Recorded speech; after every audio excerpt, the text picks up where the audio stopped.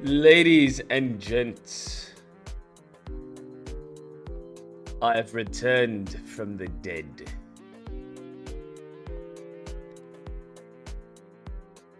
They tried to kill me. They missed. Boom shakalak, here comes the Chief Rock. Oh my god. Alrighty. So much stuff I missed. Kamala up in Iowa? What? Bro, Polly Market got her winning? What? Goodness gracious. Your boy's about to get paid out. Your boy's about to get paid out. Boy, about to get paid out. Gotta update these graphics now. To election graphics. Boy, about to get paid out, boy. Your boy about to make money, buddy. Your boy about to get paid out, boy. You won't hear from me or see from me, boy. You put big money on bet, you make big money, boy. Okay, big money make big money. Small money make small money. You can't be scary with your bets, boy. Can't be scary with your bets, boy. Lord. We about to have big monies, big monies. You know, Hot Pockets is about to be big monies. Big monies. Oh, man. So what has Trump been doing, buddy? I've heard Kamala's gotten Iowa. I already told you she's gonna win. Like, it's a sure thing, bro. I'm not even stressing. That's why I put money on it.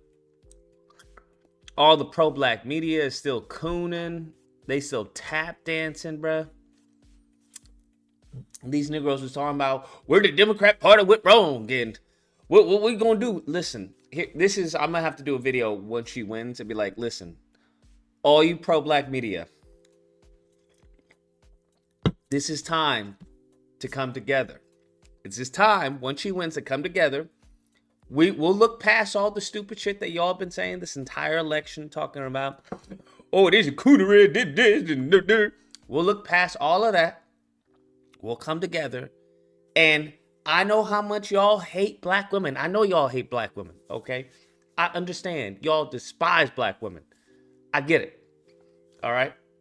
I absolutely understand. You hate black women so much, you denying her blackness. That's fucking crazy. That's some new shit, right? These Negroes, what I've realized is that a lot of black Americans, we are white supremacists. That's what I've noticed. We take on, unfortunately, the slave master's behavior, characteristics, demeanors, projections, unfortunately. Now, you're right, I said we. I'm not one of y'all, bro. I am a Jewish, Asian, Puerto Rican. That's what I am. I don't know what y'all are. But what I've noticed from y'all is that you guys take on the slave master, unfortunately. You know, y'all very much is like, what is we sick, master? Very interesting. I noticed that many of my my Puerto Rican, brethren don't have that. It's very interesting to notice that it's something that comes with being here in the States, being born here in the States, that I guess the propaganda that you've seen telling you that you're ugly, that you're dumb, that you're low IQ, that you're nothing but a bunch of criminals. It's very interesting. That all you should do is just shut up and dribble. That's what it seems. And it seems that's what many of you tend to do. I don't see a lot of black Americans who are like, you know what? I want to be like Ben Carson and be a brain surgeon. No, I hear a lot of these black Americans talk about, I want to be like Lil Wayne. I want to go to a P. Diddy party. It's very interesting. I'm just saying, very, very interesting. Regardless, may I suggest Did you visit PR to get that resolution? Big moves, brother. Big things, brother. We doing big things, brother. Do y'all know that there are 24-hour flights? Did y'all know that? Bet y'all didn't know that there were 24-hour flights. Bet y'all didn't know that. It's crazy. Fucking crazy. Big things. Do I have any family out there in New Zealand, in Scotland Yards? Scotland Yards. I'm looking up all the places where I was looking up. Is there racism in where was it, in Spain? How bad is, it's not even is there racism? I'm just like, is the racism in Spain bad? Yeah, brother. These states. Y'all can have these states, boy. Yes, there is. Oh, there is. Well, I know. I mean, is it bad though? It's really bad. It's really bad? Are you serious? It's really bad? Goodness. Do you think she's going to flip Iowa? I think she's going to win. That's what I think. I think she's going to get what? The blue wall? What do they call it? The blue wall? Was it Pennsylvania? Wisconsin? Michigan? Yeah, she getting that, bro. It's donezo. It's very bad. Okay, damn. All right. Well, I guess we can't go to Spain. We'll figure something out. We'll figure something else out.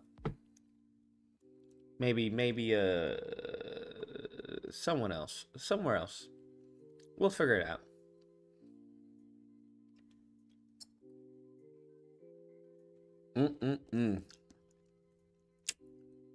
Also, don't go to France. Welcome to the Amazing Army. Don't go to France. What's going on with France? What's happening with France?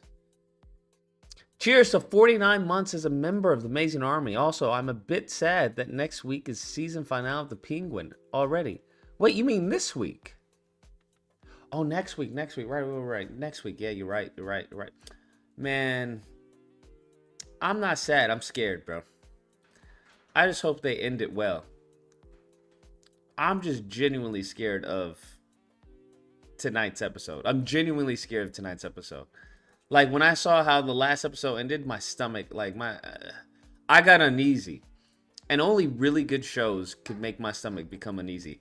The only time my stomach became uneasy was The Penguin and The Dark Knight. That was the only time. Like, when he killed Commissioner Gordon or whatever, I was like, oh, shit. Spoiler.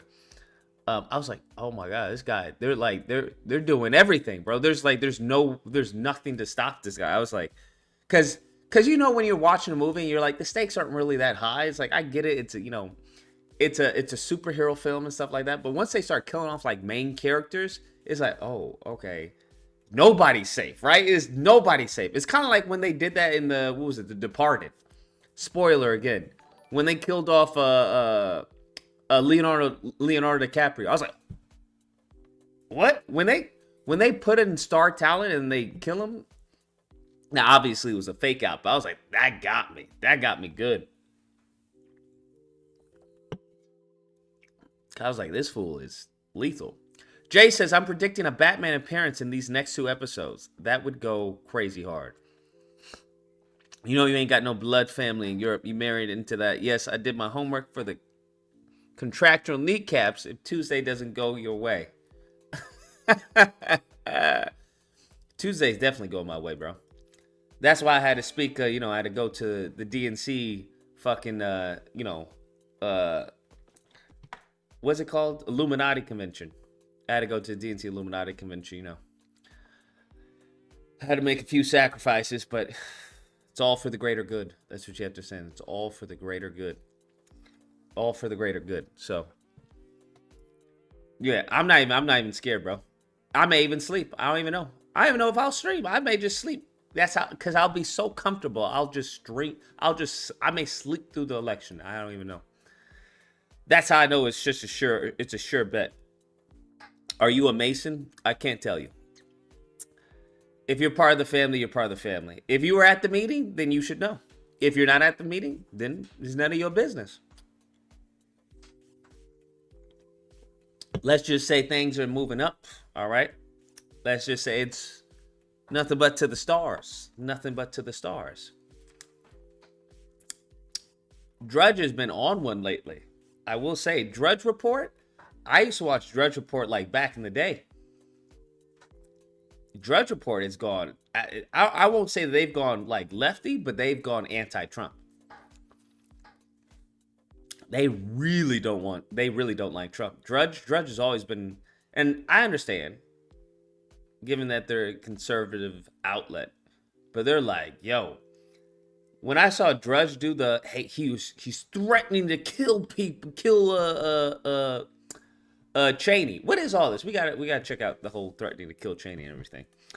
I didn't hear. All I heard was a clip. I didn't hear the full context.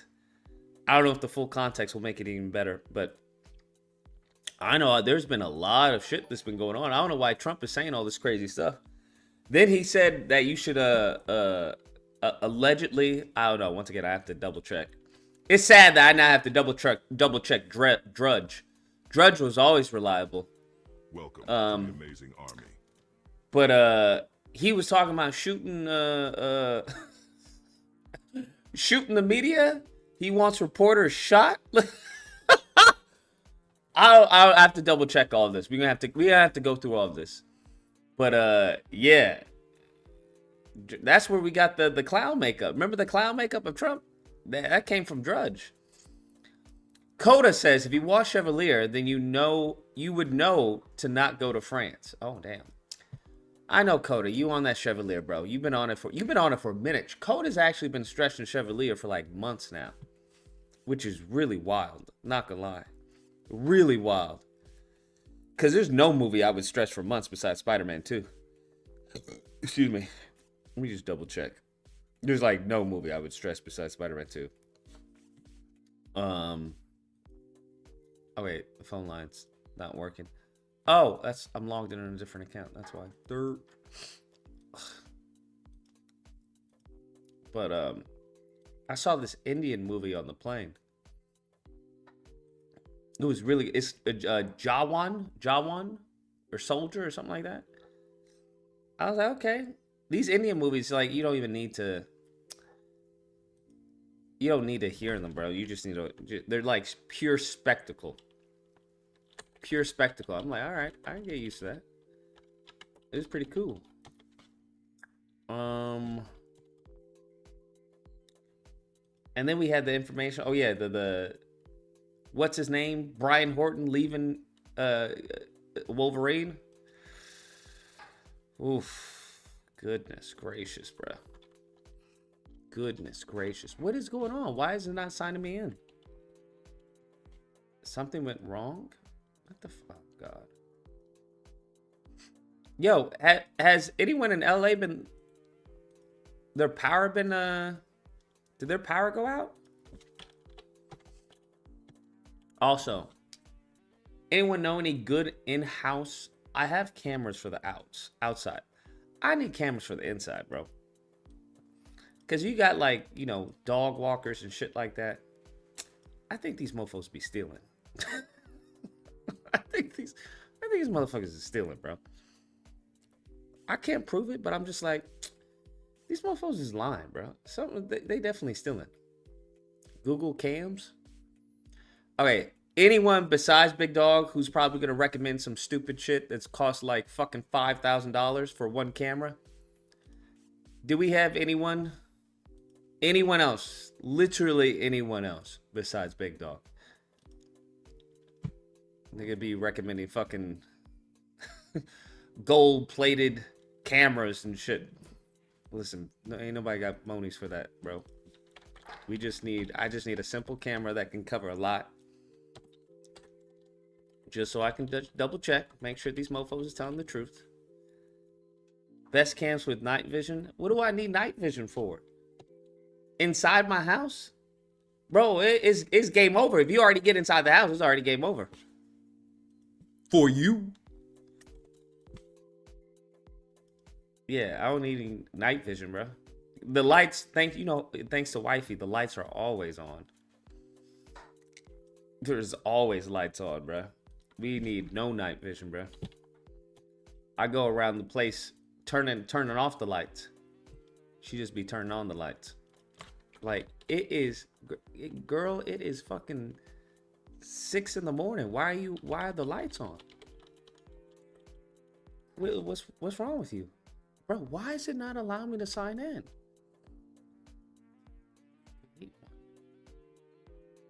Skype is fucking tripping right now.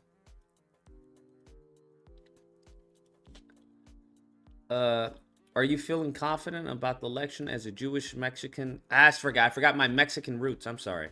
Jewish Mexican Puerto Rican. Thank you. Frederick always reminds me. Thank you, Frederick. I'm feeling very comfortable about the election. After what they said about Puerto Rico, talking shit about, my people, my abuela. Can't let that slide, fam. We can't let that slide. What the fuck is happening, bro? Okay, I think it's because of the VPN. Hold on. We may lose connection for like a half a second. Half a second, we may lose connection.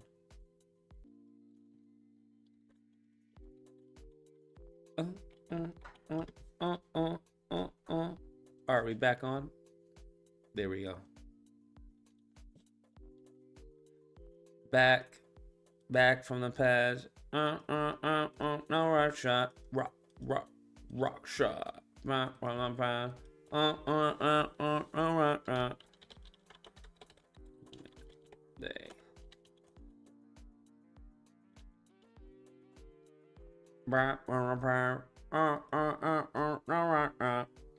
Shady Wolf says an Agent Venom movie is in the works by Sony. Also, it's my birthday today. Team Scorpio. Happy birthday, Shady. Is it Shoddy Wolf? Or is it still Shady? Happy birthday. Yeah, I think Sony needs to stop, bro. Sony needs to retire. They need to stop making movies. After Venom 3, they need to stop making movies, genuinely. They need to figure this shit out and stop making movies. Like, they keep on doing all these Spider-Man, all these Spider-Man villains. Is like, stop. They only work because of Spider-Man. Spider-Man is the anchor for these villains. If you do not have the anchor, then the villains don't work. Duran Child says, what do you think about the Ann Seltzer poll? You mean the Ann Seltzer poll? You mean the most trusted poll out there that has Kamala Harris winning Iowa? Yeah, told you. It's game over. I'm not even worried about the polls, bro. I'm not even worried about the polls. Because it's game over. It's game over, fam. Guess what it is? It's all over. It's all over, bruh. Where is it on call sheet? Yeah. Oh, she's okay. She's down by 2 points. 49-51. Even on call sheet. It's interesting. Let's see Polymarket that people want to constantly talk about. Polymarket. Even though it's not has nothing to do. Wait, wow, somebody put big money in this. This is interesting. Cause it was tied on Polymarket. I was dying because I reposted it. It was tied. Cause you know how all these mofos is like, oh, Polymarket.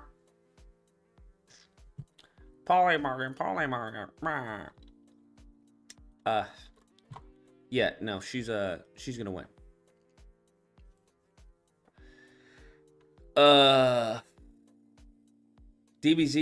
DBZ now says, are you worried about another January 6th? No. O says, sir, why hold me on the super chat? What are you talking about? Why did I hold you? Where did I hold you? Oh, did you hear about Richard Spencer endorsing Kamala? Yeah, I heard about that. I think what Trump has done is I have to do a video. There's so many videos. I'm so behind. There are a lot of white supremacists who are disillusioned. They're disconnected because what they wanted, like I said, you have all these mofos constantly talking about immigration, legal immigration. And They don't understand that illegal immigrants aren't the ones that are going to be taking your jobs. That's the funny part. I don't know why people think that. It's like you're bringing in low-skilled workers. They're not going to be taking your job. If anything, it should be black people who should be worried. But it should only be a certain class of black people who should be worried. I don't know what to tell you. I don't know what to tell you. Now, if we get some illegal immigrants who are, becoming YouTubers and stuff, then I'll be worried, bro. I'll be worried. I'll be like, hey, listen, mofo, you taking my ad revenue and sponsorships. But right now, I don't know why black people are so, like I said, unless you low-skilled labor, right? Unless you low-skilled labor, and I don't know what to fucking tell you, bro.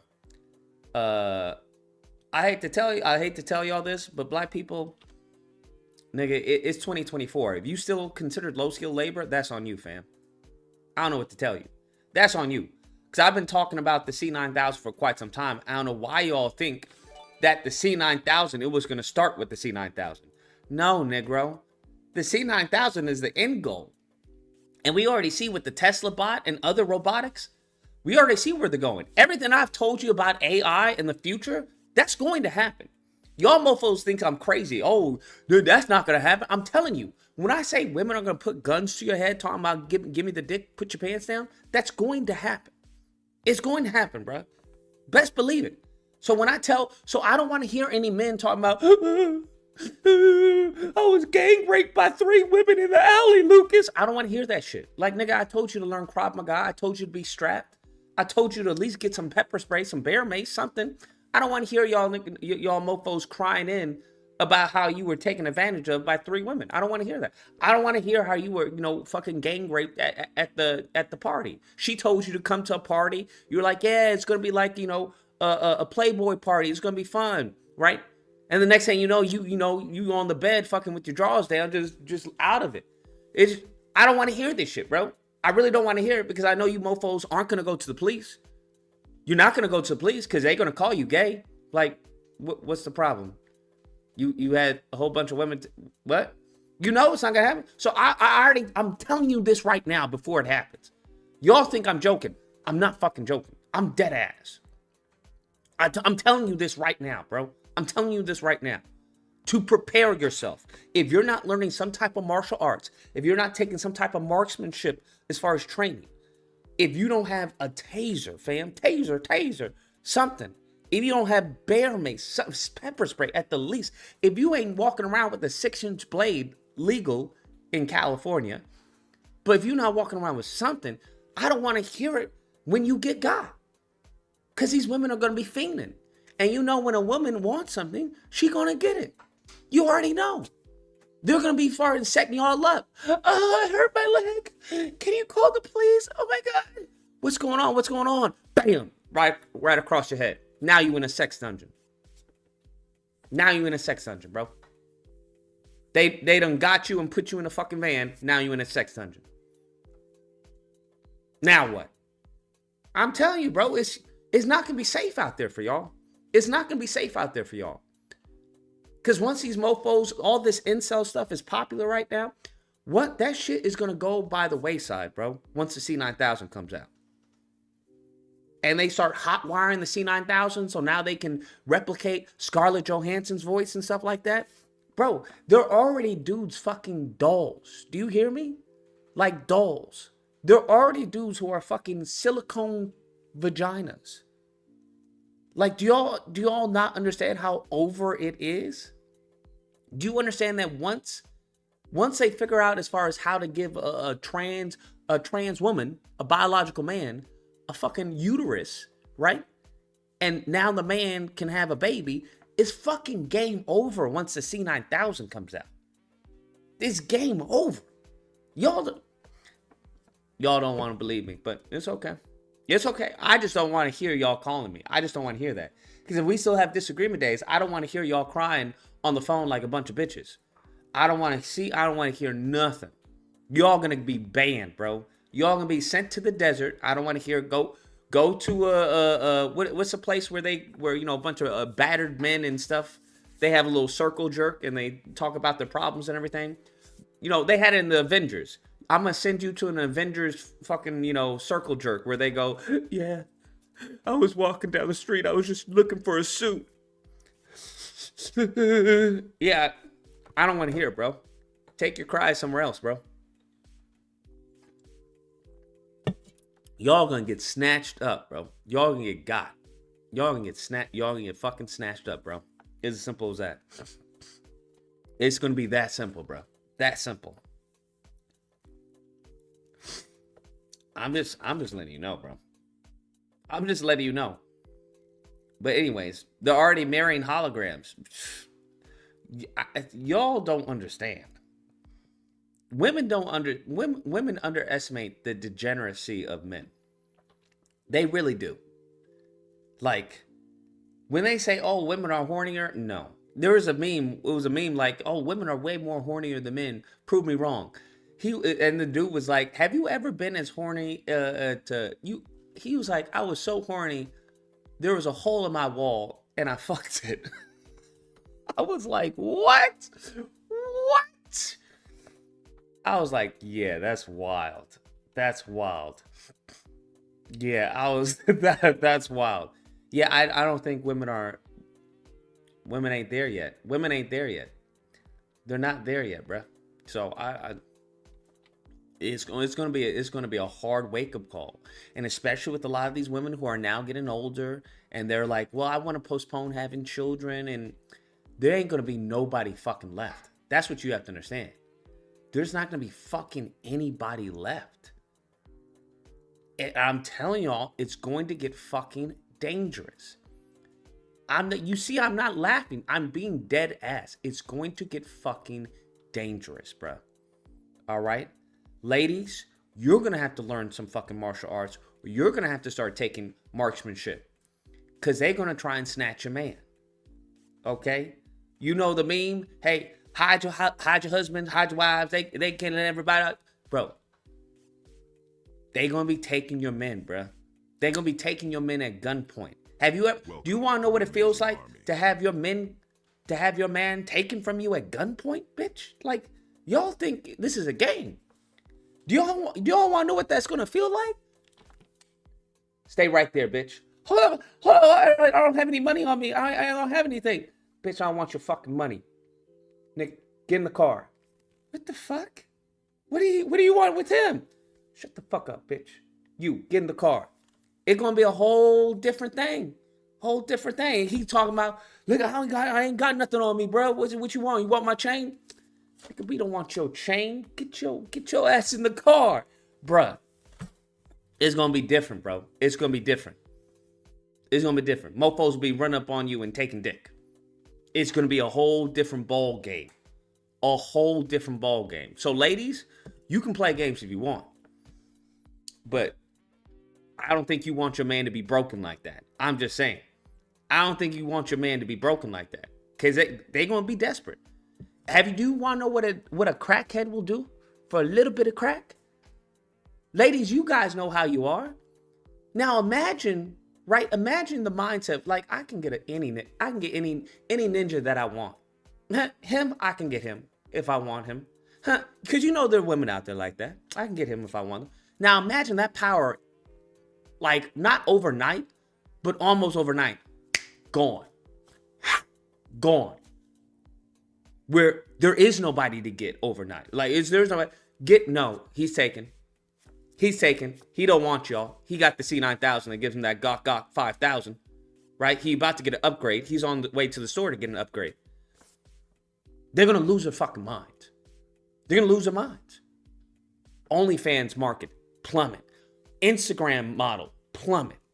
Everything's going to plummet, bro. Everything you don't understand, it's going to plummet. Boom. Crash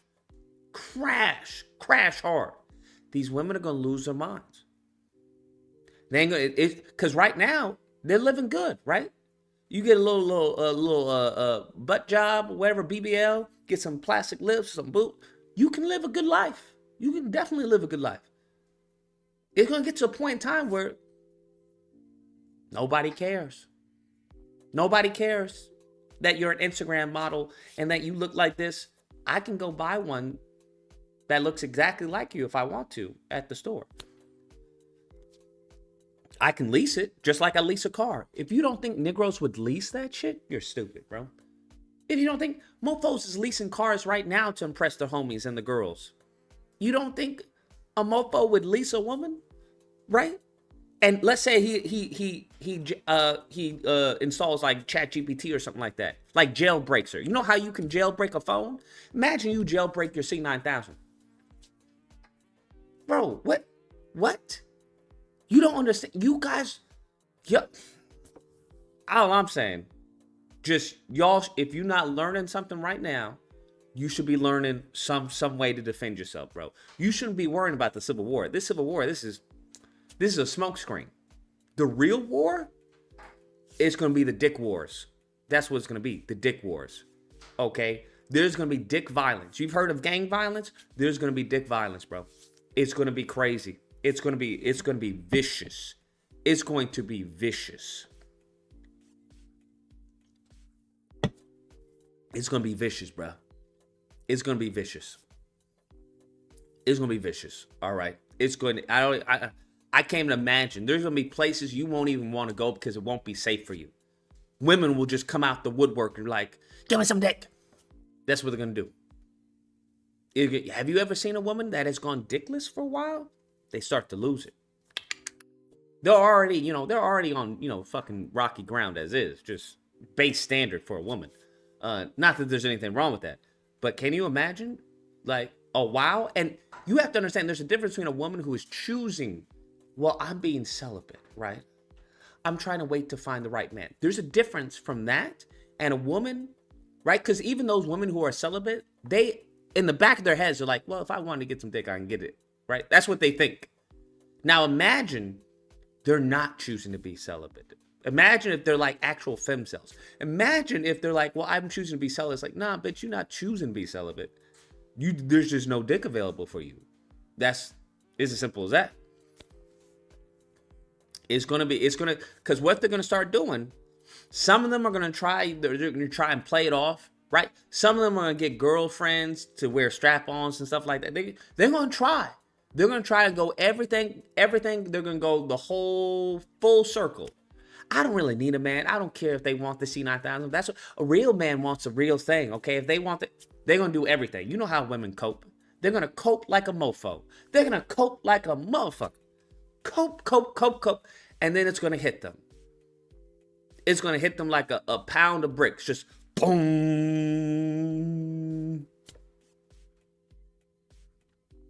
And when it hits them, oh, man.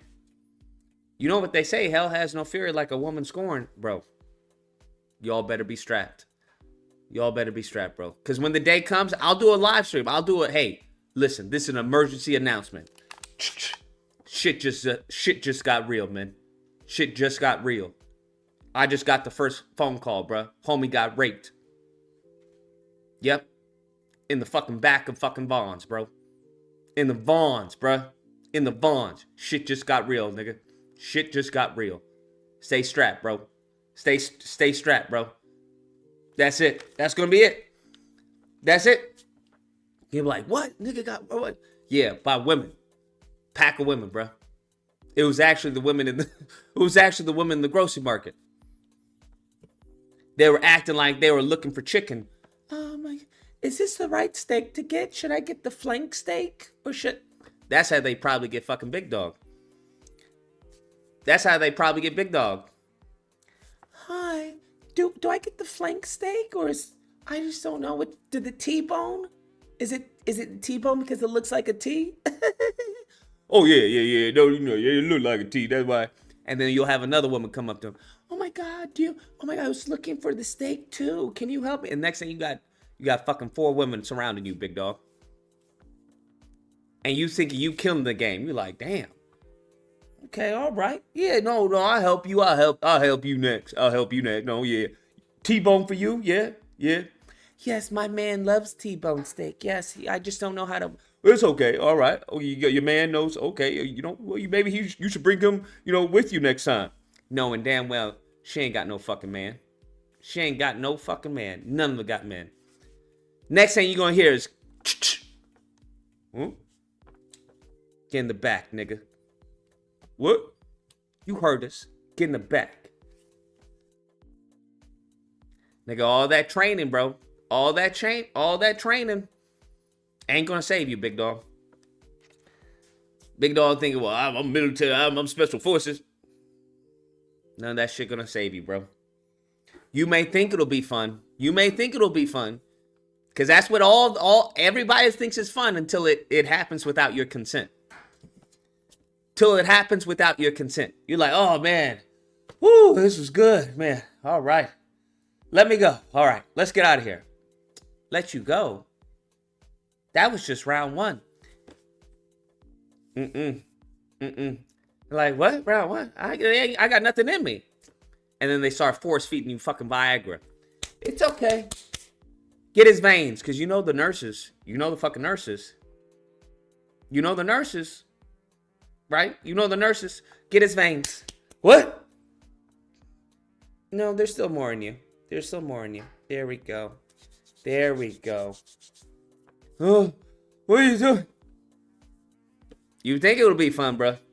You think it'll be fun. You think it'll be fun. It won't be fun. It won't be fun. It won't be fun, bro. It won't be fun, bro. It'll be torture. Any man can tell you there's a point where it's throbbing, where it's like, okay, we gone at it for, we don't give a fuck.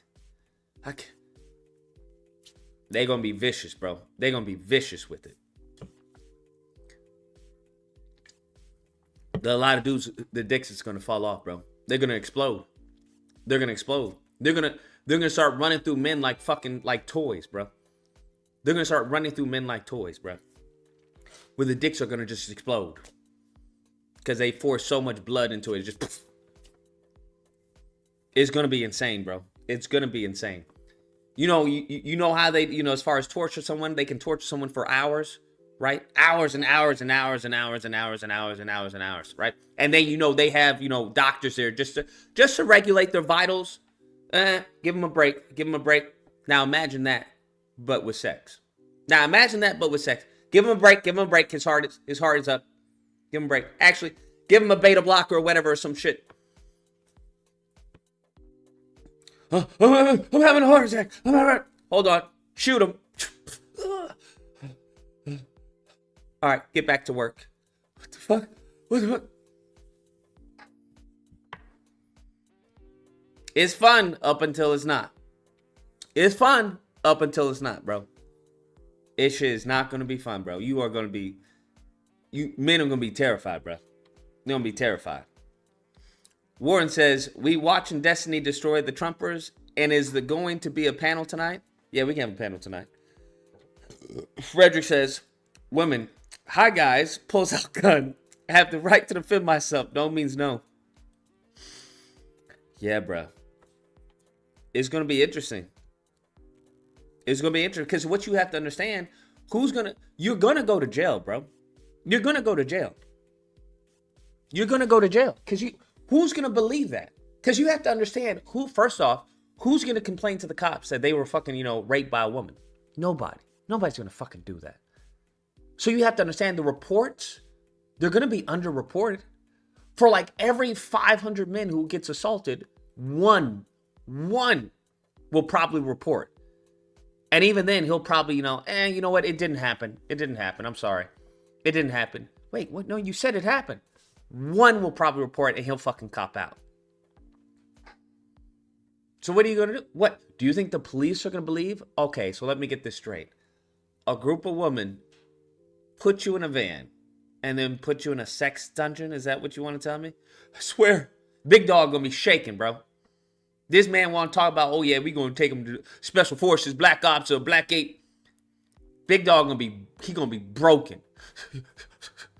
I swear. Hey, easy, man. Get the fuck off me. Don't touch me. Don't fucking touch me. Don't touch me.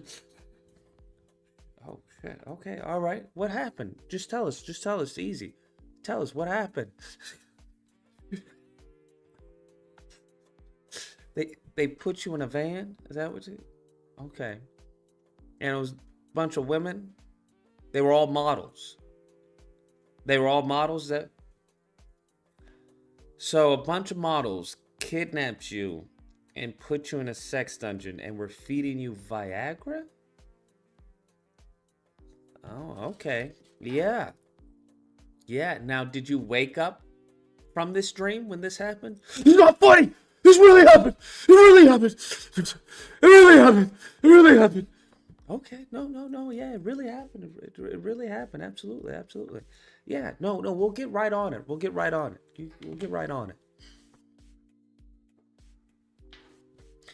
No complaints as long as the females do the work. I'm good with.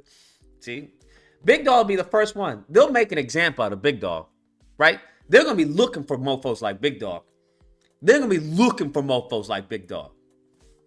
They're going to be looking for him. I'm going to let them know where he is. If it comes to me or Big Dog, I'm like, listen, I know a nigga who would love this shit and he can go forever, bro. Me, I'm two pump chump.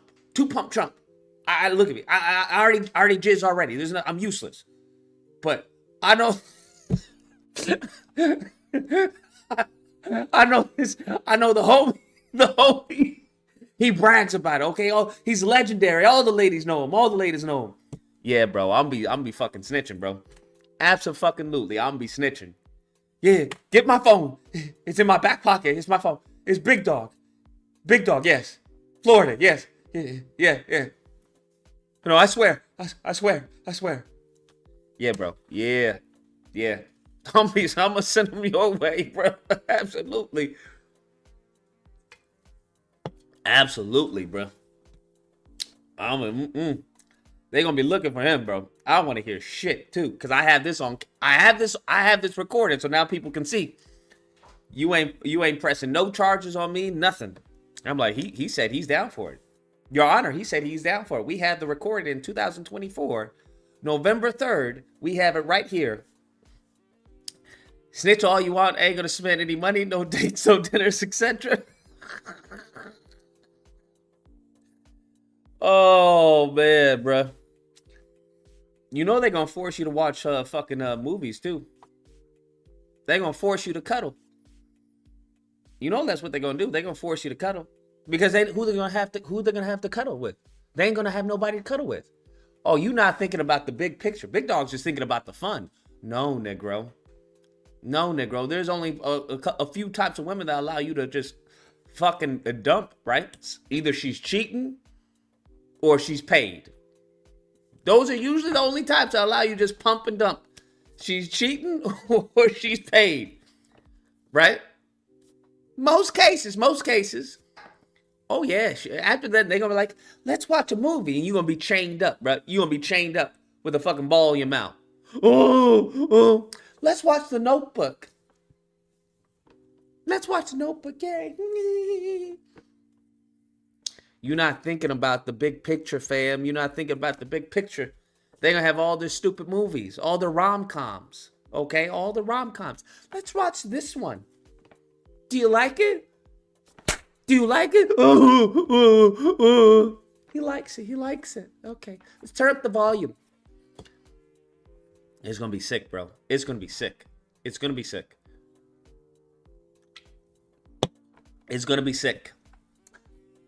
You heard about the male cuddling industry in Japan, bro? Get paid to listen to women's problems? Yeah, I'm telling you, you all are thinking about just one aspect. Do you understand what men provide? For the men who are married, you know your wife will be just fucking talking stupid shit. But you listen, right? Yeah, baby, you know, absolutely. All of that's going to be gone. Do you know that there are lames out there, right? Lames that'll listen to a woman and get no play. That there are lames out there that'll buy a woman everything and get no play. All of that's going to be gone. You're not thinking this through. All of that's going to be gone. There will be no lames, right? A lot of us get by because of the lame industry. That's where we get our discounts here, right? We can get a come up here because the lames. If she comes through like 6 lames and then comes by me, my work is already done. I don't even have to do that much because she's gotten so fucking, barge with lanes that I can go in half mass. I can come in 50%. I don't even have to be 100% on game. I come in 50% because she's been worn down by all the bullshit. There's gonna be no lames. There's gonna be nothing there. You have to understand. So the mental, physical, all of that, bruh. It's not clicking yet. It's not clicking. We listen to women's problems for free here. Y'all need to wake up and cash in on that. It's not clicking. It's really not clicking. I'm good, bro. I'm good, because I'm definitely gonna have him go through my fucking, yeah. I know this other man. He's Z. Yeah, Z. Yeah. He's full African. Yeah, full African. He can go for days. He's got the endurance of the fucking lion. That's how they train them in Africa. Yeah, bro. I'm gonna get you too, GC. Yeah, you know them dreadhead niggas. Yeah. It gives them superpower like the sun, melanin.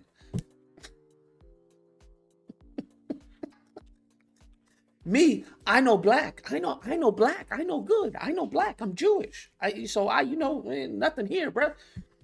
I know black. Yeah, bro.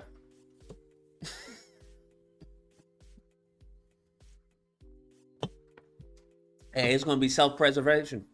It's gonna be self-preservation. I don't know what to tell you. We gonna get Warden. We gonna get all y'all, bro. Get all y'all, bro. Absolutely. You gotta have to do what I gotta do, bro, in order to save myself. Bro. And I'll be like, yo, they got wives, so they used to it. They're probably professional listeners. Yeah, bro. Mm-hmm. Absolutely. Because it's not gonna be fucking me. Fuck out of here. I'm gonna stay inside. I won't even go outside. I'll just stay inside, bro. I'll become a recluse more than I am already. Ain't nothing out there for me, bro. Ain't nothing out there except traffic and fucking trouble.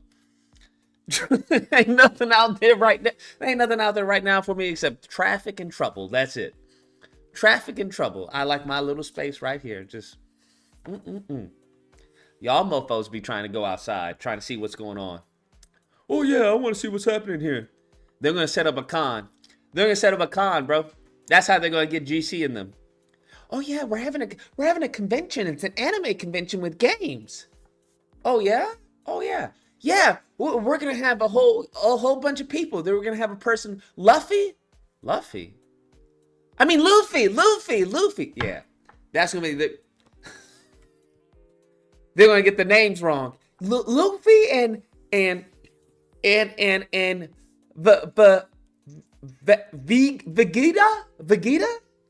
Vegeta. Do you mean Vegeta? Yes, Vegeta. Sorry, it's a long day. Vegeta. Yeah, you should come on by and bring your friends. Bring all your friends. Okay, all right, yeah, bet. It's gonna be a convention, bro. It's gonna be a fucking setup. Like, oh, this doesn't look like a convention. Not many people. That's where they're gonna get you, bro. They're gonna get you, bro. You're gonna be going there and talking about, oh yeah, man, you a convention, Lucas. You should check it out. I'm not even gonna say anything. I won't even tell you, bro. I won't even tell you it's a setup. I'm like, nah, bro. I got something to do that day. You have fun though.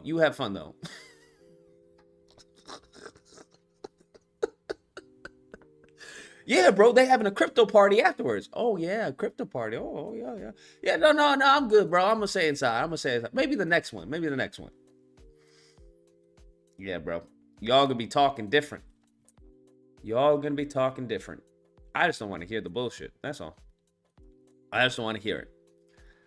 Most folks gonna be talking. They gonna be talking different.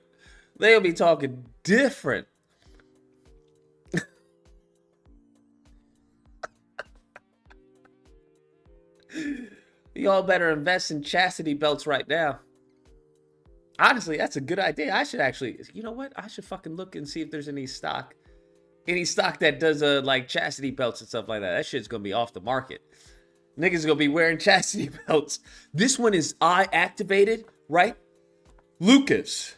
It can tell when I'm distressed. It can tell when I'm distressed. And it won't open if it notices distress in my voice. Lucas. Beep.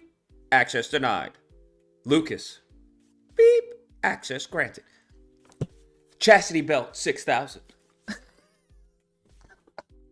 Comes with fingerprint awareness, okay? So you can actually program the chastity belt to have up to 3 fingerprints of 3 different people. If you like, it's up to you. You're gonna have women try to fucking push the button. Beep. Access denied. What the fuck? He got one of them stupid chastity belts on.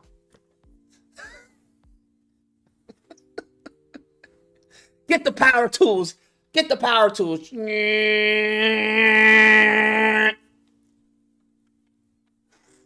Gonna be fucking crazy, bro. Gonna be fucking crazy. It's not worth it. It's not worth it. We'll find somebody else. We'll find another man. We'll find it. You got lucky today, nigga. Your face works, doesn't it? What do you mean my face works? Say ah. Yeah, bro. You're just gonna have box on you just all day. Stick out your tongue, bitch. Stick it out.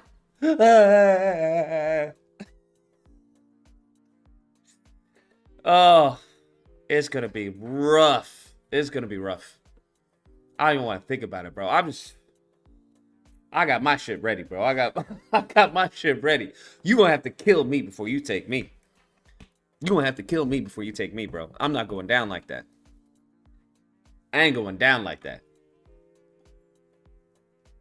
Not me. Maybe you.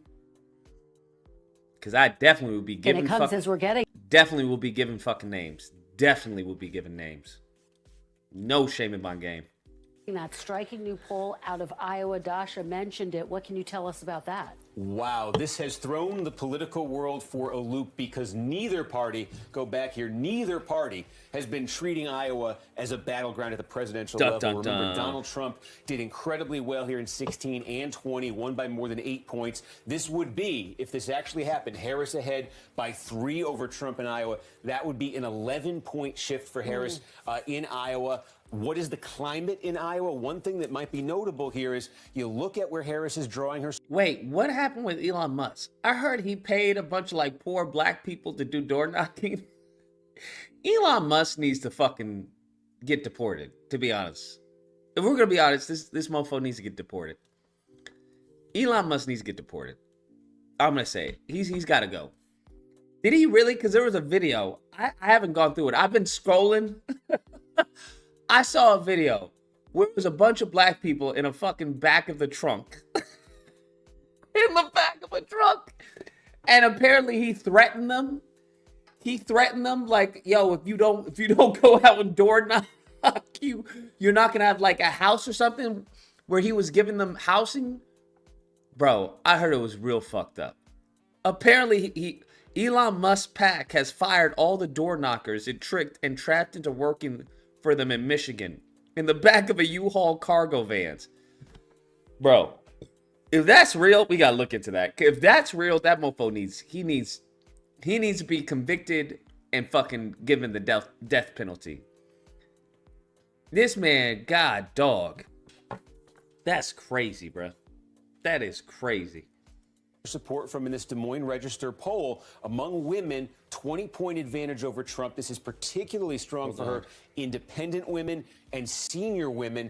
Trump obviously doing better with men. But one thing to keep in mind in Iowa, abortion has been front and center there with that new 6-week ban that went into effect this summer. That gender gap on display yet again. Fantastic stuff. We'll talk about it throughout the show. Steve Kornacki, great stuff. Thank you so much. Oh yeah, they were upset about the women voting.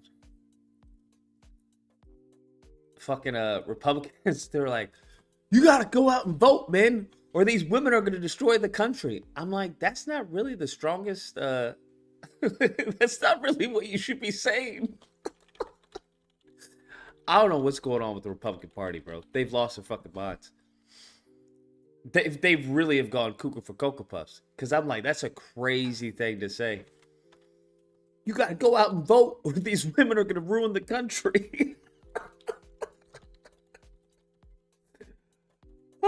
Oh shit, that's crazy, bro. That's so crazy. Hold on, email the code. Email me the code. It was absolutely, I was like, oh my God, are they really saying this? Like, are y'all stupid? Are y'all really fucking stupid? It's like, what? Who said something like that? Really crazy. All right, we should be logged in. Phone call should be working now. Oh man, really wild. All right, yeah, they working. My fault. My fault. Skype has been hoeing me. All right, so we had, what was it? The Destiny debate. Destiny debate versus, what was it? All of them. Oh wow, he did another one. I want to hurt you. Trump supporter threatens opponent mid debate. What the fuck is this? I gotta get some debates in. So I just don't have the temperament for these people, to be honest with you. Like, having black men call in, that's painful fucking enough, to be honest with you. Having these mofos call in and just say stupid shit. Like the dude who was like, you remember the dude? Apparently dude has a YouTube. I don't know. What America. But like the dude who was like, oh yeah, they've done race laws. I'm like, when have they done race laws? He was like, you know, the reparations for Japanese. I was like, you see, I got you. You see, I got you. Remember when I was having that bet where I was like, yo, I bet you show me a law where they've done in modern times. You show me a law where they've done a law post civil rights for a race of people. I was like, it's so stupid, right? Because there's a difference. If a certain race of people have been harmed, right? That's different from doing law that benefits solely a race of people. It's night and day. And I just don't even feel like explaining this shit. Because I'm like, there has to be a certain level of competency that we have to have before a debate even occurs. If you still going on, well, they can do this about the Asians and everything. Also, what happened? I think they did something with the Hispanics. They signed some executive order. I think Biden signed an executive order for Hispanic. I saw it on my timeline because when these mofos, these fucking dumbass lineage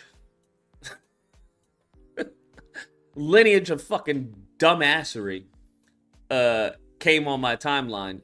Executive. And they were complaining about it. Here's the thing. The same Negroes who are constantly complaining, I'm like, why don't you do something? Why don't you understand basic civics and see how to get these people out and get people in? I'm at the point I just give up, bro. I just give up. Because mofos want to talk about Malcolm X talking about, oh, black people will eventually wake up. No, they fucking won't. No, they won't. It's game over. No, they won't. It's not happening. It's not happening. The time for us to wake up was long time ago. It's over. It's game over. Hispanic executive order. Didn't he do an Hispanic executive order? Here we go. It's not happening. It's too late now, unfortunately. It's too late now. We're cooked. We're cooked. All the smart Negroes, we should stay together, okay? All the smart Negroes stay together, okay?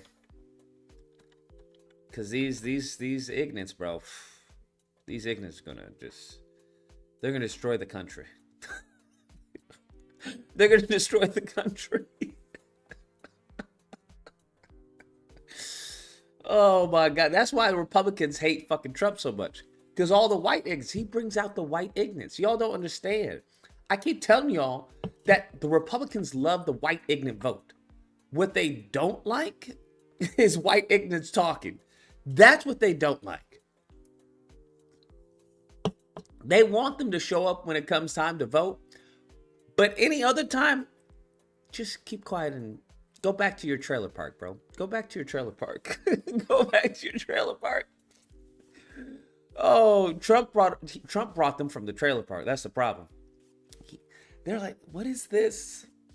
What is going on? What is this? When was the last time you saw somebody in a trash bag at a Republican rally, bro? When was the last time you saw somebody having a white bandage on their fucking ear at CPAC? You tell me. You tell me. Never, fam. Fucking never. There was always a certain level of decorum at these events, right? Always a certain level of decorum. Never would you see the fucking trailer trash that you see currently at these fucking rallies. Never. Never. That has been the fucking right's dirty little secret. It has been their dirty little secret. And if you travel around the country, you understand that a lot of them, that's really what many of them are. But that's not what they want to promote. That's not what they want to project. And that's sure as hell not what they want on TV. Trump brought these mofos out of the trailer park and having them spend money to go to his rallies, go to his events, do fucking, they wearing gold chains with his sign on it. Bruh, it's crazy. It's crazy. So if anybody's going to cheat, I told y'all this last time. I was like, if anybody's going to cheat, if you think anybody cheated the last election, it was not the Democrats. If anything, Democrats have nothing but to win from this. Do you understand? Do you know how hard they're running when it comes to abortion, when it comes to Trump possibly getting another freaking, Supreme Court pick? They are running hard, bro. They are running hard. You know how much they get in fundraising? They have nothing but to gain from this. Nothing but to gain from this. It's Republicans who are like, yo, we need to get this motherfucker out of here, bro. We need to get this motherfucker out of here. Bruh, January 6th, who do you think they were? Who do you think those people were? Those people would never be at a CPAC. They would never be at a CPAC event. Never be at a CPAC event. They wouldn't be let through the door. They'd be like, I'm sorry, no. You can't come here in a white tank top and flip-flops. No, sorry. You've got to change and come back. Oh, man. Yeah, the white elites of the Republican Party are fucking pissed. Fucking pissed. Frederick says, you saw the link of Biden being creepy again? No. Was it the baby thing? The whole joke was that the baby, this y'all crazy, bro. The same thing I heard about Trump saying crazy shit about, he's going to kill Liz Cheney. Mofos are just losing it, honestly. They're fucking losing their minds right now.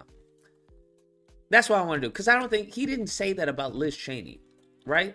Because what I heard was that allegedly he was referring to how she needs to be, it was a reference to people politicians sending kids to war. 847, what's the disagreement? Oh, it's good, Lucas. What's good? How's your weekend going, man? It's going. What's the disagreement? I just called to see if you voted already. No, I haven't voted. So you have no disagreement? Okay. I mean, I just wanted to know who you was voting for. I'm voting for Kamala. Kamala, cool.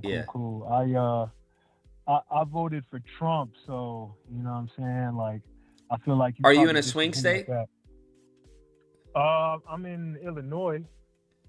I don't think Illinois is a swing state. I think there's like fucking maybe 20 people there. Yeah, I don't care if you voted. If you were in a swing state, it'd be different. But yeah, knock yourself out. Okay. Shit, all right then. Well, good luck to you with them long.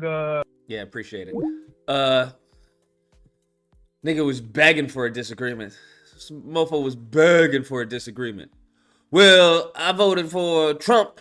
I don't know if you, I don't know if you like that. No, nigga, you knock yourself out. I'm happy you voted for Trump. I don't know if you want to say something about that. Do you want to say something about that? I voted for Trump. Okay, I did. I voted twice for him. Okay, me and the family. No, I got nothing to say. If you're in Illinois, knock yourself out, bro. Illinois is blue? I have to look at the map. Let's see. Illinois I know it's not a swing state. I don't know if it was red or red or blue. The only people who matter, this is the issue that I have with the Electoral College. The only people who matter right now, who is everyone talking about? We're all talking about fucking swings. We're all talking about what? Fucking Nevada, Georgia, Pennsylvania, Michigan. We're all talking about only a handful of states, like 6 states we're talking about. Every other state is like, we don't give a fuck about you. Get the fuck out of here. I'm like, how does this make any sense?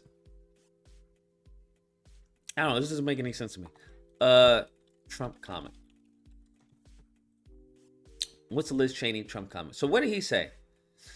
Because I heard that he was threatening Liz Cheney, and then on the other side, I heard that he was giving an example of how politicians should get what they send kids to war and stuff. Is it weird? I feel like it's a little bit in between. Let's see. For you to see Liz Cheney, that'd be Dick Cheney's repulsive little daughter, running against you with Kamala Harris. Well, I think it hurts Kamala a lot, actually. Look, she's a deranged person. But the reason she couldn't stand me is that she always wanted to go to war with people. I don't want to go to war. She wanted to stay in Syria. I took them out. She wanted to stay in Iraq. I took them out. I mean, if it were up to her, we'd be in 50 different countries. She's a radical war hawk. Let's put her with a rifle standing there with 9 barrels shooting at her, okay? 913, what's the disagreement? Hey, Lucas, I don't have a disagreement. I just wanted to see if you saw the clip of Trump playing like he was giving the microphone stand oral sex the other day. Yeah, I saw it. Yeah, that's all I wanted, man. All right, have a good one. Appreciate it. That's another one, bro. What is going on? He wasn't. Y'all, come on, y'all.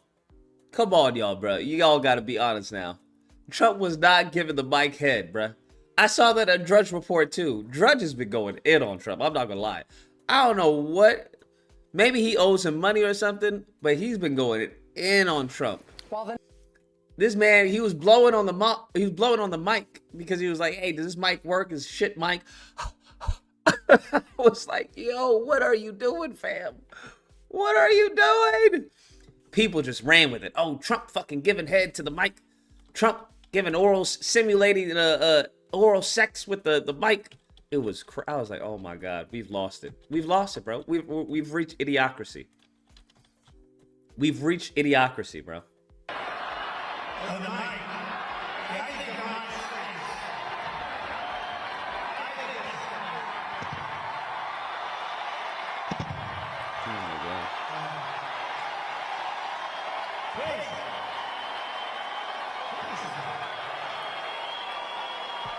What are they applauding? That he ripped the mic off? Like, but this is fucking great.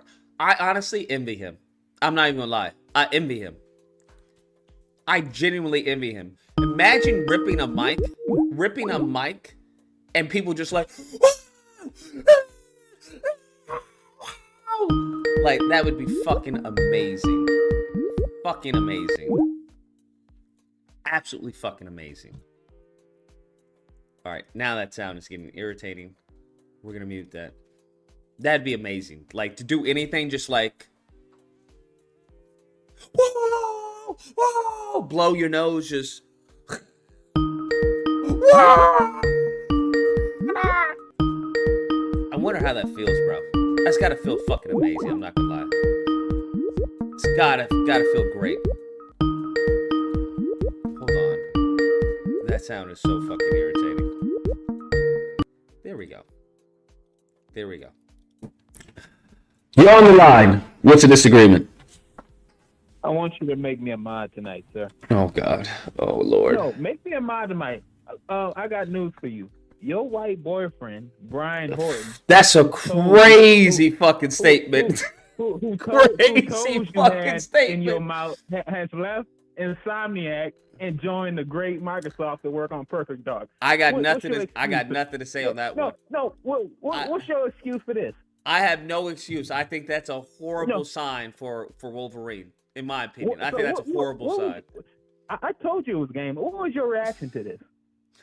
I thought it was horrible. I thought it's game over. I thought Wolverine is hold cooked. on. I got a clip of your reaction. I want your chat to hear it. Hold on. I'm going to play it right quick. Hold on. Okay.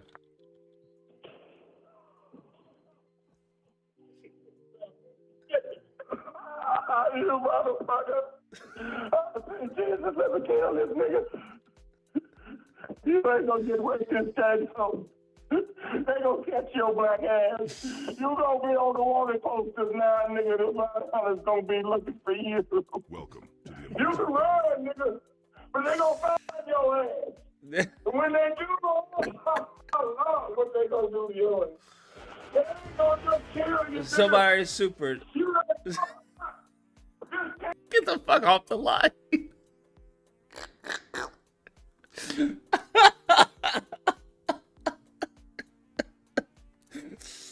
Oh man. This man. Oh man. God. Thank God. Thank God for that rule, bro. Thank God for that rule. Goodness gracious. Yeah, I knew that was gonna come. I was waiting for it. I knew it was gonna come sooner or later. I was like, damn, Brian Horton. Because y'all know I've been praising Brian Horton because he's the one that made, Miles Morales. I was like, oh fuck yeah, let's go. He's gonna do Spider-Man. He's gonna do Wolverine. Bruh, this mofo left. How the fuck you gonna leave mid-production? And here's the thing. I bet he was like, fuck it. The game's already leaked online. The story's already out there. There's no way, if you think they're redoing the fucking story or they're redoing any of that, it's not going to happen. It's not going to happen. They already had the voice lines. Like, they had the script and everything. All that shit's leaked. I've seen it. Excuse me. Jean Grey looks like a fucking monster. I don't know what the fuck is going on.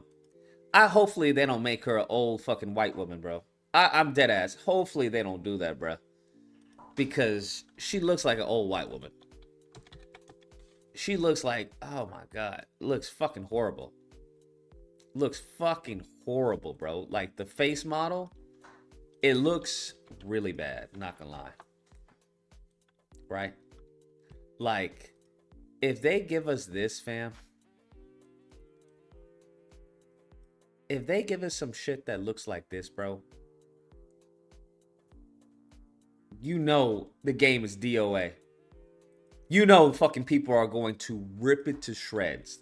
They're gonna be like, hey, this is fucking DEI fucking... Oh my God, bro. Bruh. If they give us some shit like this, bro, I'm not gonna lie. I'm like, oh, this shit is done. It's game over, fam. It's game over, fam. It's game over, fam, bro. Jean Grey, bro. It's game over, bro. If they give us something. I was like... Bro, please don't do this, fam. Please. Please, Insomniac. I was hoping Brian Horton would, because Brian Horton's he killed it. I'm sorry, Miles Morales, I really enjoyed Miles Morales. I thought they took the combat to a different level. Everything about Miles Morales was better than Spider-Man 1. So when I heard he was doing Wolverine, I was like, we're good. They gonna cook. He gonna cook, bro. That's what he does. He cooks. Bro, him leaving the project? Oh, him leaving a PlayStation exclusive title for fucking what? Perfect Dark? What? Perfect Dark Zero, right? Like an old fucking N64 remaster or whatever? Like, oh, man. It's crazy. It's crazy. Who the fuck does that? Nobody does that. A PS5 fucking exclusive, Marvel exclusive Wolverine for Perfect Dark? What? Like, that's crazy. That means the project is fucking, that means it's bad, bro. That means the project is pretty bad. I'm not gonna lie. That's not a good, nobody does it. That'd be like leaving Microsoft for like, I don't know, some fucking mom and pop shop that's a startup or something. You don't do that, bro. You don't do that. And I highly doubt they paying him more. There's no fucking way they're paying him more. There's no fucking way they're paying him more. Something, man, I would love for them to be hacked again so I can see the leaks and stuff. I'm very, you know what? I should look into the leaks and see if there's any like anything in HR about Brian Horton. I know there was something in HR about the animation director. The guy's a dick, apparently. He's a fucking asshole. He didn't get written up, but somebody reported him. I didn't see anything for Brian Horton, and I don't think I saw anything for Stevenson or what's his name? Brian Intnahar. Because I was going through like the HR files. That's where the fun shit is, bro. The HR files, seeing like who's getting written up, who's a problem. Yeah. That Starfield Gene, bro. This is brutal, bro. It's fucking brutal. If they give us some shit like this, bro, it's gonna be, oh my god. I'm gonna be embarrassed to fucking buy the game if they give us something like this. I'm gonna be embarrassed to buy the game. The downfall of Insomniac needs to be studied. Facts. And you know people are still gonna dick ride. You know these mofos, these insomnia cucks, they still gonna dick ride. Oh, well that's what she looks like because she's middle-aged and it... Bruh, come on now, stop it. She looks fine. What are you guys talking about? It's the same people who are fucking dick riding for Mary Jane. And fucking, she looks fine. She looks normal. You know, it's because... Okay, all right. And you know, because of all the shit that they did in the last game, listen, I understand that the country's going a different direction. I hear you. But it's a little jarring for you to play as Miles Morales of all people, right? Miles Morales, who's, the Black Spider-Man, to team up to help a gay black high schooler propose to his gay black interests for prom.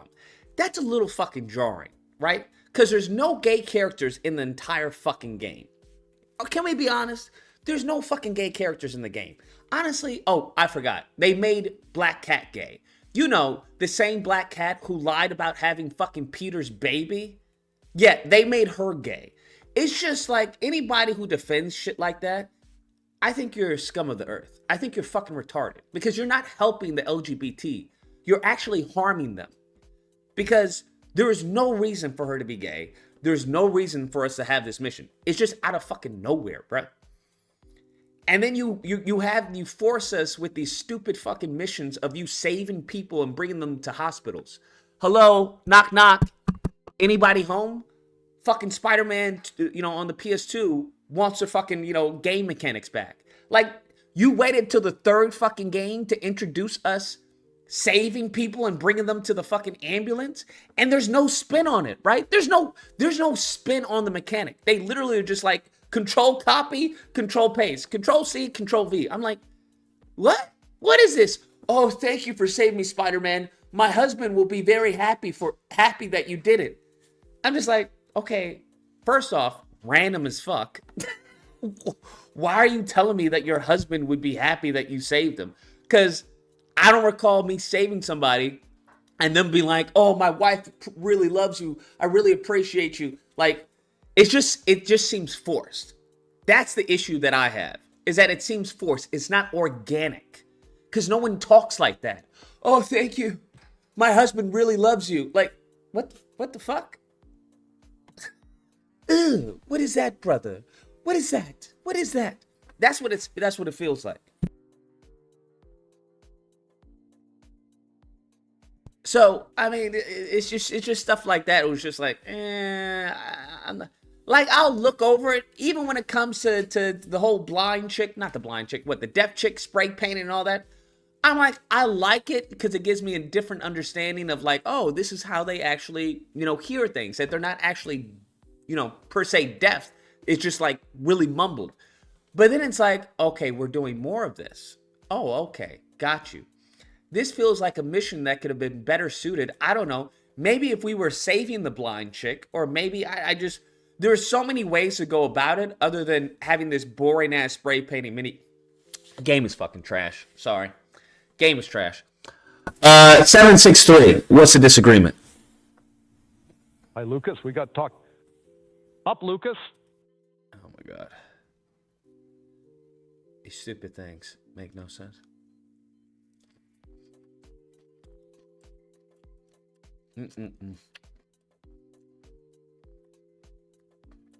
Anyways.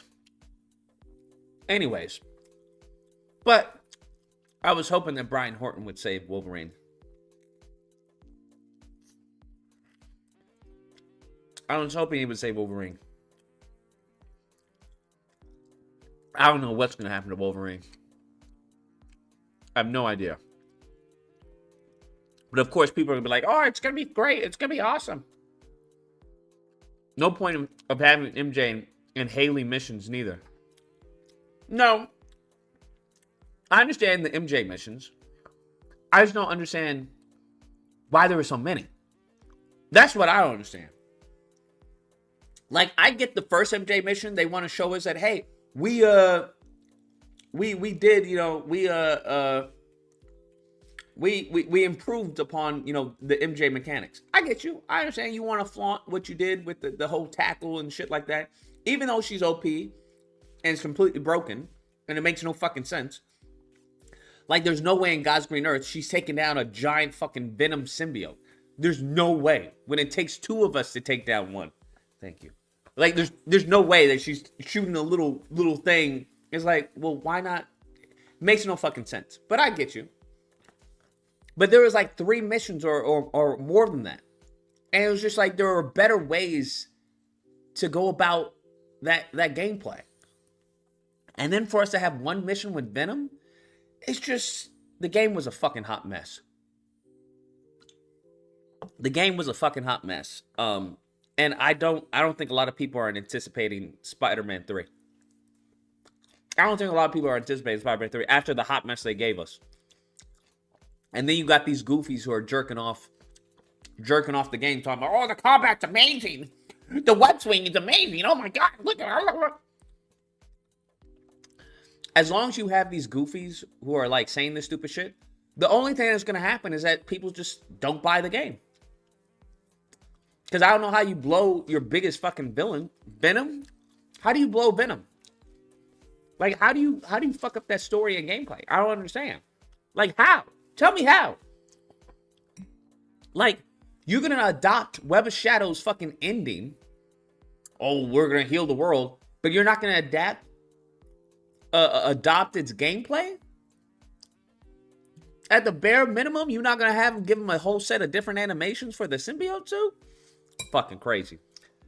But these fucking cocksuckers, they'll just be like, oh, it's great. We love it. Stop complaining. There's so much depth to the combat.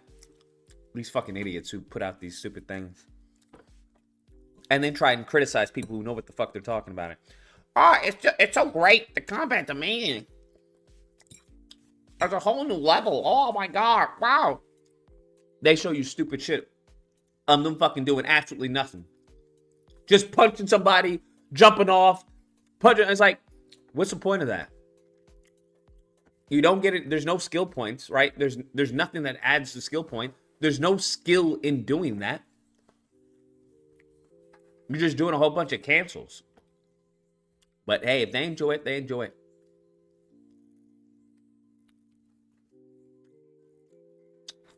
Frederick says, Brian Horton, it's not about the money. It's about sending a message. Message well received, bro. Well received. We get it. We absolutely get it. Of all new jobs, net job gains in the past year have gone to illegal migrants.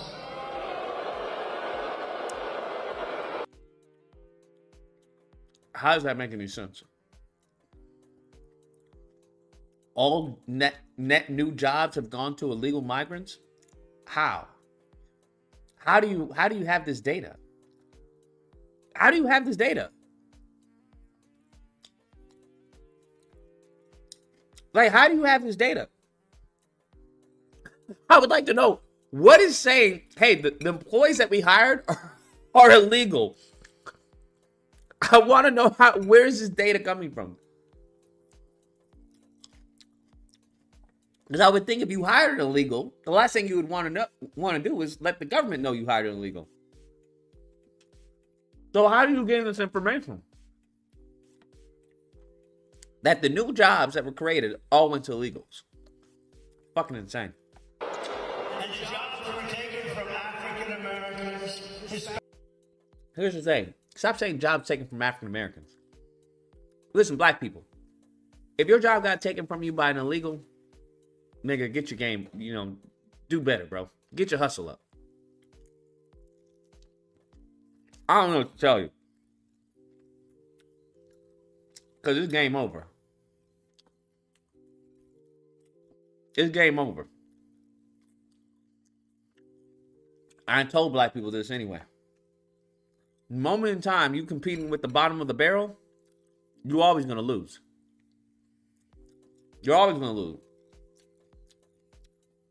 These people traveled, what, miles and miles in the desert to come here? You really think you're going to compete with that? I'm not competing with that. You're fucking crazy. You're going to lose. These mofos, miles and miles in the heat, in the backs of trucks, in fucking, all types of fucking places to come here to the States. Do you really think you're going to compete with them for a job? You're not competing with them, bro. You're not competing with them. Because you ain't willing to do what they're willing to do. You ain't willing to do what they're willing to do. Just is what it is. Just is what it is. What we should do is we should be competing with the top. That's what we should be competing with. But mofos aren't getting that. We should be competing with the top. But we've grown so accustomed to the bottom. Jay says, Lucas figuring out what words I can't use to send a super chat. It's still a mystery. What do you mean we'll figure out what words? What words can't you use? Hispanic Americans and union workers. I don't think the unions are too happy about this. But I told you this was going to happen. It was inevitable. They're letting millions and millions. The reason why many white supremacists are upset with him, because instead of illegal, he wants legal migrants. So there's really no difference in many cases. As a matter of fact, the legal migrants are the ones who will take your job. So you have to understand, the top, middle, and low tier are going to get affected. Regardless, you're going to get affected. But the same thing, the issue I have is the same people who want to talk about capitalism and talk about competition and free market. Well, that's the free market. Which is what it is, the free market. You talking about America is for Americans and just be for, okay. So what happens when they come over here and they become American? Then what? I don't know what to tell you. Isn't that the free market? You lose your job. That you just showed as far as, well, the market and, supply and demand. The skills that you have for the price that you're demanding, right? Your skills doesn't meet the market. I don't know what to tell you. Right? Isn't that what they've been saying? Oh, this is why McDonald's workers shouldn't get raised the minimum wage. You've been telling us this for how long? You've been telling us this for how long? These mofos, the cashiers don't deserve more money. This is crazy. If they want more money, ask for a raise. Isn't that what they've been saying? Now all of a sudden, when it starts impacting their job, now all of a sudden, oh, it's bad. It's bad. It's bad. We have a problem. Well, no, you don't have any problem. It's called competition. That's what it's called. It's called competition, right? Meritocracy. Isn't that what you said? Isn't that what they've been preaching this entire time? Meritocracy? Oh, you need to get hired based off the backs of your merit, okay? Not this DEI. Well, it seems like the fucking legals and illegals, it seems like that's what's happening. They're getting hired off of the fucking merit of their work. Seems like they work harder than you. These are people flood into the country, and the African American population, if you see these numbers, then they're going to release them, but I think maybe, Ron, you should try and get them early because they're really bad. They have taken so many... Where's the mic thing? Rips podium off. Where did he...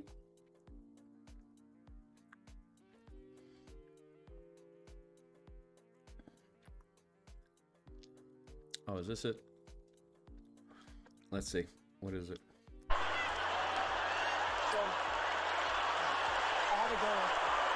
I may. No way.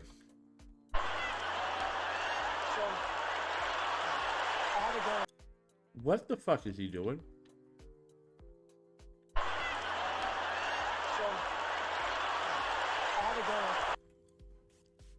What the fuck is he doing?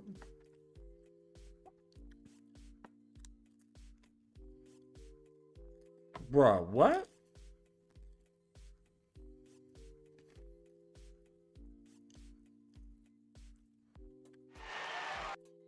And then everybody says, is this... Then I walk in like this, and I'm... Did you notice? I was bending over like this. Hello. And then everybody says, is there something wrong with his back? What the hell is wrong with that guy? Physically impaired. What are you wrong with them all? Because I have guys that are stupid back there. All right, what are you going to do? What are you going to do, right? Wait, what? Why does he do that? I come in, and here's the problem. I said, oh, man, it's too low. I said, it's too low. So, I had to go. That's crazy. That's crazy. Way too low. Way too low. So I walk in, I said, shit, there's nothing worse than I walk in like this, and I'm... Did you notice? I was bending over like this. Huh? That's crazy. Wait.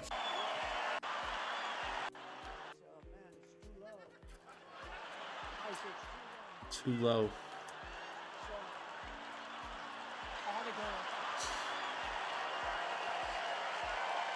That's wild. Way too low. Way too low. So I walk in, I said, shit, there's nothing worse. That is wild. That is crazy. Lordy Lord. Yeah, I don't think he was obviously he wasn't doing that, but that's definitely what the fuck it looked like. Like, bro, what are you doing, fam? It's too low. Bruh, that's crazy. Look at this guy. This guy's like, what?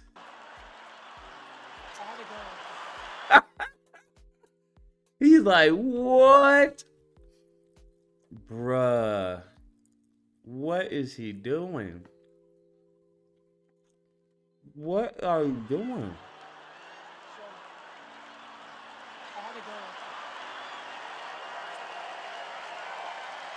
Welcome to the Amazing Army. Way too low.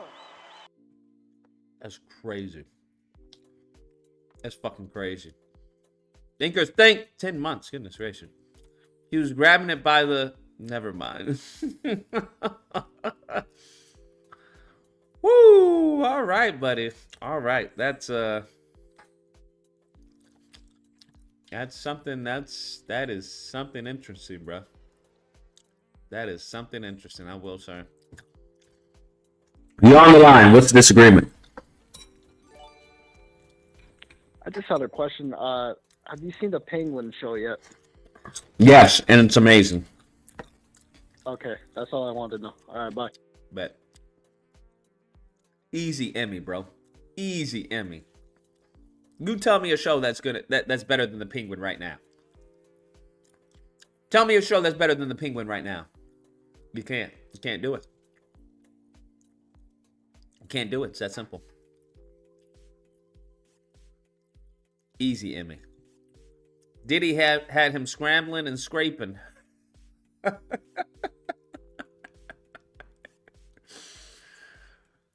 Skate Queen says, you see Trump's cameraman went rogue when he said no empty seats and he panned around and showed all the empty seats and people leaving? Bruh, I saw that on Twitter. Is that real? Was it actually his cameraman? I was like, that's crazy disrespectful. Is that really what? Hold on. Bro, if I... Wait, where's it? Hold on. I think I saw it on Twitter.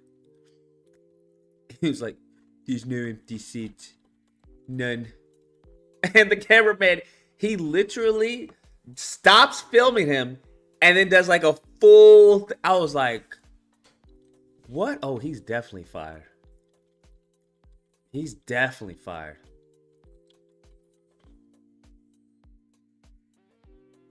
He's definitely fired, bruh.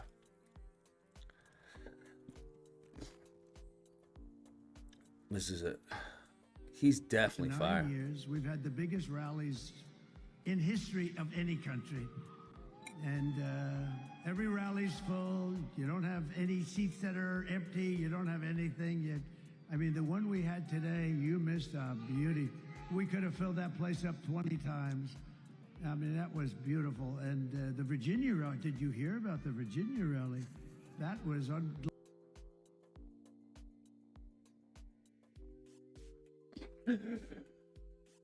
Oh my God. Dude is fucking fired, bro. He's definitely fucking fired. That's crazy. Glenn Youngkin did a great job, the governor of Virginia. Bruh. And they had a crowd there that was incredible. And then we Whose man is this? Whose man is this? There's no way he did this. What station was this? There's no way he did this, fam. NTD? Isn't NTD like right-leaning? Hold on. NTD is right-leaning, bro.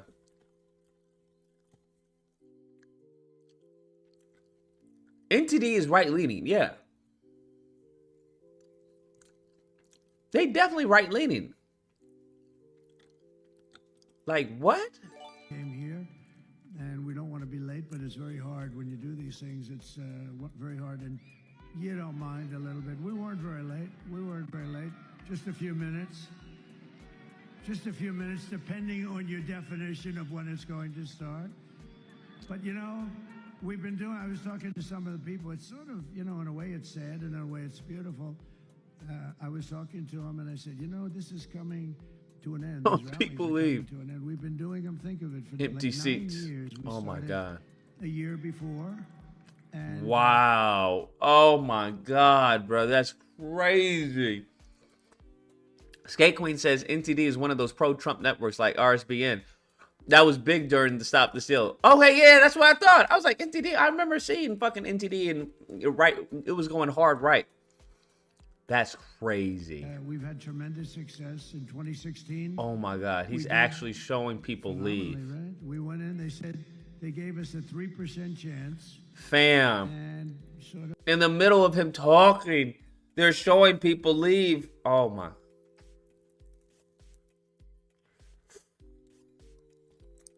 They're going to start banning people coming there. They're like, hey, if you leave early, you won't be allowed out. The parking lot will not allow anyone out early. That's what they're going to start doing. Watch. That's what they're going to start doing. If you have parking here, there will be no attendant available from this time until Trump's speech is over. like amazing, right? 3%. That means 97% for crooked Hillary and 3% for me. And I was saying... This man is really following the people leave. Who is this cameraman? This fucking cameraman is fired. This mofo is fucking fired. I hope it was worth your job. You're fucking fired, bro. This man went rogue. This man went rogue, bro. He went fucking rogue.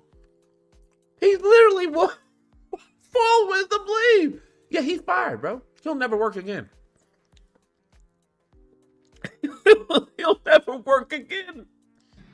Well, I went to Iowa and I had 48,000 people, and God. she had about 300 people.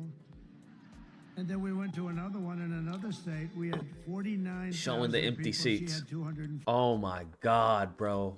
Oh my God. That is so fucking crazy.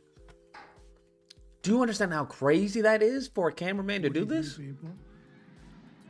And I kept saying, why are we going to lose? Why? Why are we going to lose? And we didn't lose, you know. We ended up winning, and we ended up winning the presidency, right? What do you mean winning the presidency? Oh, you mean, okay, in 2016. And that was an exciting night. Remember how it started? Oh, it my started Lord. with a bunch of fake news. Look, there they are. That's a lot of fake news.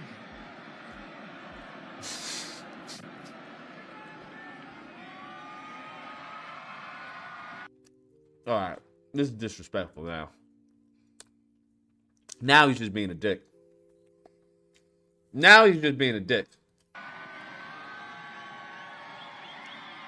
This man, he's just going over empty seats. He's just being crazy now. A hell of a lot of fake news. The fakers, I call them now. I'm sort of lightening up. Oh, my God. To like them too. I don't know what it would be like to get good publicity. I really don't. Oh my Lord, bro. That's crazy. Live stream will resume shortly. They were like, yo, get this motherfucker. Get him now.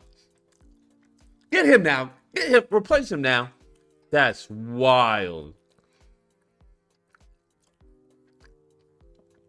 Cameraman is definitely fired. He was like, fuck, this is the last day of my job.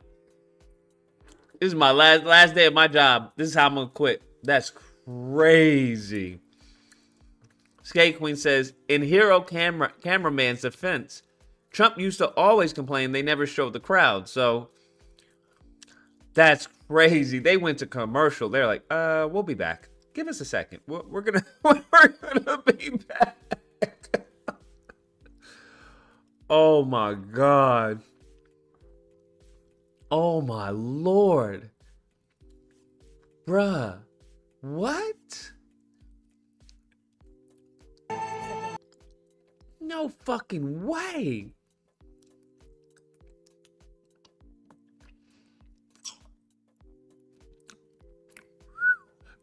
That's crazy.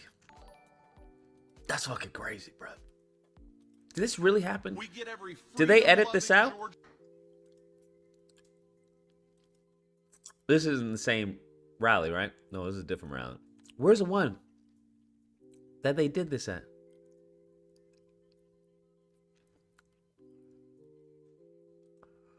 Was it this one? They said we're gonna stream will resume momentarily. Give me a second. Oh, this is it. Oh my God! The comments were on. The comments were on. Oh my God! They have a live playback. Oh my God! The live. Where's the crowd? Wait, what? Those guys are leaving? What the heck? No one's up there. It's obviously closed. All the empty seats. It's quite noticeable, not to mention all the people leaving. Crowd mostly left. I will empty seats. Stop it. Laugh my ass off. They're leaving. Empty seats galore. Turn the camera. Turn it back. People filing out already. Right.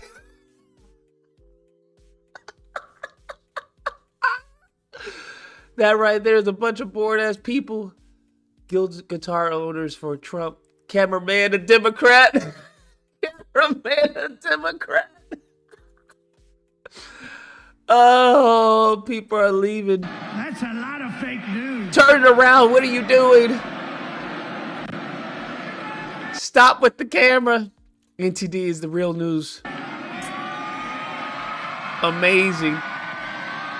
Bruh. Empty like his pea brain. These insults are so juvenile. Empty like his pea brain. Oh my God. A sparse crowd. Cameraman is gonna be fired now. Poor guy. Cameraman award. Oh my, incredible camera work. Wow, this is sad. I actually feel bad for him. I also say Best cameraman. Best cameraman. Best cameraman. Wow, this is sad. I actually feel bad for him. That's a hell of a lot of fake news. The fakers, I call them now. I'm sort of lightening up. I'm starting to like them too. Oh my God, this is crazy. I don't know what it would be like to get good publicity. I really don't. They're just They laughing, treat me so empty badly. seats.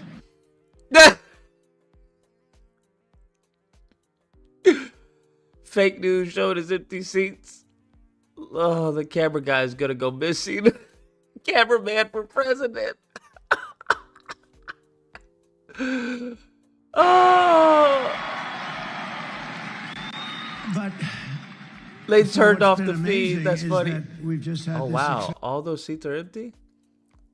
Maybe they had a line cutting it off. I don't Yes, understand. but if you remember in 2016, Wow. so I started off at 3%. I never even heard of this Oh my before. God! Stop the I guess I know count! it more as a Stop the candidate. count!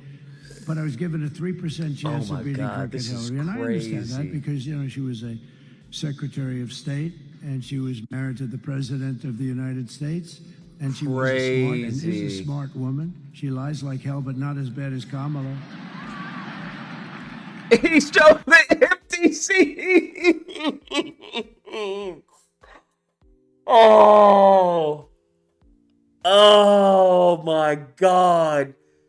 This man's on fucking demon time.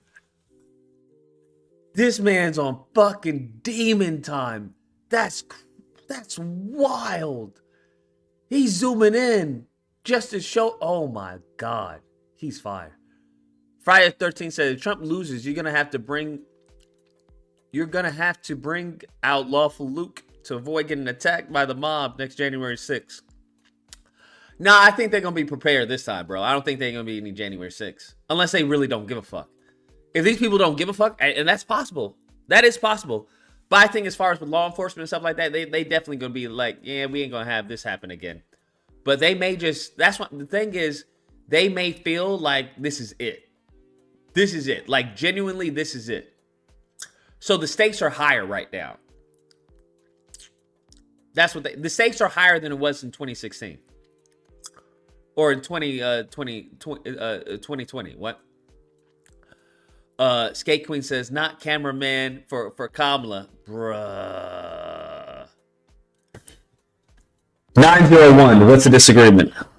Ed, look, it's Ed Loud. What you talking about? I want to ask you a question. 3 questions. How bad do you think the fallout is going to be when Trump loses? How long do you think it's going to take for them to turn on Trump? Because they ride with you when you're winning, but you lose like he's been losing, they'll turn on you quickly. The second question is, how the conservatives going to fight the MAGA party? That's what the real fight is going to be. The MAGA party dies with Trump. That's what conservatives are playing are counting on. The MAGA party dies with Trump. Do you think they're going to go willingly like that? Yes. 100%. Because if Trump is no longer in power, then it's game over. It proves that Trump, he's not the winning ticket. That his game plan is not the way to go about things. But he's already lost everything. They've lost everything for the past 12 years. And how do you think? What I was going to say. So how do you think that actually going to get rid of the MAGA party though? Because I understand it'll just disperse. The Bush concern. Because he'll lose twice in a row. It'll be game over. And everyone who's in power, like the Marjorie Taylor Greenes, the Lauren Boeberts, all of that, who are all these MAGA hardcore, those people will be voted out. And normality will ensue then. They'll go back. For better or worse, that's what I predict happening. Because once he has no power, right? He's shown that, hey, you lost. The people don't want this. Right now, people want it. Whether they believe that they want it or not. It's like, well, he's the nominee. But once he loses, yeah, he'll go away. He'll probably go to jail, to be honest with you. That's the crazy part. Depending on how hard they want to go on him. But yeah. So do you think in my prediction, I think the Republican Party is actually dead, to be honest with you. If they lose, I think it's over. I think it's game over, to be honest. There's going to have to be some recovering from it, 100%. Depending on how Trump handles it, like how he goes about things, he can be a thorn in their side, 100%. He definitely could, because he would still have sway with people. If he goes to, hey, they stole the election again, they stole it again. Depending the fallout, what happens with the election, if these people go full January 6th or whatnot, I think that's what's going to determine the future. But the party will definitely go a different way, 100%. 100%. Oh, it has to. It has to. You said I just don't know how much that- credibility it'll have. That's the only thing. That's the thing, because you just said something that was brilliant and everything, because he still has a lot of sway. He's going to have almost 100 million people, 80 million people voting for him. That's going to be a problem. Yeah, so the party's going to have to find a way to deal with that.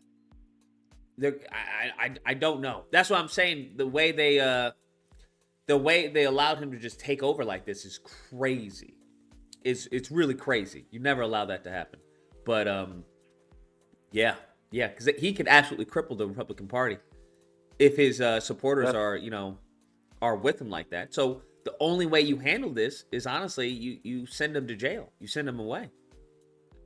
Because with him not having a voice, because you don't have a voice in jail or in prison, wherever they send him, that gives them, the sheep are now lost. So now the party can, okay, come back to, the GOP. Your shepherd is gone. He's in prison. We're going to try and get him out. It's horrible what they're doing to him. Yada, yada, yada. Yeah, they would have to go down the line and just get rid of all of those people. That's going to be a fight. If you want to see a fight, then that's going to be a fight. When they turn against each other, that's going to be the real fight. That's going to be the interesting part about the whole situation, to be able to see that. Well, they got to get him out of the picture or have him play ball.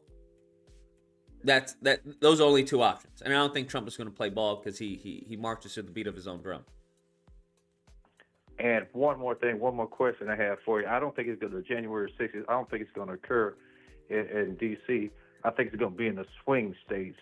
And how long do you think it's actually going to be before they let us know who won? That's a good question. I mean, it depends how crazy people are. I say maybe 2 days tops. I'm trying to think how long it took last election. Like a week. It took a week? No way. Somewhere like a week, and I was thinking about myself. I'm like, man, if this thing goes past a week or 2 weeks, that's going to be kind of dangerous. Week would definitely be dangerous. People can't wait a week to hear the results of an election. Yeah, I think it was like almost like 5 days. I'm thinking it was about 5 days. So I was thinking I'm thinking 2 days. We need to hear something about Wednesday, at least Wednesday afternoon or something. Until 4 days after the election. Yeah, it was 4 days after the election. Wow. 4 days? Holy shit. And that's what I'm saying. And this is so close. They said it's close and everything, but I really do believe that it's going to be a blowout. And a lot of people are going to be shocked on this. I think it's really going to be a huge blowout. That's my prediction, but it's going to be interesting to see. It was because COVID? Well, what was it, 2016?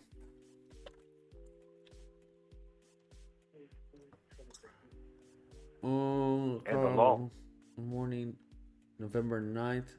Okay, so November 9th, the day after Election Day. Okay, the day after Election Day was 2016. So it was longer due to COVID in 2020, which makes sense. Okay. Yeah, well, I don't think people are gonna. Yeah, I say a day, 2 days tops. And so your prediction, you said, I know they're gonna have to rebuild, but so you think the Republican Party is gonna be able to survive after this? They'll definitely be able to survive. They're just gonna have to do. They're gonna have to change their tactics, bro. They're gonna have to explain what happened with MAGA. That's what they're gonna have to explain. They're gonna. I don't know what to tell you. That's what they're gonna have to do. They either detach themselves, and I don't know how far they can detach themselves without alienating those who are like, hey, the election was stolen, or Trump was the best president ever. So they may not even mention Trump. But like I said, as long as Trump has a bully pulpit, he has his True Social, he has Twitter, he's not going away silently. So if I was the GOP, I would definitely put him in prison. At least that way you have something to run off of, right? You're like, look at the freaking how vindictive the Democrats are. They're, if this is fascism, this is what they've always warned about. They put a president behind bars, yada yada. I don't know, but that would be pretty. I mean, that would be pretty extreme.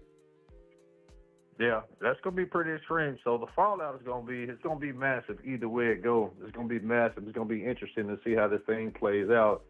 And my only concern would be after he loses and everything, you're gonna have those lone wolves and everything like that. So it's gonna be kind of interesting to see how this thing plays out, because the Republican Party really have to change their tactics. They have to be a real Big Tent party this time. Yeah, very more much so. people. Very much so. And also, they're gonna have to start moving towards the left. To be honest with you, because that old stuff is gone. I mean, the older people are dying now, and these young people, they're more liberal when it comes down to it. So it's gonna be interesting to see. That's where the real politics is gonna take place right there when that happens. But keep cooking, man, and I'll be keep on listening. All right, man. Appreciate it. All right.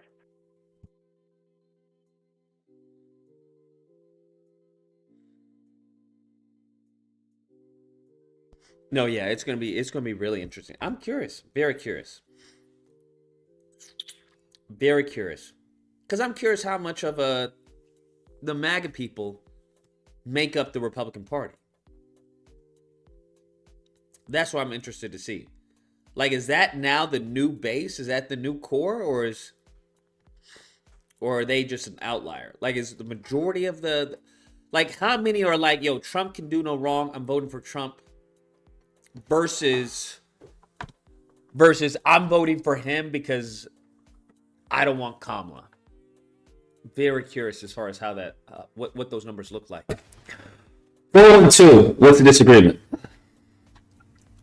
Hi, hey Lucas. I was calling because I had a question. I was considering something about reparations, and I think the issue that people, whenever I talk about giving reparations to descendants of slaves, and I would also include people that are descendants of after Reconstruction, I was thinking that maybe will you give reparations, make reparations solely for people in our youngest generation versus like all the way down the line. For like even people like my age. I mean, I don't have kids. I don't have anything. I don't have any skin in the game considering that. But I was thinking that so that it wouldn't be such a big tax burden all across America, that we would keep it solely for the youngest generation and repair them to make them just basically help out them in the youngest generation. I was wondering, what do you think about that? Yeah, I don't think that's gonna work. Okay. Because it's either gonna be lineage based or it's gonna be nothing based. What do you mean lineage? You said lineage based? Yeah. What do you mean by lineage based? As far as a lineage, as far as you being a descendant of a chattel slavery. Oh, okay. I was thinking not just lineage. I'm talking about even like after, if you could prove that your parents were from the era in the early 20th century, whenever. Well, there would be a cutoff. Yeah. Then after that cutoff, sure. Yeah. Yeah. So I was thinking like, even all the way up to either the 1950s. And 1950s. Because there were laws that, because there were laws during that time period that were that were specifically there to keep separation between blacks and whites and blacks from I hear you, but people. There would be a difference between those who came here versus those who were stolen and brought here. Yeah, so the black people who came over here to the country wouldn't be the same group of people who were brought over here in slave ships. Yeah. I mean, I could see that, but yeah, they definitely had a decision to come over here. Yeah, I see that. Yeah, so that's who the reparations was originally for. Okay. All right. Yeah, I was just thinking because all the things that were happening to. I see what you mean. Yeah, I see what you mean. But even then, would you think it would be acceptable even just to keep it more solely for the youngest generation for FBA? For the youngest generation, that'd be up to the parents. For them to set something aside for them, or if they get something, whatever their claim was. Yeah, it would automatically go to the parents anyway, because they wouldn't be old enough. Yeah, but I was thinking like instead of but it would be like the youngest generation though. I think instead like say your parent say you're 35, 40 years old and you have a 16-year-old. I think that it should be more solely for the 16-year-old versus the 35, 40-year-old. Because what's happening is that that generation is coming up and they don't have the kind of money that is like whenever they graduate from high school, before they go to college. So they would both get it, right? Mm-hmm. Well, no, they wouldn't both get it, but it would be more. But the tax funding, the actual reparation, the check wouldn't actually go to the parent. It would go to the youngest generation that's living right now. That doesn't make any sense, right? Because if it's lineage based, it would be lineage based, despite your age. So you're not going to discriminate versus age. That doesn't make any sense. You're either a descendant or you're not a descendant. Yeah, that youngest generation, the 16-year-old young black child, would be part of the lineage. It just wouldn't go to the parents, and it would just go to the youngest person in the family. No, the youngest person in the family wouldn't even be able to get it, because kids can't open up checking accounts without as far as parental consent. Yeah, they wouldn't actually get the money until they're 18. Okay, so the parent would be in charge of it. The parent would have their own, and the child would have their own. Yeah, that's what I'm saying. It wouldn't be, but instead of like the parents getting. Why would you remove the parent getting the money that's owed to them? So that it could be more, so that the next generation could be on equal footing with the next generation. I mean, what does that have to do with removing? Like, if it's a debt that's owed, I don't understand. That'd be like as far as you going to work, and then your child gets the check.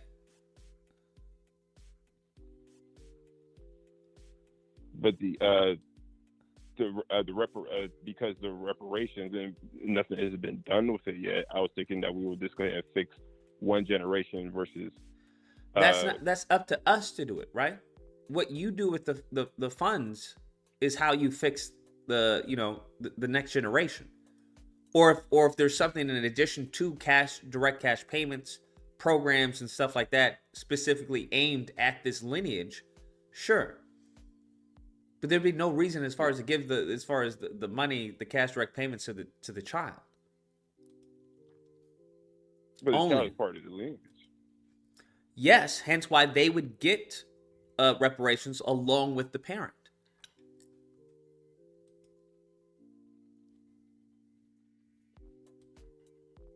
Okay. I think I see what you mean. I was just thinking that instead of it being like a huge, I know that would probably cost like a couple $1 trillion. I was thinking maybe it'll cut it down a lot more if we would just. Why are we going to cheap out on as far as the debt? I don't understand. Why is it only with black people do we start talking about, how are we going to make this work? Well, I was thinking like, instead of so just went. I understand that is a debt that's owed, but I was just thinking like maybe instead of like fixing people my age that are in their 30s or 40 years old, maybe it should just go directly to the youngest FBA. Why though? I don't understand. Are you not a descendant of descendant of slaves here in the country? I mean, yeah. So why would you Yeah. want the government to skip you and give it to the youngest member of the household? So that they can have a chance. I don't think I'm like. I don't horribly understand. I don't off, understand the right? logic. Why wouldn't they have a chance if both of you received it? What about you getting reparations precludes them from having a chance? Because it'd be less money that's being dispersed, and it would give them a chance, like, so that the youth can have a better chance. How would it be Because less what money happens is- dispersed? Because it would instead of me and them, it would just be them. Each person would get a set amount. Yeah, but that's like 8 million people. No, it's not 8 million people. Do you think everybody here in the country is a descendant of chattel slavery? Much less that can prove it? That's a percentage of a percentage of a percentage.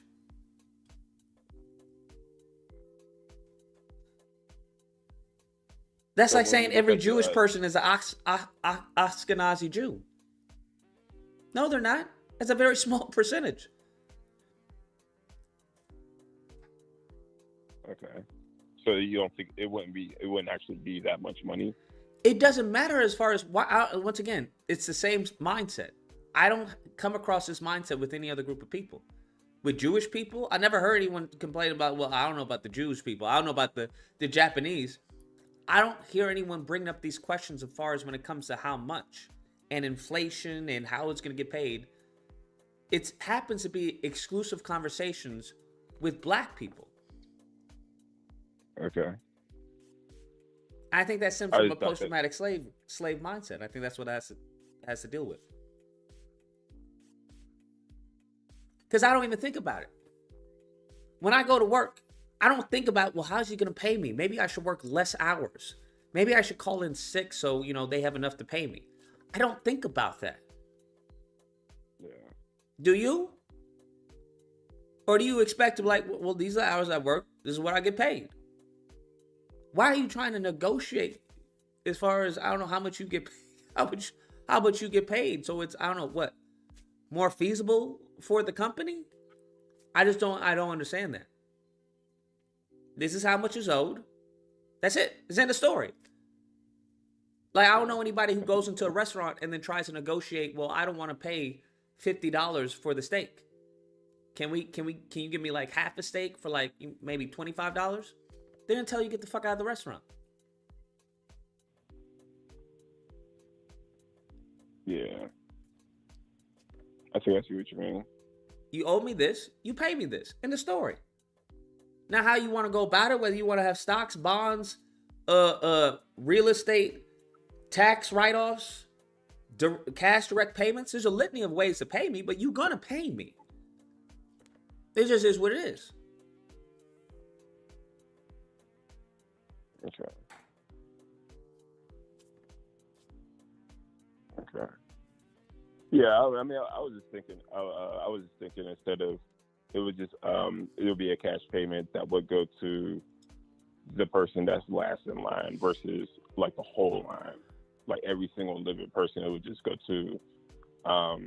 But what you're saying is it makes sense too. So I mean, if everybody's actually it would be lineage. That means everyone a part of that lineage.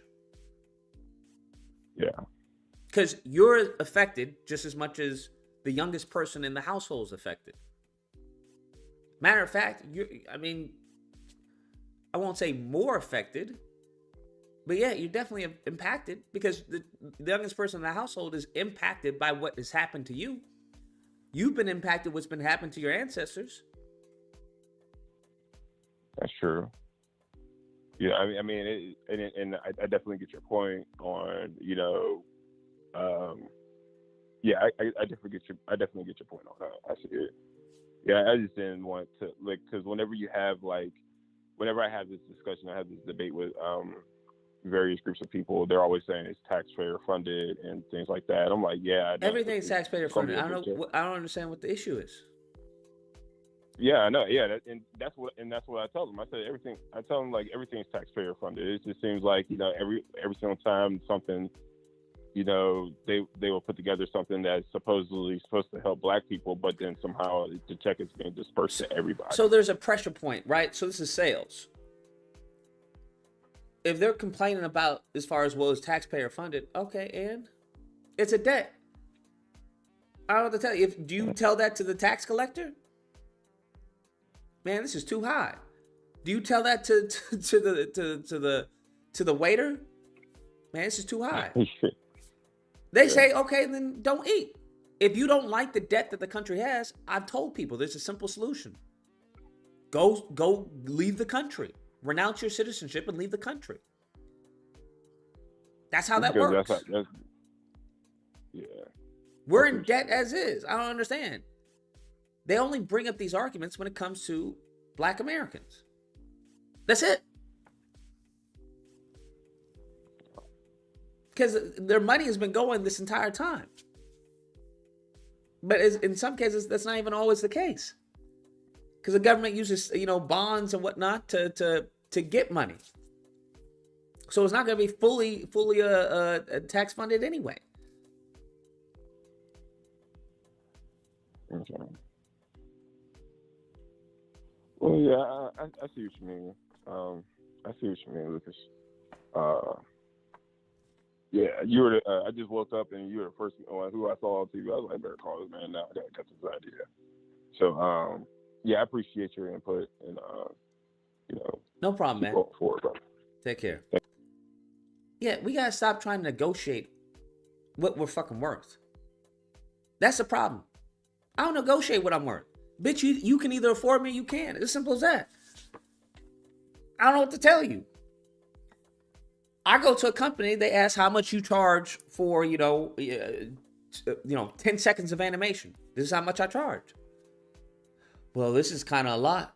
I don't know what to tell you. That's how much I charge. You can, now I can do less, but I'm not going to charge you less. What the fuck?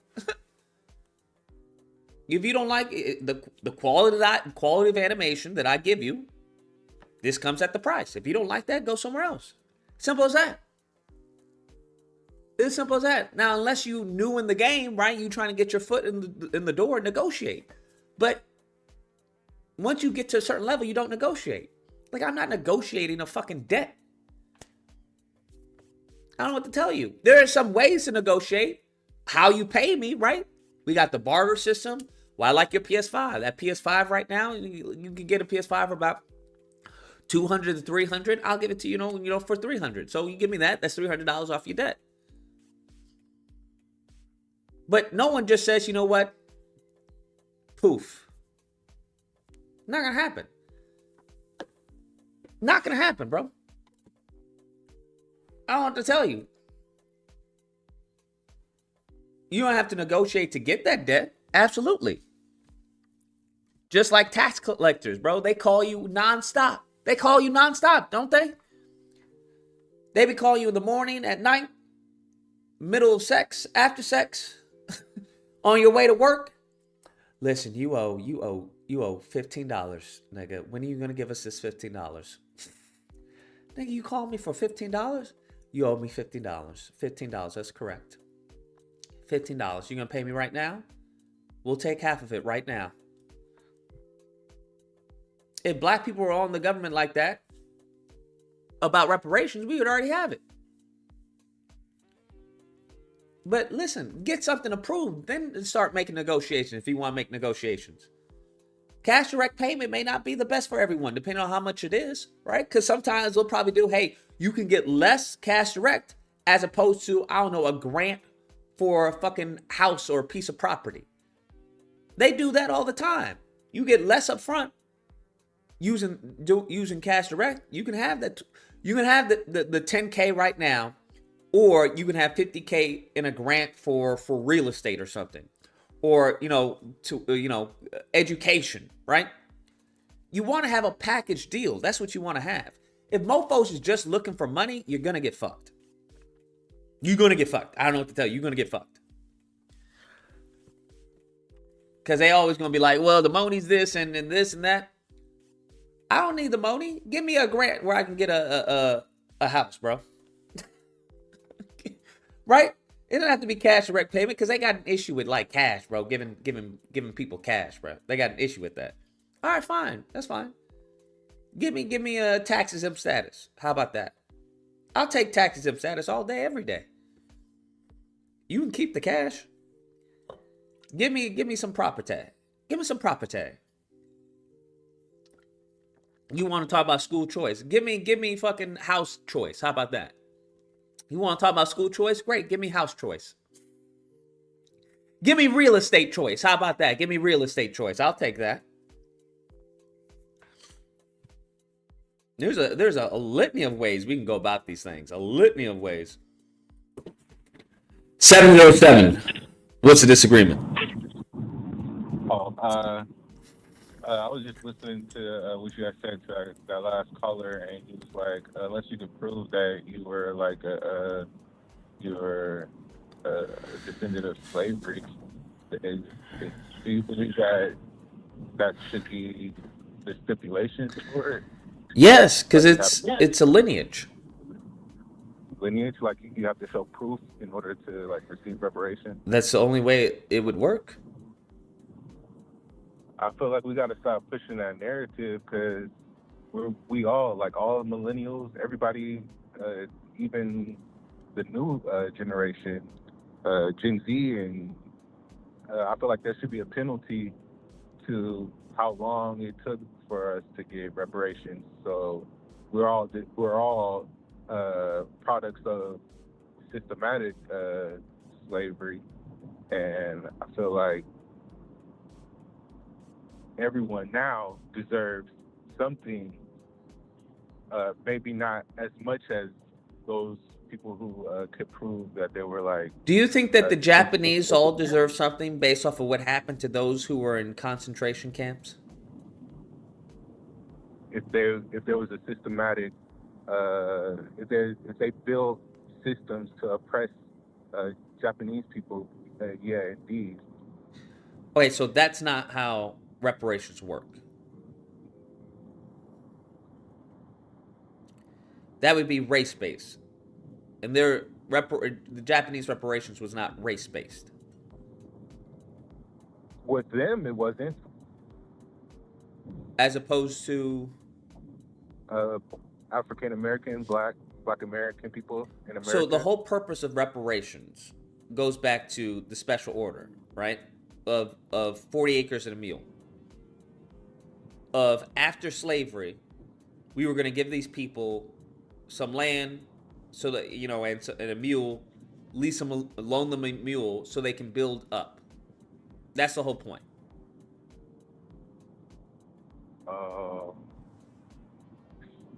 So it's not because of what was done to them, but just for them to get back on their feet. Not even get back on their feet, to have a standing. Then we don't need reparations at all. Then if we're going to go by that logic, it's just to get back on your feet.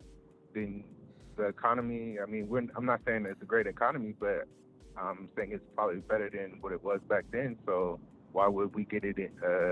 Why would we get it? Because it was a debt that was owed to us. Right. So don't you think there's like a penalty for that? Shouldn't there be like a penalty for like not getting it on top of everything that came with slavery? Because it wasn't just like... There would be, yes, but that's the crux of as far as reparations. In addition to as far as Jim Crow laws and whatnot.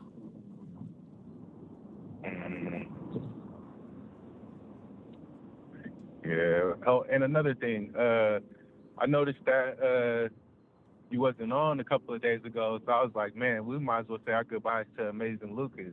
Say it ain't so. Nah, Ever since you got the relationship. Nah, I was Ever since you got the vacation. relationship, you've been tucked. You was on vacation? On vacation, a little mini vacation. Okay. I didn't see any information on that, but yeah, man, I keep doing what you're doing. I appreciate it. Thank you for taking my call. No problem, man. Appreciate it.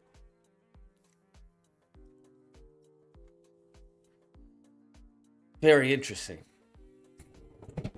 843. What's the disagreement? Hey, quick question. Who you want to win the election? Who are you, like, I know Kamala. you want Kamala to win? It's Kamala. Why do you want her to win? Because I think she's the best candidate. Okay. All right. Yeah. Well, the reason I was asking because one of my friends said that for some reason, like, they're all pro-Trump, so I'm like, all right. So they told me that there's something's going on with voting booths, so I don't know if you heard anything about it. Did you?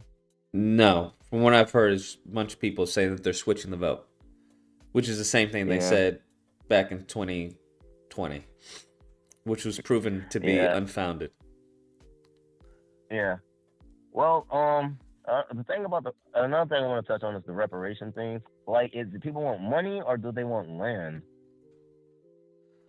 I say, is it too much to ask for both? I would like a package deal. Because it wasn't just as far as it wasn't just money. Yeah. I like living in Michigan is definitely, you can tell the racism up here. It's bad. Real bad. Yeah, I think when people look at a lot of these companies that came about, or a lot of these small mom and pop stores that came out to be big, they were birthed during like the 1950s and 60s and during those periods of time. Yeah. And even before then, in many cases. Heck, if you look at many of the car dealerships and whatnot, whether it's Porsche, a lot of them have their roots. Well, some of them have the roots in Nazi roots. But yeah, a lot of them have their roots when black people were slaves or when they were under a system of oppression. Yeah. My thing is, it's like I don't know. It's like so much stuff that's been going on. Like from P. Diddy, the politicians being tied to that. Some weird stuff going on in the White House, like usual. But what I really would like to know is like they don't have money to give black like everybody who's black anything, or like at all. Like from North Carolina, I'm from South Carolina, so like North Carolina got hit like bad, and then like nothing's done. Illegal immigrants is going on, and then it's like this back and forth as always. It's either race bait, and like always, we're the victims. But like me and my friends was talking because like I was also in the Navy, and I'm a history nut. You know, I don't care who you vote for. I always respect whoever you vote for, and I just deal with whatever comes afterwards. You know what I mean? Because we already see what they gonna do if the shooting for Trump was really staged or not. I don't know. I just thought it was like, dang, we shouldn't be. I just miss actual discussions, so we won't have to be fighting over reparations. Just a little respect. That's all I think everybody wants, right? No, you can keep your respect. I don't give a fuck if you respect me. Pay me. Like, yeah, that's what I mean. Like, when you have a problem, they respect you enough to, like, I don't care what you look like. Yo, this nigga need help. You know what I mean? Like, we don't get none of that. It shows. So, like, what I'm trying to say is, like, kind of like, if Kamala do win, what do you think might happen? What do you mean might happen? As far as what? Like, we seen shootings at Mr. Trump already. That's bad. Yeah, You know his what I own mean? people are shooting at him. Yeah. So, like, that's the thing. We don't know. I honestly don't know. I'm just like, damn, that's just bad. So then you got the thing that happened in the Capitol Hill. We have all these shootings, these fights about taking guns.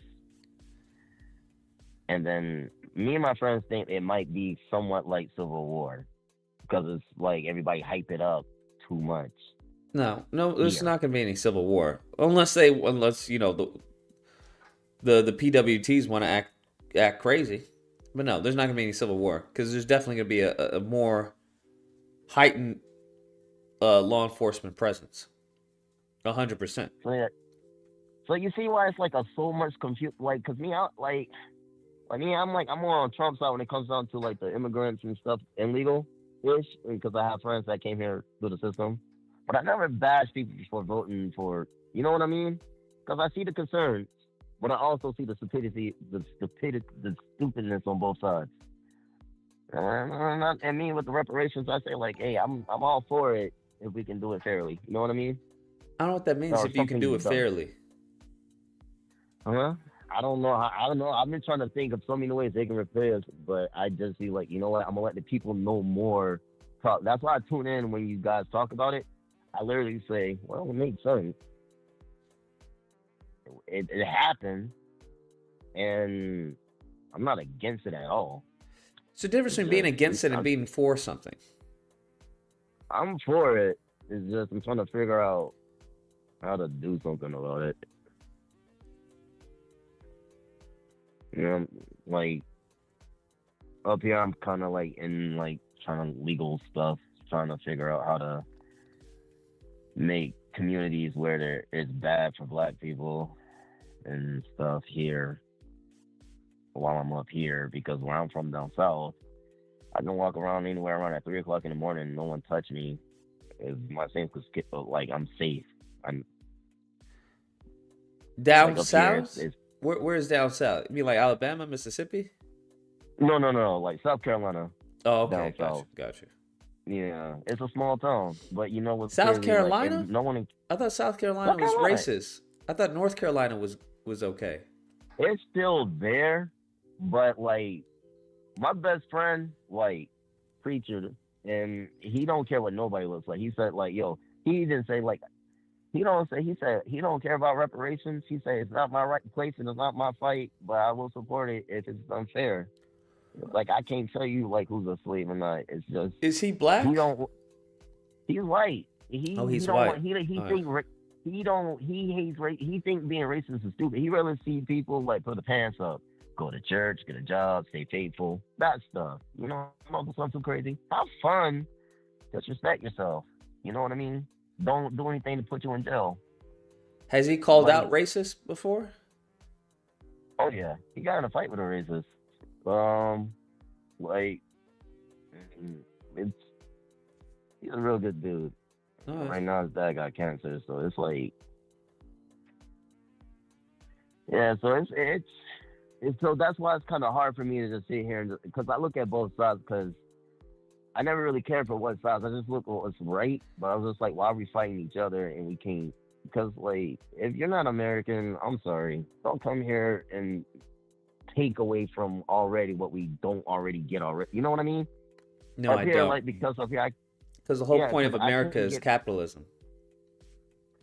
Yeah. And that's what like, they told people.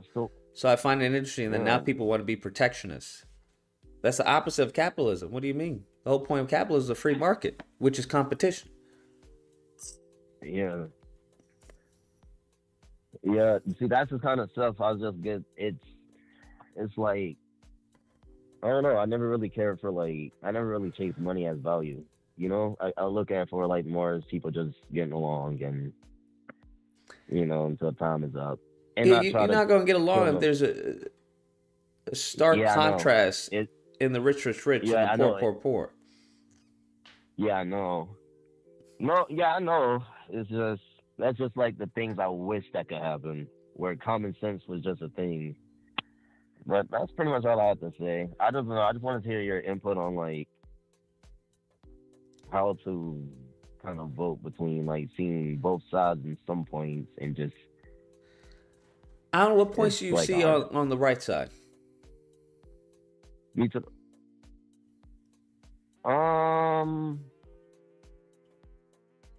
Not that close, honestly. Really don't care. So what's one point that you see? Because you seem to feel that both sides have valid points.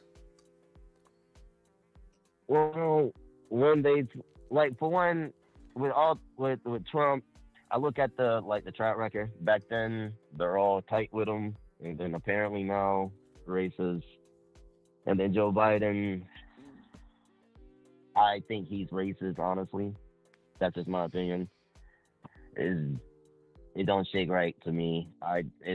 But like I don't disrespect the man. To see the man is declining in health, they should have put him out. I didn't talk ill of him. Trump, he needs to learn when to shut the hell up and just do as you say. If you see something corrupt, some corrupt stuff, just don't bash at the news media. Just So do what you need to points do do you while you're in see that with office. him though? I don't know. You said, what do you like The about illegals? what? The illegals, the What- illegal immigrant, how they make it aware and more like it's just the illegals that's coming in right in New York, making it very unlivable. And I'm looking at the stories I'm hearing from How are they making New York people. unlivable? Basically, they moving in people's houses, getting them kicked out, getting free everything, and then You're homeless telling me they're veterans, kicking New Yorkers out Yeah. of their homes? certain ones. How That's are what they kicking someone out of said. their home? I guess it's squatter laws, and that's what they said. That's what they've been Squatter. telling me, and that's what I've been seeing on the news. So And then squatter that's what I laws. That said. means that they wouldn't be able to kick someone out of their It's a home. weird. That's what I'm. This is the stuff that's coming out, and I'm seeing it. Then the cat thing turned out to be. But what does squatter true, laws but have in- to do with kicking someone out of their home? That would mean Apparently, that the like- home was not occupied and someone went into the home and stayed in the home for a certain period of time. Yeah, and I'm talking. We're talking about people that went on from like vacation trips to people who do business and stuff, and then apparently it's like it can be fabricated, and it's you can look this stuff up on YouTube and stuff.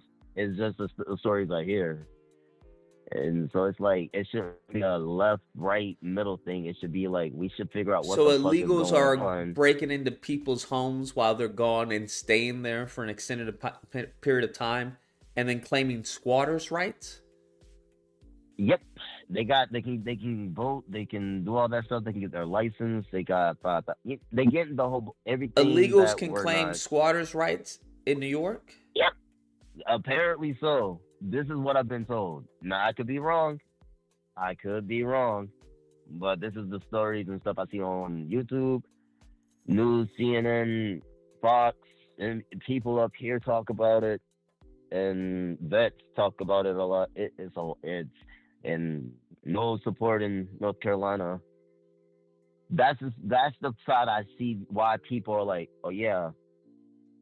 Now the left side, on the other hand, is basically if this is just the right covering it up really good. That's what I mean. I can see both sides turned out any other way.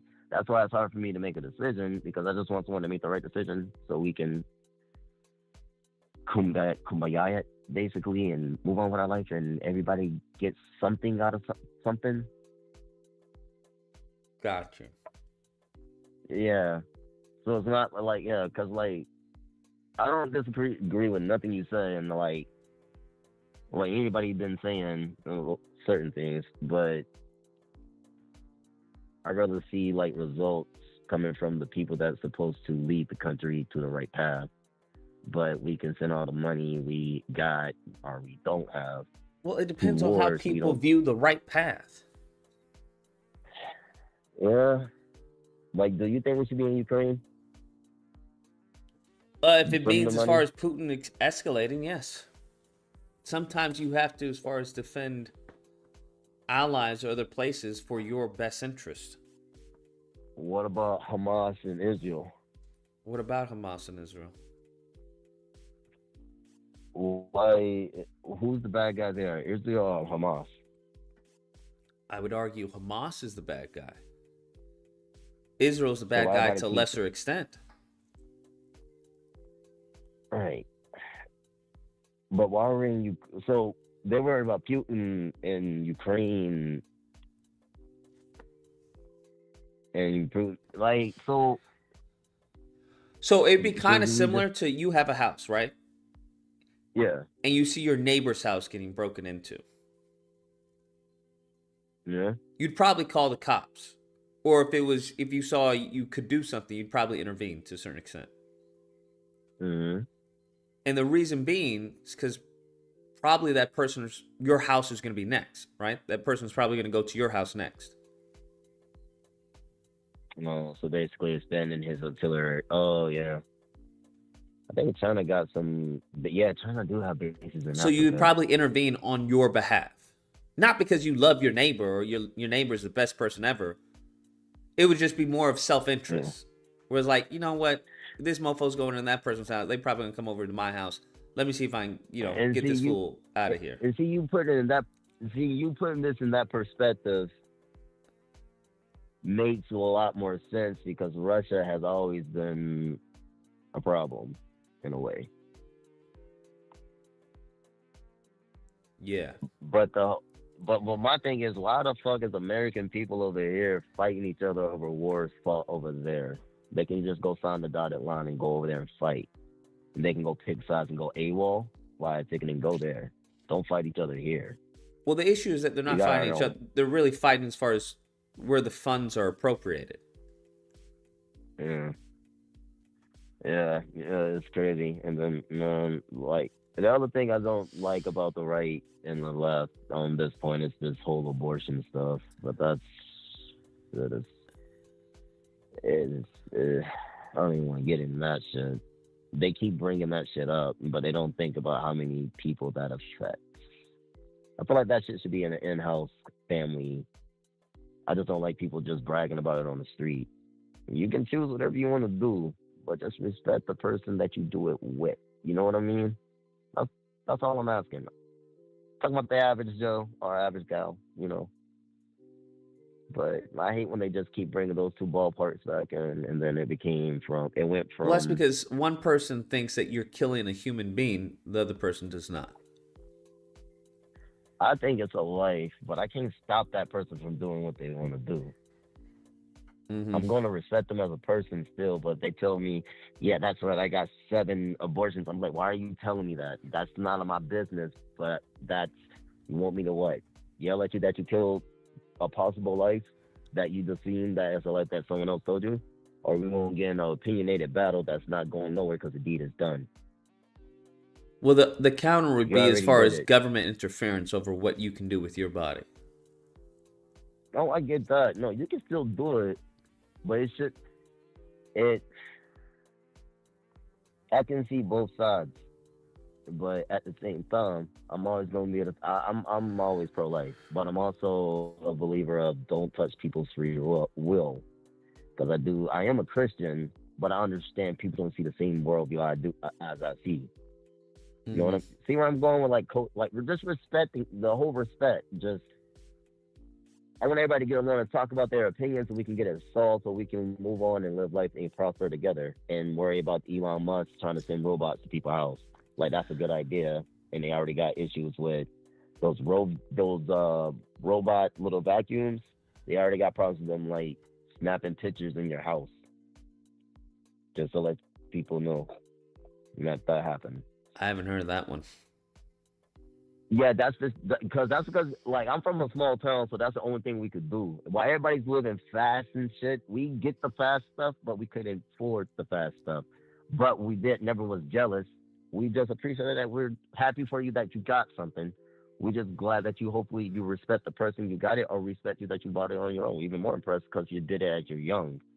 That's the kind of positivity my friends are. We never let race. That's why when we look at elections, we're more into like church, and then we also understand, like why people don't. It's just because back then, said pledge allegiance. Now God, it went from might be a woman, right, left, transgenders, all this stuff. I mean, they could have just made them bathrooms, color day, color weird. But, I mean, I know a lot of people that are everything you can think of. From ignorant, gay, trans. My friend Emmett, who is now a boy, who went from now like cool as shit. I may not agree with everything they do, but they're nice people.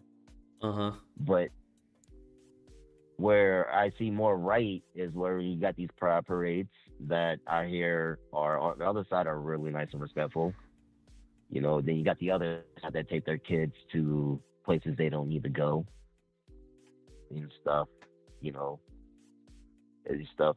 It's like I don't tell people how to parent, but it's like you exposing your kids to stuff they're not ready to be exposed to. You got the left people where I don't like where people portray the left, because I do remember a point of time where the left wasn't this whatever the fuck it is, normal here, crazy here, just like the right. That's where I just stopped looking at politics and just start looking at the peer people like this is just pure trash. But you got the left over here endorsing kids to take medicines and stuff because they feel they don't let them grow. So I do see why people from the right, that's not a left-right thing, that's just more of a parental thing. Stop looking at it political. You're hindering their growth. That's why I see why a lot of people turn from left to right.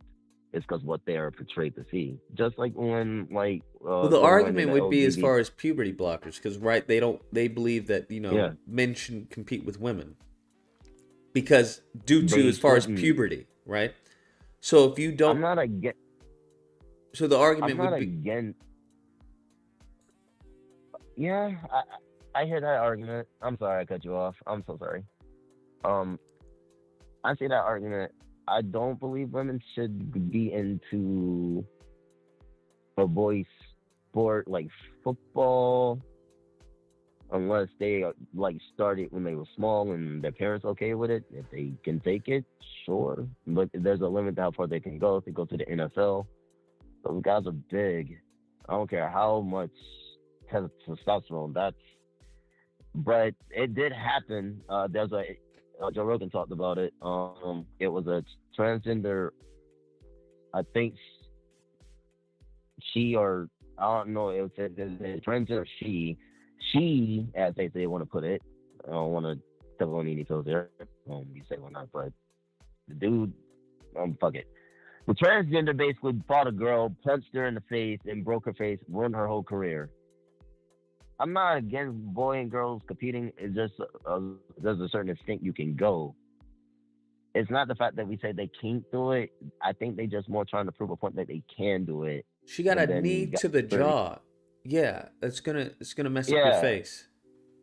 Yeah, so yeah, I mean it could have been just sometimes girls take more after their father and build up lumps of testosterone. It happens.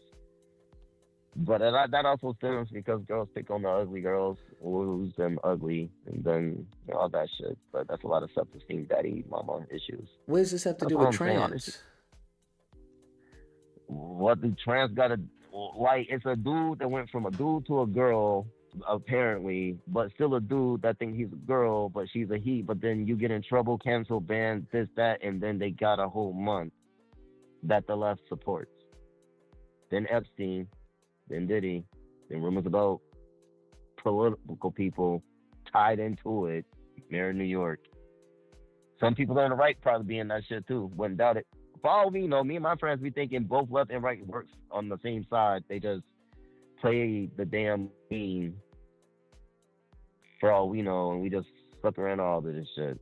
I don't think I'm trying to say, like, that's why my friend, one of my crazy ass friends really think that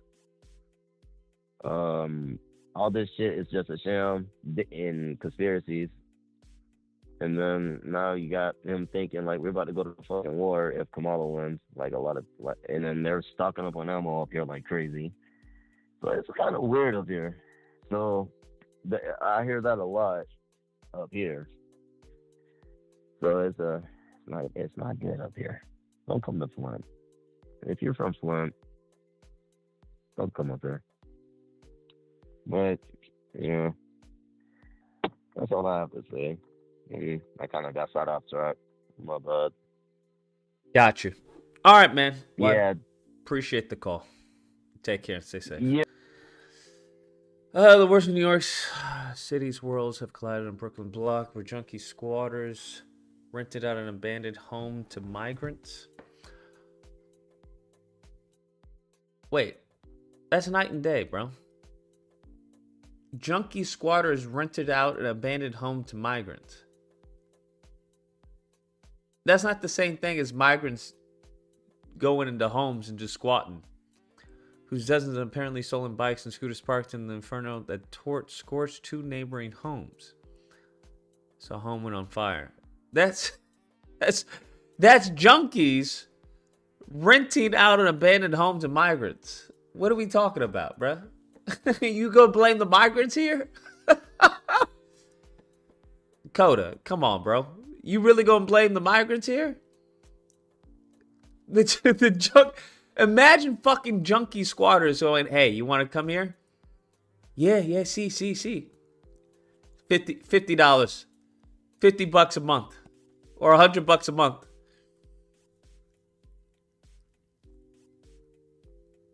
Whose dozens of apparently stolen bikes and scooters sparked an inferno. How they know it was stolen bikes and scooters? But even all these configurations, for the next 2 days, we're coming back. City board opening up 4 windows, blah, blah, blah. Neighbors estimated around 10 junkies and an unknown number of migrant squatters frequented the dilapidated 2-story, 3-bedroom complex. Was built in 1925. This was on the front porch of the home. They were forced to leave after a blaze started at a squatter home next door. Bruh, what? They were getting into fights with neighbors and yelling, "This is our home, this is our house." When the resident called, and as she called the police, she signed the blaze. 2 hours sparked. Flames spread at 6 people. The abandoned house had been otherwise it was property. Spent so many years to get people to pay attention to the 45-year-old. The home was valued at $700,000. According to Zillow, calls public government. Okay, bikes and fucking mopeds. When the lithium batteries used in the scooters started the blaze. Okay, fire department said. Scooters, bikes, and debris in the backyard. The house has been seen revolving door. It's been scary. How do they know the bikes are stolen? Migrants has never seen since Floyd Bennett's safety. You got your 10 crackheads, and they started to bring in migrants, and they were charging them $600. What did I tell you? What did I tell you, bro? Don't be blaming no motherfucking migrants on this shit. It's the fucking New York crackheads. That's fucking hilarious. Bro, what did I tell you? Exactly what I said what was happening. They were charging them $600 a fucking month. They were tenants, fam. They were tenants. It had nothing to do with no fucking illegals fucking squatting. This is crazy how misinformation. You niggas be fucking sending me shit that you don't even fucking read. Coda, what the fuck is wrong with you, bro? Did you think I was just going to skim over this and not actually read the fucking story? You niggas is crazy. The motherfucking migrants are paying $600 a month. And y'all wanted to... That's crazy. Fucking migrants. We fucking $600 fucking month. Fucking Coda here talking about fucking migrants squatting. You got crackhead migrants who are fucking hustling for a house they don't even live in. They don't even own, charging fucking migrants $600 a month. That's crazy. Robbery is up. Lily Wall squatter home, blah, blah, their children, blah, blah, ever since we moved them. Blah, blah. Where did they get that the bikes were stolen? His wife was the knife. This is cops arrested people inside, so charged with grand larceny, criminal possession of stolen property, and possession of controlled substance. Only cops arrested another vehicle thief. Charged him with grand larceny and criminal possession of stolen property. Has there been in contact with the residents this week? This is wild. It's gonna cost people put up for sale signs and leave. We can't afford this. Residents will blah. That's funny. Crackheads were like, yo, that's smart. Hey, they smart. Crackheads are doing more than what black people are doing. I don't know why black people, why don't you do that? Why don't you do that? Shit, why don't you squat and then fucking charge fucking migrants $600 a head? The fuck are we talking about? What is this? What is GC sending me? What is this? Squatters. I investigated a city where you can legally steal houses. I already know about this, GC. We have this in fucking Cali. I think we do. Yeah, squatting has been going on for a minute now. I don't understand. This has been the case. There have been people who have fucking stolen homes from squatting, via squatting. Yeah, squatters' rights is a real thing. Coda was talking about those fucking migrants coming over here just squatting. They're stealing our jobs, their homes. They take our homes. Meanwhile, these motherfuckers is paying $600 a month. They paying $600 a month to crackheads. What the fuck are we talking about here, bruh? What are we talking about? What the fuck? When Vietnam's workers' sleeve got caught on a sugarcane extractor. Oh shit, that's crazy. 718. What's the disagreement? Lucas, what go on? What's going on, brother? Everything Irene. So two things I want to clarify. Number one, you were asking how Trump got that illegal migrant information thing. Listen, some statistics people come around and them hear the voice and them say, hey, are you an illegal immigrant? So I said yes. And then them say, in the past year, how many jobs have you gotten? And I told them 5. So they wrote that down. And then I saw that they were doing that for many other people. So they add that number together and then gave that to Trump. So you need to know that the man is getting it from reliable sources. That's all I'm telling you. The man getting it from reliable sources. In the past year, all of the new jobs have gone to illegal immigrants, and they know that for a fact. So this is number one. Number two, Gotcha. the person that just called you a while ago, how does he get a vote? How? How does he get a vote? Because America. Interview, when you come into the polling station, I have to say to you, okay, first and foremost, 2 + 2. You get that right? You move it to another question, and another question, and then them say, okay, you can go and vote. But him, I don't see him getting past 2 + 2. Come on, I say 2 + 2, and say, well, I see that there are 2 sides to the 2 Come + 2. on. There's one side with a 2 and another side with a 2. So I said 5, and I said, okay, go away, go back. You don't vote. Go away, go. Bro, this is crazy. But like I tell you, I am waiting for the 4th because I am locked onto your stream. If this lady don't win, Lucas, me and you, All right. Respect yourself, boss. Will do. Appreciate it, man. Take care. Stay safe.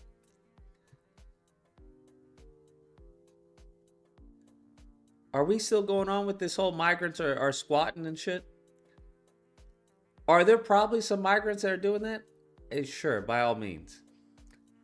But are we gonna blow it out of proportion like it's a migrant crisis who are squatting? No. Why it doesn't even make any sense. Because if you're saying they're getting all this money and they're being set up in homes, why would they squat? If I'm getting paid. Oh, these niggas, they got it out for the migrants. What is this? They are migrants. All right, let's see. What is this? Venezuelan influencer tells migrants to invade American homes and invoke squatters' rights. Okay. Wasn't this guy arrested? Invade a house in the United States. Because I learned that there is a law that says that if a house is not inhabited, we can expropriate it. In a disturbing video that's racked up nearly 4 million views, Venezuelan secretary Leon Moreno tells his fellow migrants, if a house is not inhabited, we can seize it. Okay. Am I missing something? I thought he got arrested. His call to arms will surely not sit well with homeowners who have been enraged over squatters' rights law. A number of nightmare stories have sounded an alarm. Blah, blah, blah, blah. Mansions thanks to squatters. Yeah, I saw this. But these weren't migrants who took over her house. Y'all niggas is reaching. Moreno made headlines when he called on Venezuelans to unite in support of Times Square shooter who injured a tourist. Yeah, he's saying do this, but he was arrested if I'm not mistaken. In addition, what are we talking about? Even in this story, this weren't migrants. These were native born. Y'all trying to make... Here's what I'm talking about. Y'all conclusion hunting. That's what y'all are doing. Y'all conclusion hunting. Y'all conclusion hunting. Yeah, I get it. I hear squatters. I get it. If you want, I'm not for squatters' rights. Don't get me fucking wrong. Not for that at all. But to say that it's like an influx, like it's a migrant problem, right?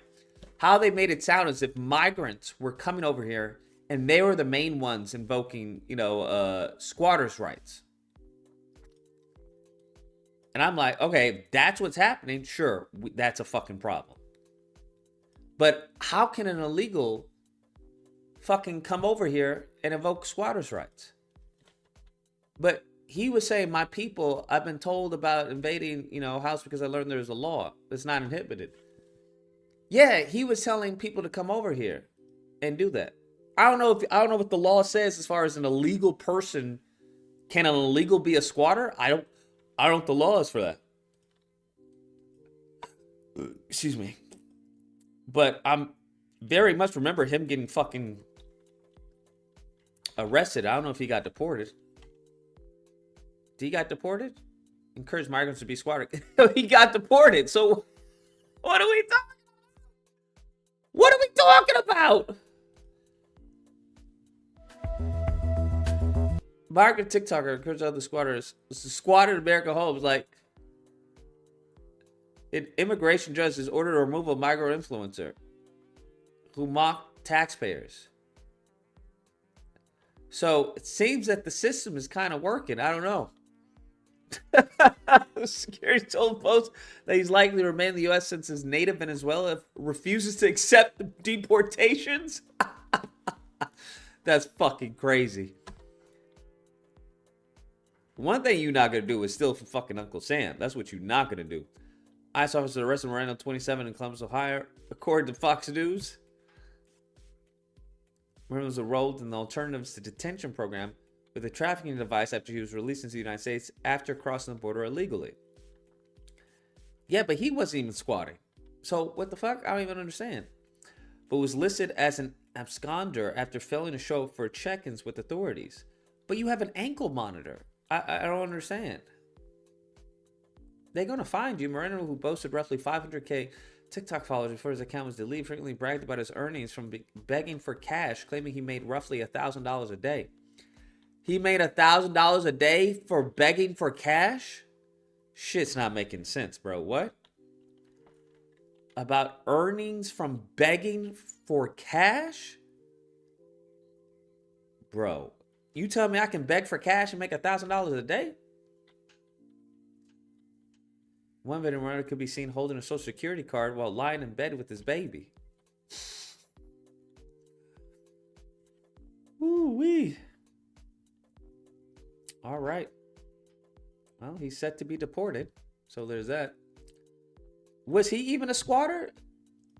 Was he even a squatter himself? That's the crazy part. He wasn't even a squatter. Talk about, hey, my people come over here to squat. Okay, but are you squatting? No, but come over here. What is this? 34,000 inside the country that pays immigrants $34,000 to leave. This is Sweden. The country. Nigga, do I live in Sweden? Do you live in Sweden?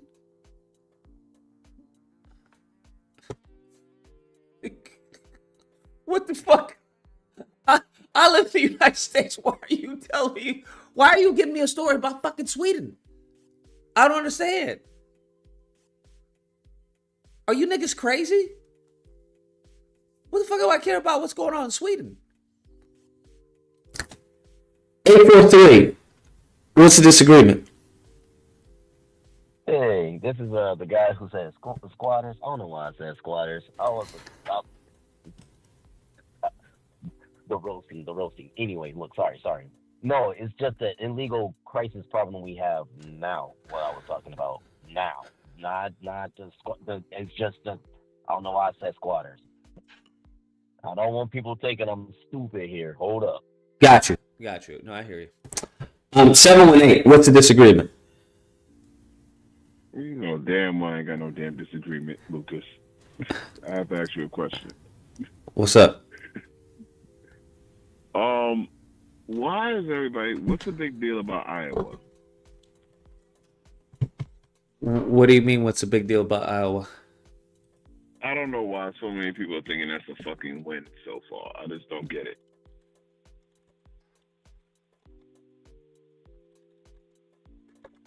What? I don't understand. Not gonna saying that. Oh, Iowa. That Kamala Harris doing good at Iowa is such a good sign. Her pulling out because it was supposed to be contested, and if anything, go to Trump.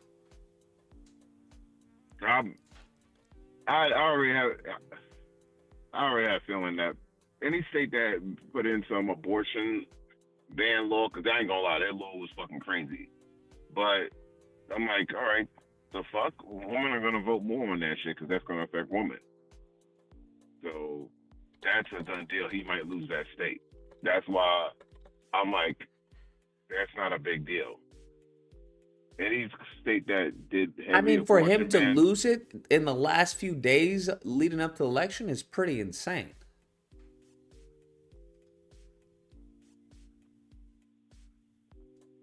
I still wouldn't get comfortable. I still wouldn't be praising it. I'm comfortable. I don't think y'all should be. I'm comfortable. But I'm not concerned about it. So you confident in your money? Oh yes, absolutely. Like I said, I spoke with the Illuminati over the weekend. Yeah, we good. I'm Gucci. I'm just waiting for Q to pay me my monies. How much he? It was only 100. It was only 100. God damn, bro. Only 100? Yeah, only 100. Nothing crazy. I was gonna try to catch. I was trying to catch Big Dog on a bet. He didn't want to. He said don't bet politics. I was like, yo, bet me on Georgia. Bet me on Georgia. Big Dog doesn't bet. He was talking. They were talking hot shit a few days ago.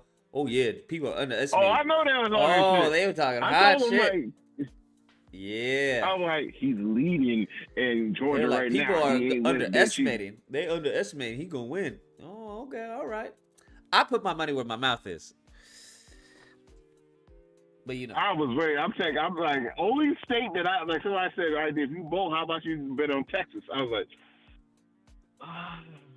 like, yeah. And then I put money up on Kalshi because Polymarket you can't really bet, but Kalshi is the one for the states. Yeah, I put money there. What state did you go for? No, I went for a general election. I got in when it was like 38 cents for Kamala. Now it's 48 cents to get in. Oh, damn. Yeah. I got in early. And the crazy thing is, the fucking CEO of BlackRock, he says Wall Street's going to do good regardless. I don't know what everybody's saying, that it's going to be good with Trump and not Kamala. It's going to be good with either freaking candidate. I mean, survivors are going to survive. I'm like, well, damn. Bro, why would you say that shit? I'm like, okay, I'm kind of shocked he said that. Because you being that person that owns the most powerful investment group in the world, $10 trillion friggin' company is crazy. So I was like, why people getting uncomfortable about Iowa? I'm so skeptical because I believe a lot of America is dumb as fuck. And they would vote for this man to go back in office. But I'm like, okay, if he fucks up this shit even more, I want to see y'all say the same shit now. Was he the best president? I'm like, I just want to see what y'all doing with y'all lives after this. Because even if he wins, the shit's gonna get worse. These motherfuckers. Oh, and did you hear about the fucking the backlash? I forgot there was I think things will subside honestly if he wins. But what backlash? Well, this might have been the dumbest shit in the world. They said that how these guys during Halloween they had a float with Donald Trump. Yeah. Donald Trump and then like Kamala was in chains or something like that. I was like, really Yeah, think we want to they're vote. crazy, bro. They're crazy. I'm like, y'all that fucking stupid? And then I didn't even know this white lady commented. I forgot her fucking. Let me see if I can get her name right quick. This white lady said something about Trump and his fucking She's a hardcore. She was like a hardcore Republican, and they're trying to turn her about what she said because it seemed like a lot of frigging woman. Not Larry Fink. What's the fuck this lady's name? It's a white lady. She's skinny as shit. You were looking at her when she had the trash bag on. You said she had big ass feet. White lady. Oh, Megyn Kelly? Megyn Kelly. They were getting on her ass saying, oh, you a traitor, you don't know nothing, you stupid, this, that, third. But I'm like, when she was praising Trump, she was saying that how maybe it's not smart to push more of your female, to stop the high testosterone at your rallies. Yeah. Because it's pushing women voters away from you. Yep. I'm like, that is a big possibility. I'm just shocked that she said that shit. But why is it? If you look at her, why do I see the white version of fucking Candace Owens? What? Look at her. I swear to God, look at her. You'll be like, Megyn Kelly looks like a man.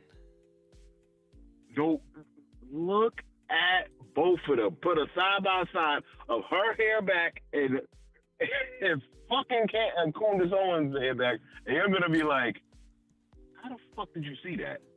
It was weird. A weird thing. I was like, nah, maybe I need glasses because I can't be seeing this shit right. And I have great fucking vision. I can't be seeing this right. Okay. She looked, I'm telling you, she looked just like her. Like a white version of fucking Candace Owens a little bit. That's the first time I heard that one. But all right. I'm going to have to check that one out. All right, bro.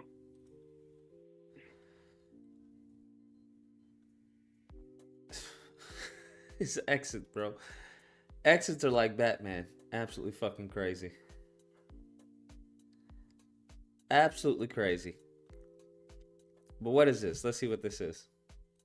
That will pay immigrants $34,000 to go back home.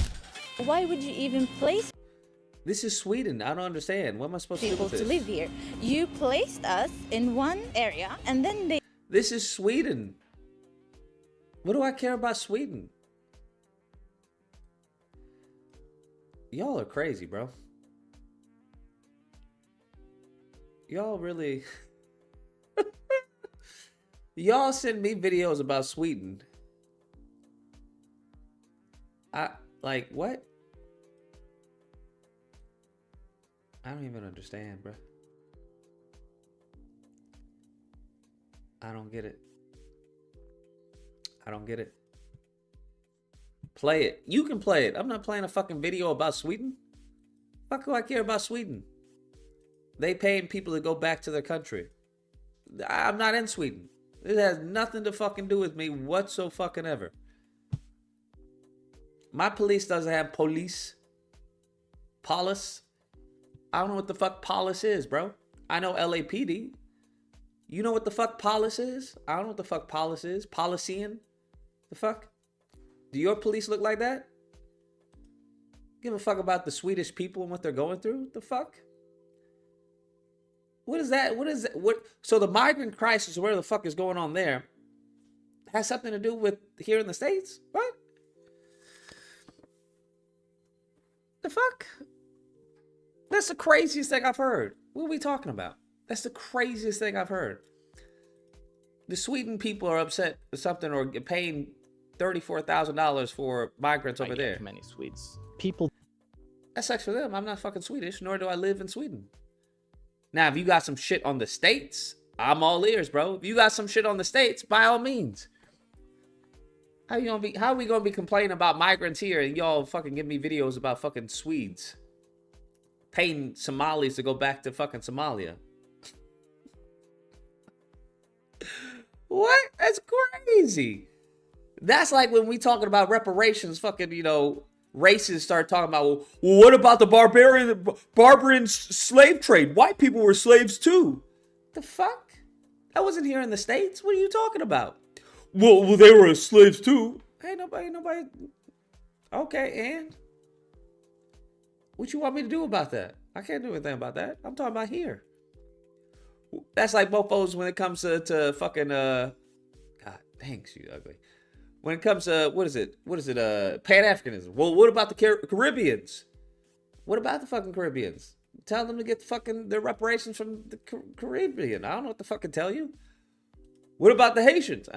Tell them niggas to get their money from fucking, I don't know, fucking France, Britain. Knock yourself out. What does that got to do with the fucking states? I don't know what to tell you. I don't know what. What does that have to do with us? I'm all ears. If there's a migrant, like if migrants were coming over here and fucking, like, not even migrants, like illegals were just coming over here and like, yo, we're gonna fucking squat the fuck out of this place. We're gonna squat the whole fucking block. Yes, absolutely. Absolutely. But I'm unaware of that happening. Unaware of that happening. Because I don't know how these fucking migrants would come over here and know about fucking squatters' laws. They don't even speak English half the time. And unless somebody tells them, right? Unless somebody tells them, it goes through the grapevine. Hey, come over here. Yes, I got a place. But I don't know. I would think you would set that bitch on fire before you allow somebody to fucking squat in there. That's just crazy to me. Right? I mean, what's really stopping? I had somebody tell me he was a realtor, right? He buy and sell houses. He had a guy in his place. He was like, he told the dude, he was like, because they were setting like new foundation or something. He's like, listen, if you don't get the fuck out of this place, we're gonna fucking kill you and bury you in the cement in the foundation of the place. And apparently he said the guy left. The guy left. To be honest, that's what the fuck I would do, honestly. Genuinely, that's some shit that I would do. I'd be like, listen, motherfucker. It's like, if I see you here tomorrow, I'm gonna fucking kill you. All right? I'm gonna kill you, little fucking Nino over there. I'm gonna kill her over there. Your little daughter over there, I'm gonna kill her. I'm gonna kill everybody in here. Okay? Do you hear me? Comprende? If I see you in this fucking house tomorrow, you guys can stay tonight, right? Find a place out. But if I see you in my fucking place tomorrow, I'm gonna kill everybody in here. And there's no cameras. You have no identity. Nobody's gonna know who did it. Nobody. And nobody on this block really wants you here either. Y'all stink. You smell like fucking shit. Like roaches. So nobody's gonna know who did it. Nobody's gonna say anything. You'll just be dead. Okay? Comprende? Muerte. Muerte. That's the fuck, honestly, that's what the fuck I would do. In Minecraft, obviously, Minecraft. I'm gonna kill you in Minecraft. I give him a copy of Mortal Kombat. I give him a copy of Mortal Kombat 1. You see this Mortal Kombat 1? You see it? You know what happens in Mortal Kombat 1? We gonna play Mortal Kombat 1, okay? And you're gonna die. That's what's gonna happen. Simple as that, bro. It's as simple as that. It's simple as that. Ain't no calling the police. What you need the police for? You can handle this shit yourself.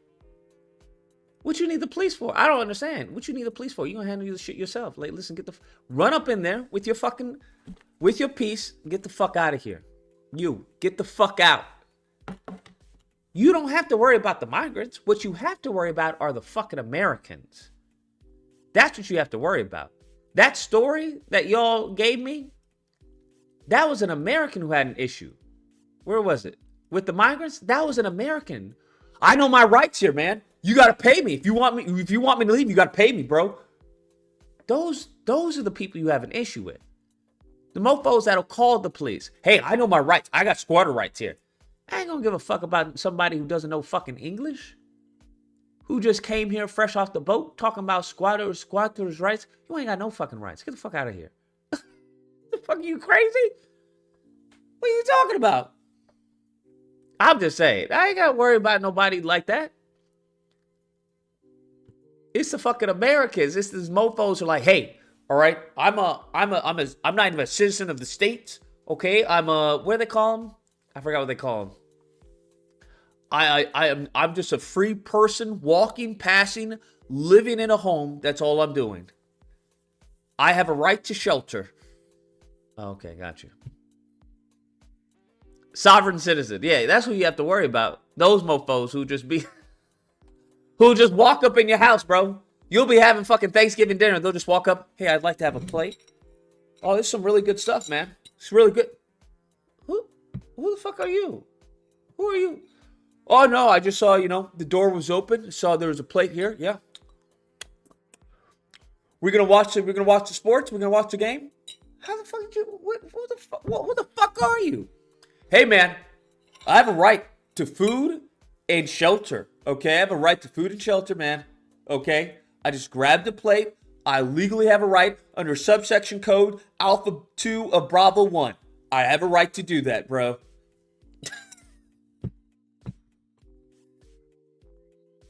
That's what you have to worry about, bro. Worry about fucking little essay with his daughter and some shit. A new shock results Iowa poll from pollster Ann Seltzer has been blowing up everybody's news feeds, and for good reason. It is just one poll, and we should put it in the context of what's going on more broadly in the polling as we're getting in the final polling before Election Day, including the big new poll from... When I get this money, I'm going to be so happy, bro. I'm going to be so happy. NBC News today, the top line of that one is that it's a tie, 49 for Harris, 49 for Trump. Even as the NBC poll shows a national deadlock, there's a couple of internal numbers that the pro-Harris side in particular is latching onto. For one... Hey, did anyone see the SNL skit? Was it actually good? Was she funny? Was she like a human being? Or was she still fucking stiff? Now, if Trump wins, what would you do? Nothing. I do fucking nothing. What do you mean? Do nothing. There's nothing you can do. He wins, he wins. He wins, he wins. It's not going to change how anybody moves, bro. Maybe how some people move.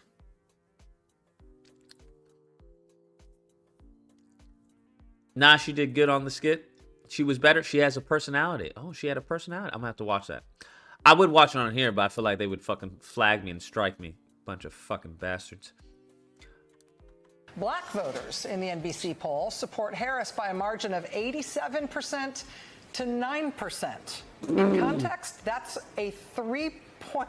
Bro, these mofos is crashing out. FBA crowd is crashing out, bro. The ADOS crowd is crashing out. They losing their shit. Larger margin with black voters. You gonna try and get Trump to push reparations or a platinum plan? How the fuck? I mean, me? No.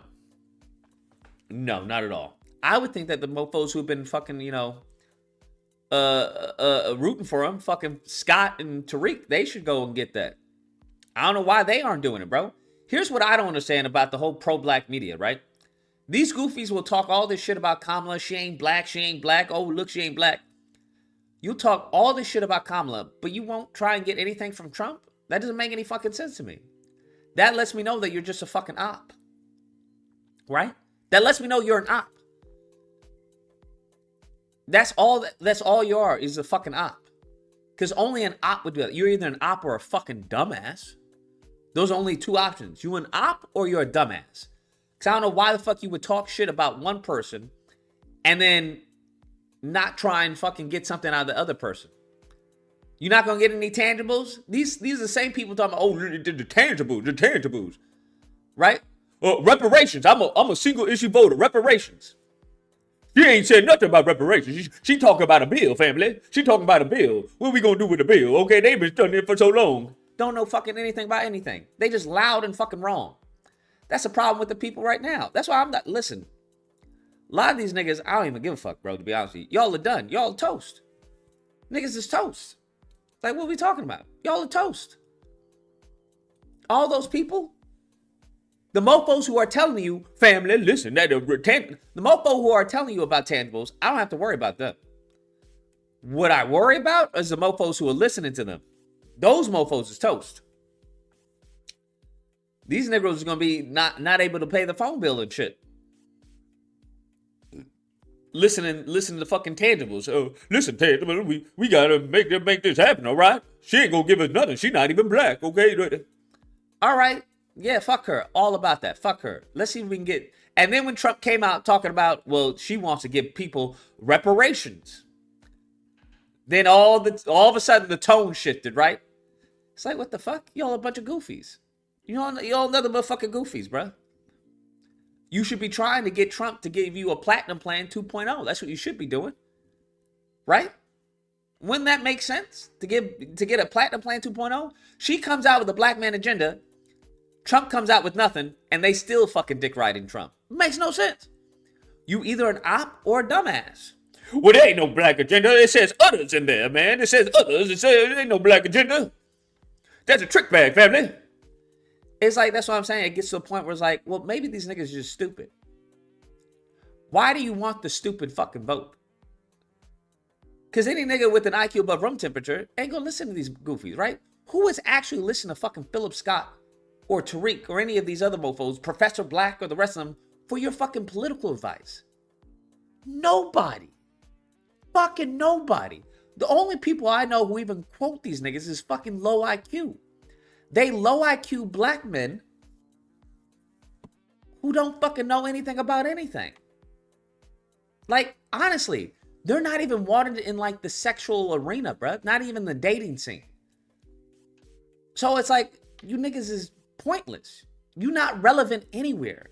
You're not relevant in business. You're not relevant in the political space. You're not even relevant in the dating space. You niggas is just screaming. I don't have a problem with a bunch of dumb niggas screaming. Just, keep it quiet. That's all.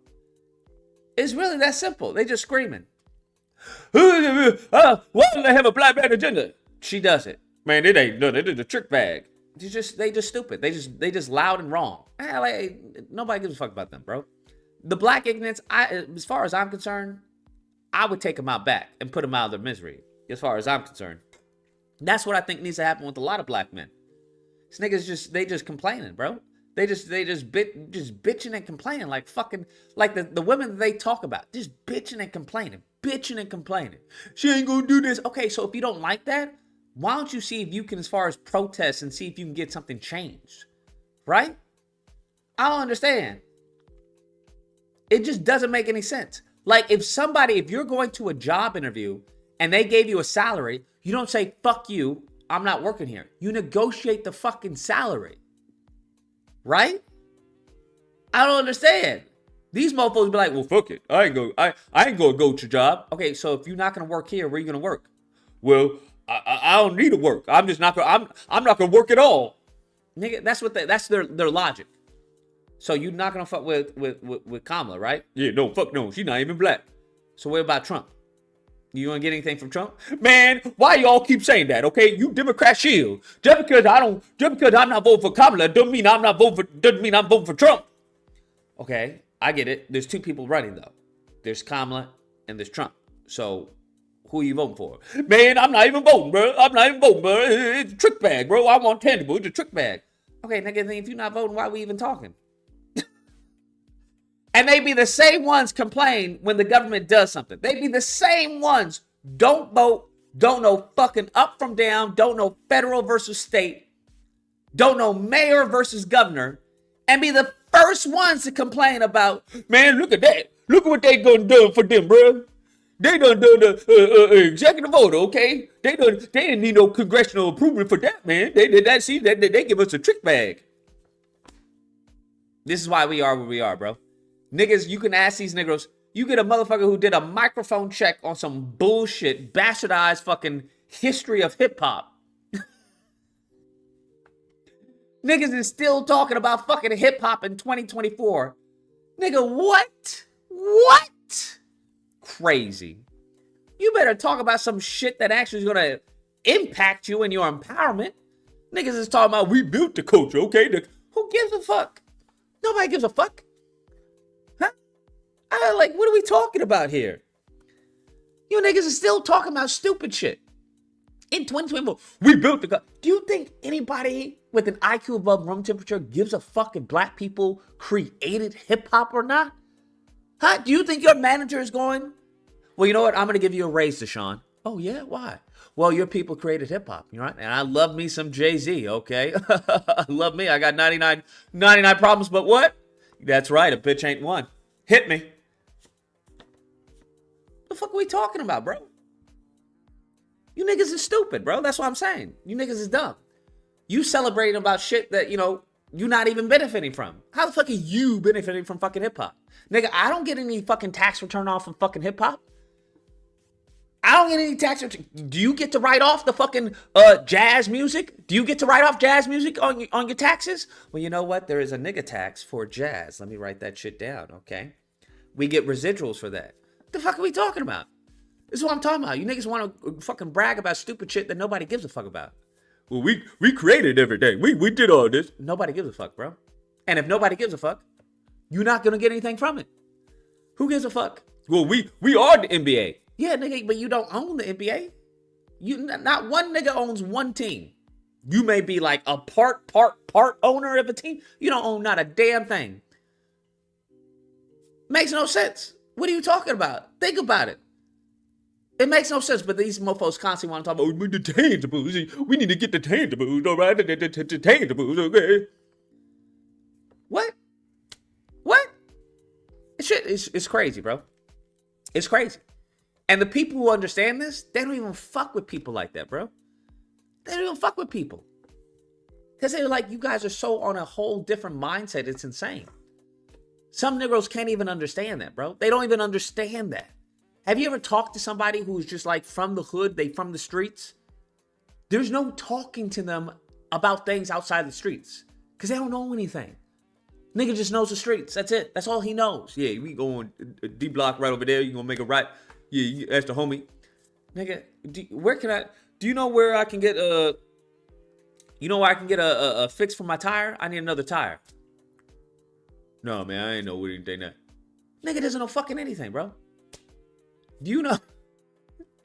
Nigga, do you know where like an Enterprise is? My car is down. I ain't know about that, man. Hey, you know where I can get a 40? Oh yeah, man. You gonna be right down there on the corner. Yo, yeah. Right there, man. You just make me right.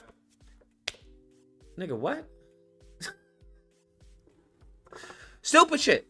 Why the fuck you don't have a conversation about politics with a nigga who doesn't know fucking how to spell politics? When the only thing in that nigga's fucking repertoire is fucking tangibles. And he doesn't know how to spell tangibles. He doesn't even know what the fuck tangibles are, bro. He doesn't know how to get tangibles. Why the fuck am I talk to somebody about money when the nigga doesn't know how to get money? Does that make any sense to you? We need to stop listening to mofos who don't fucking know shit, bro. All these goofy niggas. How many bills has fucking, any of these fucking pro-black people passed? Huh? How many bills have they brought forward to Congress? Anything? How many conversations have they had with policymakers? Anything? The only person I know who's doing these conversations is Roland Martin. That's the only person I know.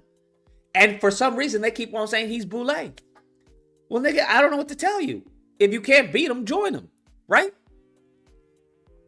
If he's having conversations with people, he had a conversation with fucking Kamala Harris. Wouldn't it be awesome to have someone you believe is pro-black to have a conversation with Kamala Harris? In the meantime, between time, you get fucking, what's his name?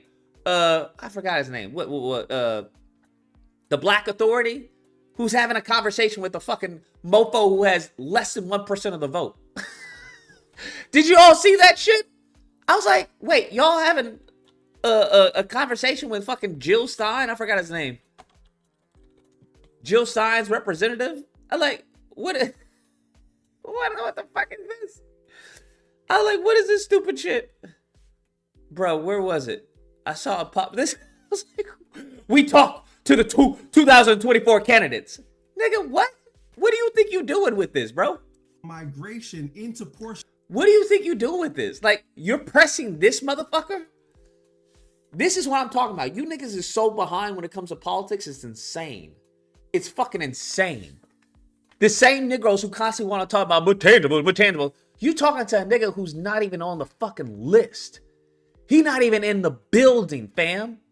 He not even in the building. But the only reason you talking to him is because he's the only one that would listen to you, huh? He the only one that would return your call.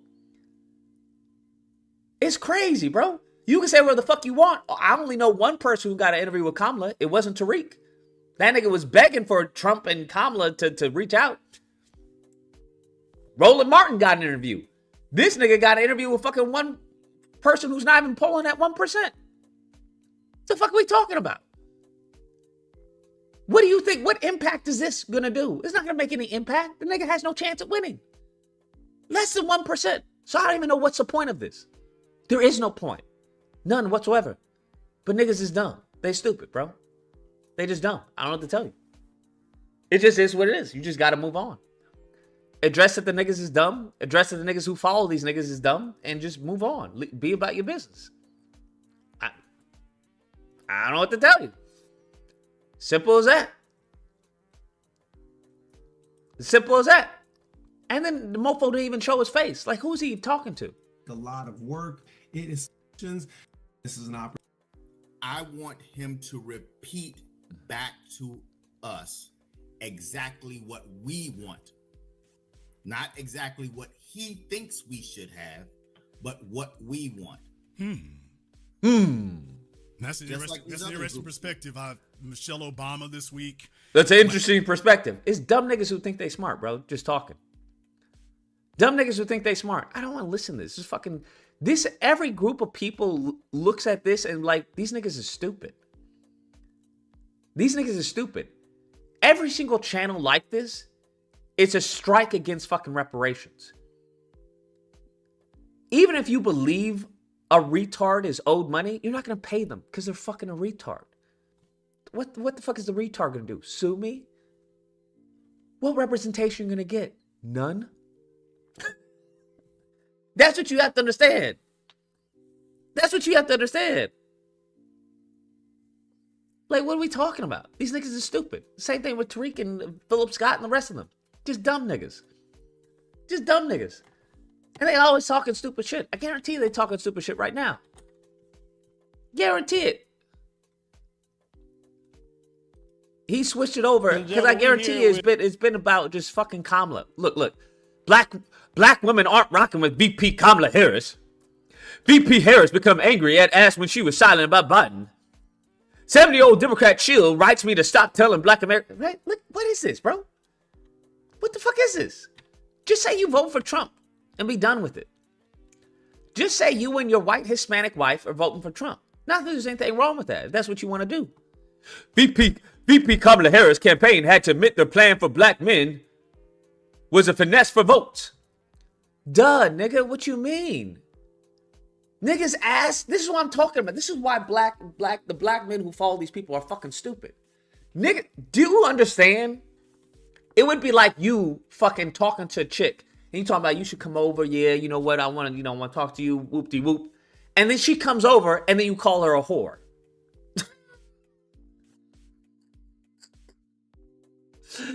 This is the fucking stupid shit, bruh. You constantly talking about, man, we want a black agenda. Then you give a black agenda. Man, this bitch is trying to get votes. Nigga, what? What's your solution? My solution is niggas, black men, to fucking educate yourselves. But you niggas won't do it. To have basic fucking understanding of civics. You can go on YouTube right now and have a basic fucking civics 101. Y'all won't do it. But you niggas want to complain about migrants, right? Shut the fuck up. Shut the fuck up. Simple as that. Niggas have been at the bottom for how long? How long? How long? But yet you niggas want to complain about migrants? Fuck out of here, bro. Ain't nobody going to listen to you. White people don't give a fuck. Asian people don't give a fuck. Hispanic, Latino people don't give a fuck. Nobody gives a fuck. So now you have a whole bunch of people who don't give a fuck. Who do you think's going to listen to you? You have no capital. You have no fucking political standing. None whatsoever. Because every single time I hear people talk about politics, it's always complaining about the NAACP ain't doing shit for me. Okay, so then why don't you fix the NAACP? Why don't you get these niggas out of here? When it comes to Congressional Black Caucus, bro, got niggas running right now. I'm trying to retweet their shit, right? We had Reggie fucking Senior. I guarantee everybody in the California Congressional Black Caucus, the California Legislative Black Caucus, is still going to be in the California Legislative Caucus because nobody's going to vote them out. Nobody's going to vote them out. I guarantee it. I'd be fucking shocked if anyone from the California Legislative Black Caucus who fucked us over with reparations, I would be shocked if anyone gets voted out. I would be shocked. Why? Because niggas ain't gonna do anything. Niggas don't even remember who's even on the Black Caucus or how to go to find out who is on the Black Caucus. They don't know anything. They just want to scream, oh, look at what the Black Caucus did, Democrats, Gavin Newsom. But when it actually comes time to vote the niggas out, nobody's there. Nobody's present. So you're politically fucking retarded. What do you think happens to a group of people who have no capital in a capitalist society? Fucking Dr. Claude Anderson already told you. Bye-bye, night-night. What do you think happens to a group of people who can't organize and mobilize? Bye-bye, night-night. Everyone showed you. What happens to a group of people who are politically fucking inept? Don't know fucking up from down. Bye-bye, fucking night-night. Now, you're not even a slave labor at this point. At least we'd have to be, right, our slave labor, right? At least we're going to say, well, at least we can get a nigga to do that job. That's not even happening anymore. Because now you have the migrants coming in and they like, hey, we're going to do it for less than him. Everything is pointing to one thing. But you niggas is still doing nothing. It doesn't make any sense. I've been telling y'all, like, at least know who as far as your representative is. That's the first step. That's the first step. At least know who your representative is. Niggas don't even want to know that, bro. They don't even want to know that. They don't even want to know as far as how a bill fucking comes to be, how something comes to law. How do you fucking argue for tangibles from a government that you want to be out of? Right? Because then you get these niggas who are like, well, I think we should even act in the government. We should be outside the government. Do you believe in reparations? Yes. How the fuck you gonna be outside the government, but then ask the government for something? That doesn't make any fucking sense. It doesn't make any fucking sense. So the thing is, we have a lot of fucking talking heads, such as like a Philip and the rest of them, who don't know what the fuck they're talking about. And they've been not knowing what the fuck they've been talking about for quite some time. And it's the same people who want to talk about, we've been voting Democrat for 60 years. What if niggas asked for 60 years? What has been the ask? We saw that when black men asked for something, they responded. That when there was enough, we don't fuck with her, we ain't gonna fuck with her, we want something for us, she came out with a black man agenda. Now, if niggas had asked that 59 years ago, with the same energy they have for this black woman that they don't believe is black, don't you think we'd be in a different scenario? If black men had asked the same thing of Obama, or of any Democrat president, or any Democrat leader, we would be in the same position. We'd be in a different position. A way different position. You tell me when was the last time niggas protested. You tell me when was the last time niggas protested Nancy Pelosi. Can you tell me? Tell me the last time niggas protested Hakeem Jeffries. Can you tell me? Tell me the last time niggas protested, what's her name? What's the bitch name here in Inglewood? I forgot her name. Maxine Waters. So I don't know what you expect. You don't make your voices heard and then want to be upset that nothing happens. And then don't even want to ask for anything. And then when you do, you want to complain about it. Bro, you want to know what that's called? That's called a problem. Ask anyone who's ever worked in HR. Motherfuckers don't like problems. They don't like problems. So what happens to the problem? The problem usually gets fired. That's what usually happens. They usually get fired. Just letting you know. But hey, I'm the bad guy telling you all this.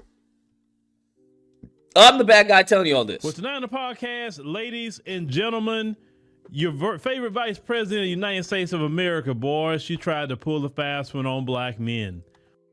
This is a stupid ass. This is a dumbass, bro. This is a dumbass. The finesse.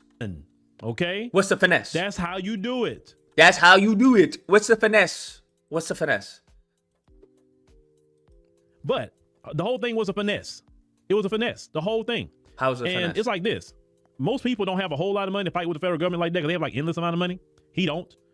They can cause all kind of problems with him if they want to personally before he even get to court. Because trust me, they can. He's not big and bad like he claim he is. But the main thing is that was a symbolism piece of work. There was a symbolism plan. It wasn't really for black people like that because it said and others in there. Bro, this is what I'm talking about. This nigga's stupid, bro. This nigga's dumb. This is what I'm talking about.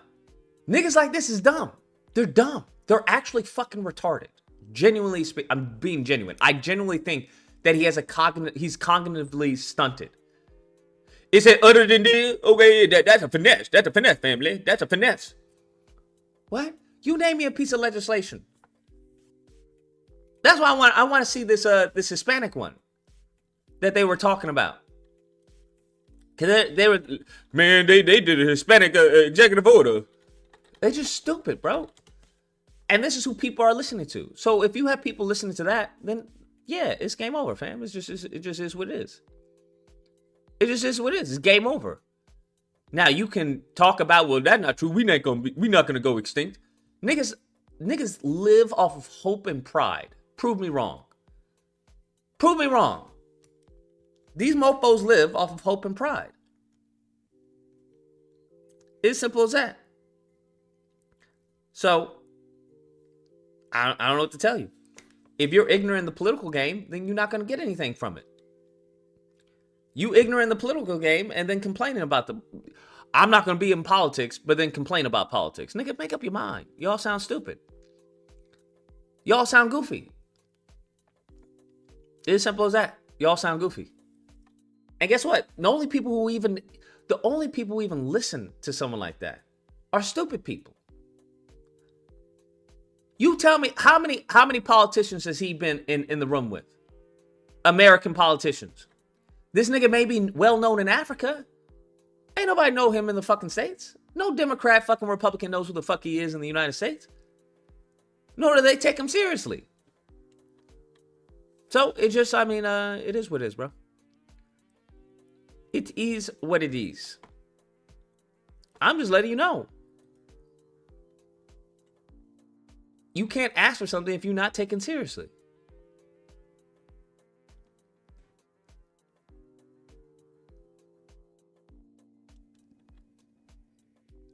That's all.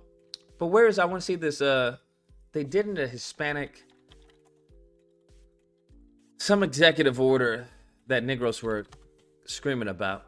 I'm trying to see what it was. If anybody has the link.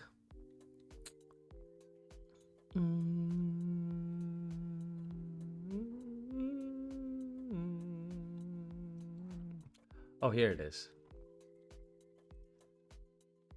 Some folks are screaming about this. Fact sheet. President Biden and Vice President Harris announced new actions and investments to advance educational and economic opportunity for Latino communities across the country. Dun, dun, dun. But this isn't what they want, so I don't understand, right? Because if they were to do something like this, you already know what these Negroes would say. That's a trick bag, family. That's a trick bag, family. So let's read it. Today, President Biden, Executive Order EO 14112. Let's read the executive order, see if we can read it. 277. What's the disagreement? My disagreement is with your people. What? Yeah, because I'm calling from South Africa. Okay. Yeah, so now I'm trying to understand, why is it that you hate Trump so much? I don't hate anyone. Oh, no, you do. You've been hating on Trump And you were the best person for Trump, like in 2020, I think. Yeah, that's because Trump is not the same person. Why is he not the same person? Because he's not talking the same.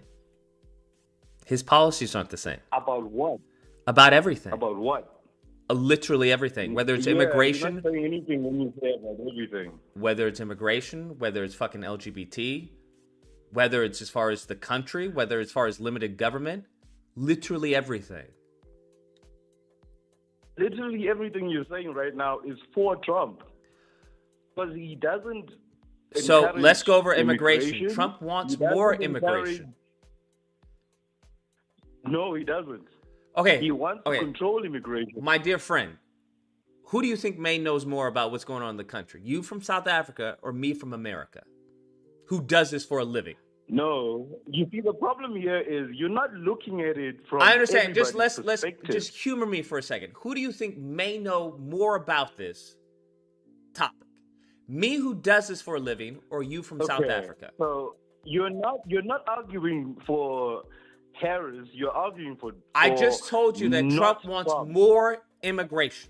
That's what he wants. You're not arguing for Harris. You're arguing for not Trump. I just told you. Trump wants more immigration. You said no, he doesn't. We have on video. He said he wants to control the border. We have on video him saying he's not controlling the border, and he is trying to keep people out. We have on video. Hold on. We have on video him saying he wants more migrants because of AI. You are misinforming people at this particular point because you know. How am I misinforming? He's the one that said it. For migration. Trump is not for illegal migration. What do you think is the difference when it comes to American people and protectionism? Illegal migration. So what do you think is the difference when it comes to protectionism and the American people? Look, can you at this particular point make a I'm asking you, what do you think is the difference, right? Because that's why many white nationalists are upset because he wants migration. Trump is not the person that you are supposed to be arguing against. What do you think is what do you think is the economic? We are trying to understand why. Take care. Not gonna listen to you just try and over talking me while I'm asking a question. First off, you from South Africa. Stay your ass in South Africa, fam. Executive Order 14124. White House Initiative on Advancing Education. Okay, so let's see what this is. By the authority vested in me as president by the Constitution and laws of Hispanic serving institutions, provide high-quality education, increase opportunities for these institutions to participate in the benefit from federal programs, ensure that HSI can continue to be interests of educational opportunities and mobility in Section 1. Hispanic serving institutions have a history of expanding educational opportunities for a generation of Hispanic and Latino students defined in Section of higher education. Here, institution enrollment 20% satisfy criteria, including respect and enrollment of needy students in expenditures per full-time equivalent undergraduate. Today, more than 500 HSIs located in 27 states, such as Colombia, Puerto Rico, Hispanic, over half of the Hispanic Latino presence, nearly 40% of those. Okay, this is all like foundings. As Hispanic and Latino college enrollment has grown to historic levels, unless you did so the number as HSI, make HSI vital to despite the fact that HSI represents a large and fast-growing segment of the nation's colleges and universities per student federal funding than HSI. Despite these funding systems show more Hispanic and Latino success more than the HSI university colleges. Oh, really? Do more. Okay, many HSIs are leaders in promoting economic mobility.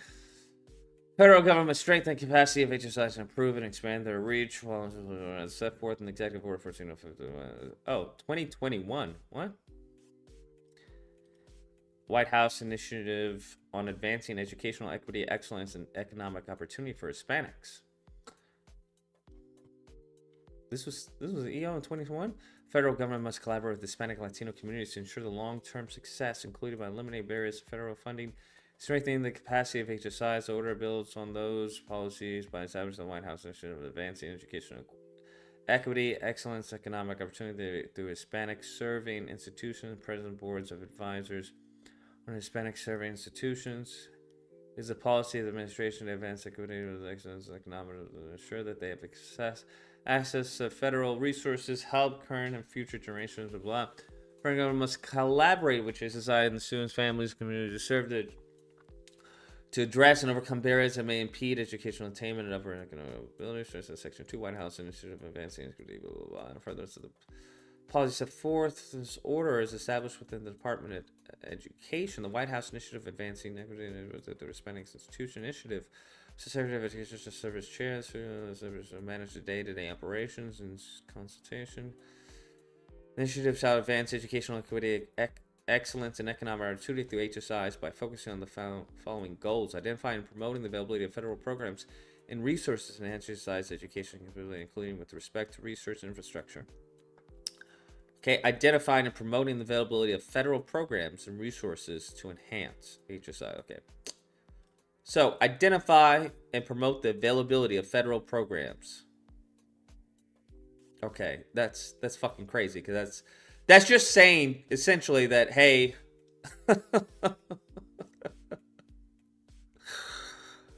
what? Like, hey, these programs are available. We want to promote them. It's not creating new programs. It's just promoting, right? Identify and promoting the availability of federal programs and resources to enhance this is a what type of fucking shit is this? Also breaking down barriers and expanding pathways for HSIs to access such programs and resources. So it's essentially, from what I'm reading, if I could be mistaken, it sounds like it's telling HSIs, hey, these programs are available.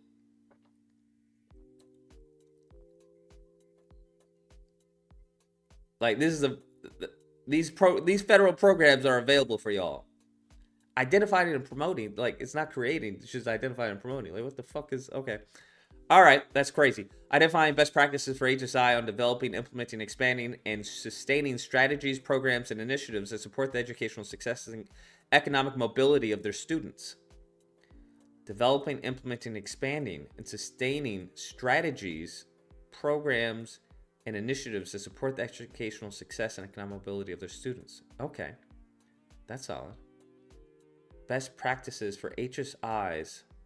Oh no, this is best practices. wait, they're not fucking doing anything.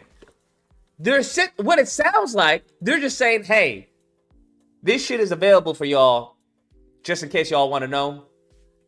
This is also probably the best practices of y'all developing programs for yourself. They're not giving any additional funds to these developments or strategies. It just says identifying best practices. What the fuck? What do I need best practices for?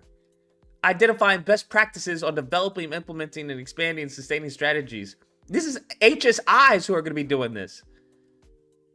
Okay. Let's go on next. Improving the ability of HSIs to align their program offerings with the nation's economic needs and promote opportunities for career in critical professions. Okay. Once again, not creating anything. Not creating anything. It's improving the ability of HSIs to align their program. Essentially just saying, hey, this is where the country is heading. Maybe you should align your program with fucking, coding, because that's where it's heading. With emphasis on increasing the number of students preparing for career in demand in high wage fields such as science, technology. Yeah, that's what I said. Including bilingual and multilingual education. Okay. Muzi, I didn't block your number. I'm just not answering. Because what you fail to understand, you don't. First off, you're from South Africa. So I really don't give a fuck about your opinion, right? I'm not gonna call you up in South Africa trying to fucking talk to you about South African politics. That's wild. That's crazy. Okay? Secondly, you're not listening. I'm asking you a question and you think you're gonna talk over me. That's not gonna happen. So if you want to cry in the fucking chat about he's afraid to debate, you're gonna get a fucking yeet. Better yet, you're just going it's not gonna end well for you. That's all I'm gonna say. So don't try and fucking cry in the fucking chat about, oh, he's afraid to debate when you won't even fucking listen, bro. You from South Africa trying to talk to me about what Trump said. That's fucking crazy. So if you're going to listen, right, and allow people to talk, sure, we can have a conversation if you'd like to. Because I'd be humoring you, given that you're from South Africa. Welcome back. No. I'm here to apologize, Lucas. Oh, fuck. This is Oxy. And I just want to apologize. Listen, you people. Hold on. I just want to say, this is not how South Africans are. We're generally not this ignorant. I apologize on behalf of everybody listening. It's not a representation of South Africans. I'm the best. He said you told him to call. Oh, come on, Lucas. Listen here. I don't need anybody to call on my behalf. I call for myself. Thank you very much, sir. I don't know what type of scam you're running, Oxy. What do you mean? Actually, I was gonna say, hey, Lucas, give me his number. Let me call him. I have a few business deals that I want to run through him. But just to preface, right? The problem, this is the issue with a lot of South Africans. They've been exposed to too much Fox News type of media, unfortunately, and it's very one-sided. They don't have any other media in South Africa? Even CNN, my brother. So CNN here in Africa is a bit different to how it is you guys get CNN in the USA. MSNBC, we barely watch it. It is available, but we barely watch it. But majority of the news that we read is usually our local or national news, not so much international that much. So our local news people and national news papers and websites, they are more pro-Trump than they are Kamala. And therefore, they always paint Kamala in a bad light and always emphasize the good part of Trump and omit the negatives. That's why, from just to give you an example from me, that's why when I hear a lot of news from you guys, it's more eye-opening because that stuff is not shown to us at all. So we don't have a good viewpoint of that. You have to really seek it out to really get a more, let's say, fair view of both candidates. So that's where he'll be coming from a very pro-Trump viewpoint, and he's very ignorant. But I want to say he's not a representation of all Africans. Few South Africans even care about foreign affairs. But I'm just saying, apologies, Lucas. I'm sorry you got this call from this guy. I want to double check his lineage, actually. Is he really South African or is he one of those foreigners? I just want to say. Will you check that for me, Lucas? We'll do. Please, yeah. But anyways, apologies again, chat, everybody. I apologize. He's a proper test. You got it from me. I'm sorry. Lord in heaven. Thank you, sir. That's crazy. You know you're talking crazy when you got other South Africans calling in and apologizing. Now, most people would have hung up when he said he was from South Africa. I am not xenophobic. I'm absolutely all ears to discuss American politics with a South African. Absolutely. I won't be lectured on that, but all ears. Like when I was talking to Oxy, like, yo, why don't y'all just run up in the Capitol? What? If y'all know that your politician is corrupt, why don't y'all just run up in there? Like, why don't y'all do that? He was like, Lucas, that is not how it works, my brother. You cannot just run up in there. I'm thinking, why not just fucking, your politician's just walking, why don't you just pop him? Right? I don't know, I'm thinking this is the Wild Wild West in Africa. Why not just fucking pop the mofo? I don't understand. 248, you're on the line. What's the disagreement? Hey, you're here on the screen here. Sorry. So I'm calling to ask. I know you're not a Trump guy. You used to be. Why are you voting Kamala now? What has she done? What do you think she's going to do for you? And what did Trump do to you when he was in term that was so bad that you wouldn't vote for him again? I think January 6th is one thing.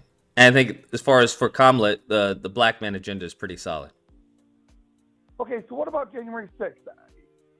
You know, I think gaslighting your go down and audience to the protest. point where you have them storm the Capitol is crazy to me. You're right. There were a lot of idiots. There were people that got goaded in and walked more peaceful. There was a lot of idiots. I'm not going to say there wasn't. Those are morons. Those are. I don't think they're stupid people, morons. but, you I know. can't blame them fully because all they were doing was listening to Trump. If you genuinely believe No, that he the said peace. He has said not peaceably, and he didn't say storm the Capitol. now listen. But I get regardless- you, but here's what we can't do. We can't cherry pick one thing out of everything he's saying, right? You can't just tell someone, "Hey, they're stealing the election." Right? We got to fight for this. They're stealing the election. They've changed the voting machines. You saw that they gave a whole bunch of votes out of nowhere. They're stealing the election right in front of our faces. And then say, "Well, handle it peacefully." You can't do that. You can, if you genuinely believe that they are stealing the election, you have every right to fight for that. That is your legal right as an American citizen. I see where you're going. So you can't tell them that and then also criticize them when they act on your words. All right. I'm a Trump guy. I'm not a hardcore Trump guy. I voted Trump. I have friends, I have neighbors that were far right and tried telling me every date that came up. Oh, on this date, they're going to get it back. And I would just tell them, listen, it's over. Yeah, I hear you, but I was one of those people as well. I believed in the Kraken. So I don't think it's fair to blame people like me to listen to someone who's telling us, hey, this is what's happening. Hey, we're fighting for it, in the courts, even though you're losing. Okay, yeah. Well, a lot of stuff didn't get to go to court. They rejected it before they got to see evidence. That's here nor there. I'm not going to get into that. It didn't go to court. They didn't win. They lost. It's that. But so was your life so much worse under Trump than an extended Biden with like Harris, or does Harris show you something different than Biden? Does she have what was her on the? I think as far as the business, the jobs, when it comes to the 5K for new businesses and whatnot, I think that's awesome. I think when it comes to the tax credit for children, I think that's great. I think it's Republicans. I think that's great. I think it's Republicans that are constantly talking about, hey, you need to have a family, but then don't do anything to support people who want to have that family. I'm not a hard right guy. I'm a very moderate, very middle. I think abortion at a certain point, no long-term abortion. I think if they could figure out universal health care, if you're not for universal health care, you've never gone without health care before, but I'm more, right with stay out of my bedroom, stay out of my business, keep the boys off the girls' basketball courts and volleyball courts and swimming, and keep the illegal immigrants out of the country, taking over the apartments. Like the one media woman said, it's only a few apartment complexes. Like, are you kidding me? It's only a few apartment complexes. The Venezuelan prison gang is taking over. So I just feel that Trump will do a better job on keeping boys out of girls' bathrooms, off of girls' basketball courts, and things like that, and keep the borders closed. I don't feel. I disagree, because you can't have a Caitlyn Jenner and then talk about, well, we need to keep the boys out of the girls' sports. Either trans is real or it's not. So, but where does Caitlyn Jenner stand? You know where Caitlyn Jenner stands on it. Caitlyn Jenner says absolutely. Here's not. the thing: either trans. The problem is either trans is real or it's not. It's very binary. Because if you believe trans is real, that means there are kids who are born trans, which means that they should be put on puberty blockers. Because the issue that people have now, the argument. Hold on, listen. Do you believe that? Do you believe that? 100%. That's logically consistent. If you believe that trans is real. So wait. Can I ask you? I know you. Can I please ask you? So you believe, without a parent's consent, that that's not happening though. Boy. But that's not happening. That there's no law in any state. I live in California. There's no law in any state that is going to give somebody puberty blockers without any type of parental consent. What they're Because, talking about. I mean, you can't get a tattoo. I'm in Michigan. You can't get a tattoo. A piercing at 16, I had to go in with my daughter. She couldn't get a tattoo legally until she was 18 because I wouldn't let her get one until she was 18. Then I said, "You're 18, go ahead." Like puberty blockers and whatnot. Like, come on. Nobody, but hold on. No, 18, but that's the thing. Nobody's 18 at a giving minimum. Nobody's giving anyone puberty blockers without parental consent. Yeah, but so you really believe? So that's not an issue then. Honestly, you believe that biological boys should be able to compete against biological girls. They should be able to take scholarships away from them. Under certain circumstances, yes. Because if we wait. Maybe under certain circumstances, it has to be. Okay, I'm sorry, I interrupted you. Well, there would have to be the same circumstances as far as when it comes to puberty, and as far as the body mass and whatnot, and certain numbers are within range as they would be with a woman. But how you can't say you couldn't have two boys claiming to be girls go in a locker room and do a pee test and one come out and say, well, you've had sufficient enough blockers, but you haven't. As far as with the whole locker room thing, I mean, sure, that can be arranged or whatnot. Have them go separately or something. I don't think that's the biggest issue. I'm really lucky. I'm a father. My daughter's 21. I'm really lucky that my daughter never had to compete against a biological boy. I would have been canceled. I would be super familiar. Everyone would know me because I would not have put up with it. But there's nothing inherently, as far as innately superior, that can't be as far as adjusted for hormonally. Serena Williams lost to the 140 or 200. She has admitted, I cannot, at her prime, she could not compete against men. She's the greatest. Yes, a man. I don't disagree. I don't disagree. That's the argument that the right is making, is that once somebody reaches puberty, like the changes that happens to occurs to the body, there's nothing you can do to change that. Like it's a permanent advantage. It could be reversed. It could be reversed somewhat, but the body mass has already happened. You can lower testosterone, and you can. I hear you. So the argument that is present is not if trans is real, because by making the argument on the right, you've already addressed that trans is a real thing. So you've already conceded ground. Wait. What do you mean by that? What do you mean trans is a real thing? Meaning it's a real thing. Like, meaning as far as when people say that it's it's just people are just sick in the head. No, the right has already conceded that ground that it's a real condition. Okay, so when is it real though? Is it real when you? It's real when the parent and the child decide it's real. I just can't.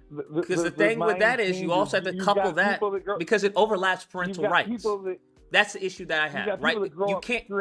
You can't argue for parental rights, but not all parental rights. Either a parent has a choice over their child, right? Whether they want them to go to drag queen story hour or go to a certain field trip that the school wants them to have, or if they have a right, to decline that. Yeah. So with those parental rights, that also gives the parental rights for the parent to make such decisions as far as to put their child on puberty blockers with the consent and the meeting of the minds with an expert in that field. That's fine. They can be on the puberty blockers. They can do all of that, and they can live their life, their best life. But they should not be out on the field, the court, the whatever. But why? If they never go, if a boy never goes through puberty, and they just continue on with the transition. Well, you're going. See, now you're going. Right now, it's a very hip thing, and it's happening to younger and younger people. I'm 51, so what I'm seeing is like college age, high school age, where they have gone through puberty. That obviously you've seen the San Jose State. I hear you. So I would argue that it's one of the same argument, right? He's killing these girls though. He's killing those girls out there. I hear you, but that would be one of the same argument I would see that as, right? Because if you're saying, hey, these boys who've already hit puberty, well, the counter to that is, okay, then we should be for puberty blockers. Well, but he didn't. I don't know. So what you would do stories. is make I don't maybe know let's what it say make a was, concession. but- Everyone who's hit as far as puberty can't be involved in girl sports, but everyone who wants to be as far as a girl can have absolute access 100% to puberty blockers. Ever. Even parental consent, they shouldn't get to take puberty blockers. So then it's an unfair situation. You know their mind is not developed. Hold on, there's a lot of stuff that hold on. Mind is not developed. There's a lot of stuff that happens as far as a child's mind not developed. That's why we have parental consent.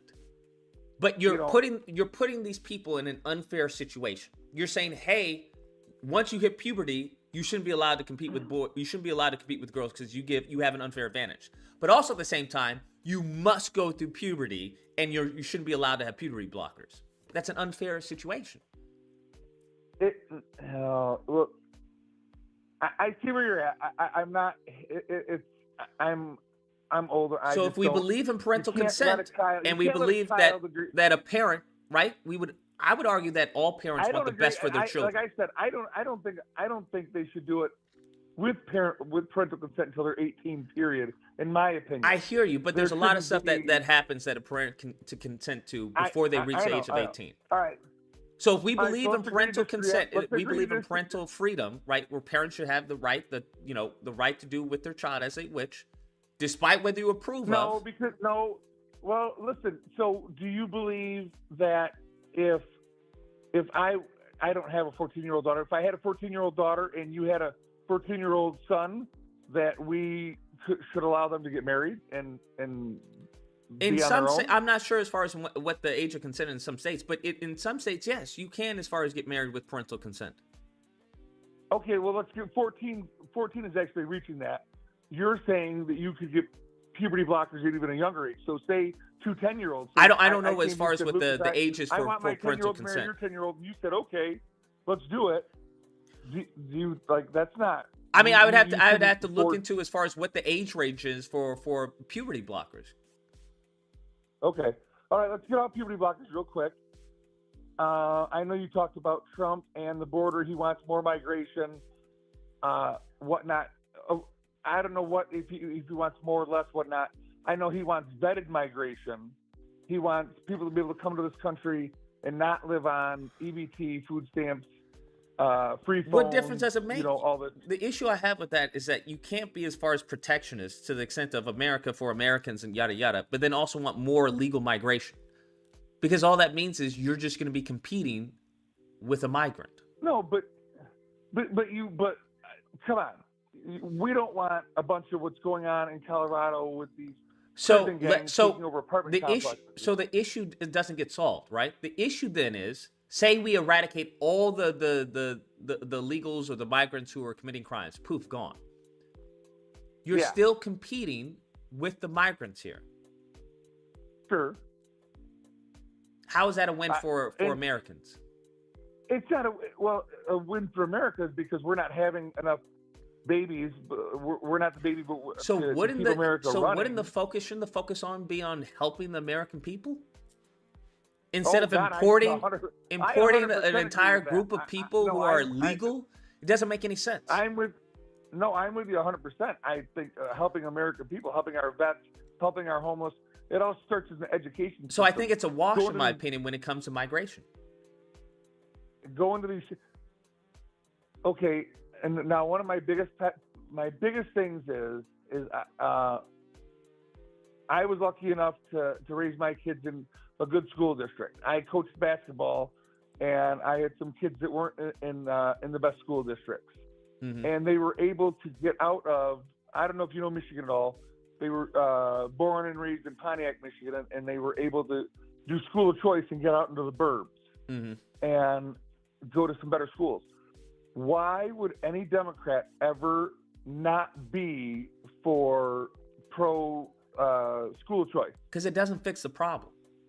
There are some who probably are, but for me, I wouldn't be for it because it doesn't fix the problem. It fixes the problem by not letting these union teachers just skate by. Have you ever watched in New York when they have the draws for like these parents letting their kids the lottery and whatnot. The lottery and how they break down in tears, these moms, are bawling and crying. They're so excited that they think their kid has a chance because they're not going to be in the inner city school. So how would Because that work as far as with school care. choice? Everyone who wants to go out of the district gets to have a ticket? Because that would start forcing these older teachers to start trying to teach again, and it would. And these parents, their kids go to these schools, they talk. You're being held accountable. It's not your kid did this, not my kid, not my kid. Not. It's like when I was young. I don't know how old you are, but when I was young, if I messed up in school, I was held accountable. My parents were held accountable. I got my butt whipped when I got home if I did something wrong, or I got in-school suspension, when I messed up in school, there was consequences. Now there's no consequences. They're not holding these parents to a standard, and these parents are dropping their kids off at the daycare or whatnot, and they just out of my hair for 8 hours so I can work. There has to be accountability. But these schools need to be rebuilt with new technology, and there has to be a pride of going to school and being excited to go and learn again. They have to bring that back in, and everything doesn't have to be about where are you going to college, where are you going to go to school, where are you going to go to school. That's all I heard when my kids were seniors, and it wasn't, what are you going to do with your life? I'm going to be an electrician. I'm going to go be a plumber. I'm going to be a builder. It was, where are you going to college? College is a giant, it can be a giant waste. My son graduated college, and he was like, Dad, what a waste of money that was. You know, my daughter graduated with a cosmetology. Well, the whole point of college is as far as networking in many cases. Well, in some cases it is, but do you have to go spend $40 grand a year networking, or can you network? You know what I mean? Like I don't have to. My son didn't have to go to college to network. A lot of people don't have to go to. Some cases, doctors, lawyers, engineers, yes, school, but there's so many bad degrees out there. You know, I don't disagree. But what I'm saying is it's not all about college. They don't press the trades enough in the high schools, and I think that's a Democrat, that's a Republican, that's a we problem, that we're losing our trades, and they need to push that. There needs to be a pride of going back to school and knowing that I don't have to go to college to make a good wage, to make a good living. I can do this, and that. I'm wide open. I can do all kinds of stuff to make money. So I don't know. We didn't disagree on a ton. So we agreed to disagree, but I've been following you for a long time. When you were a Republican and now, and I chime in. Yeah, I don't think the Republicans are Republicans, but I mean, I appreciate the call. I think the biggest issue right now, I think is showing as far as where the Republican Party is. We don't have not one Republican candidate talking about reinstating the Defense of Marriage Act.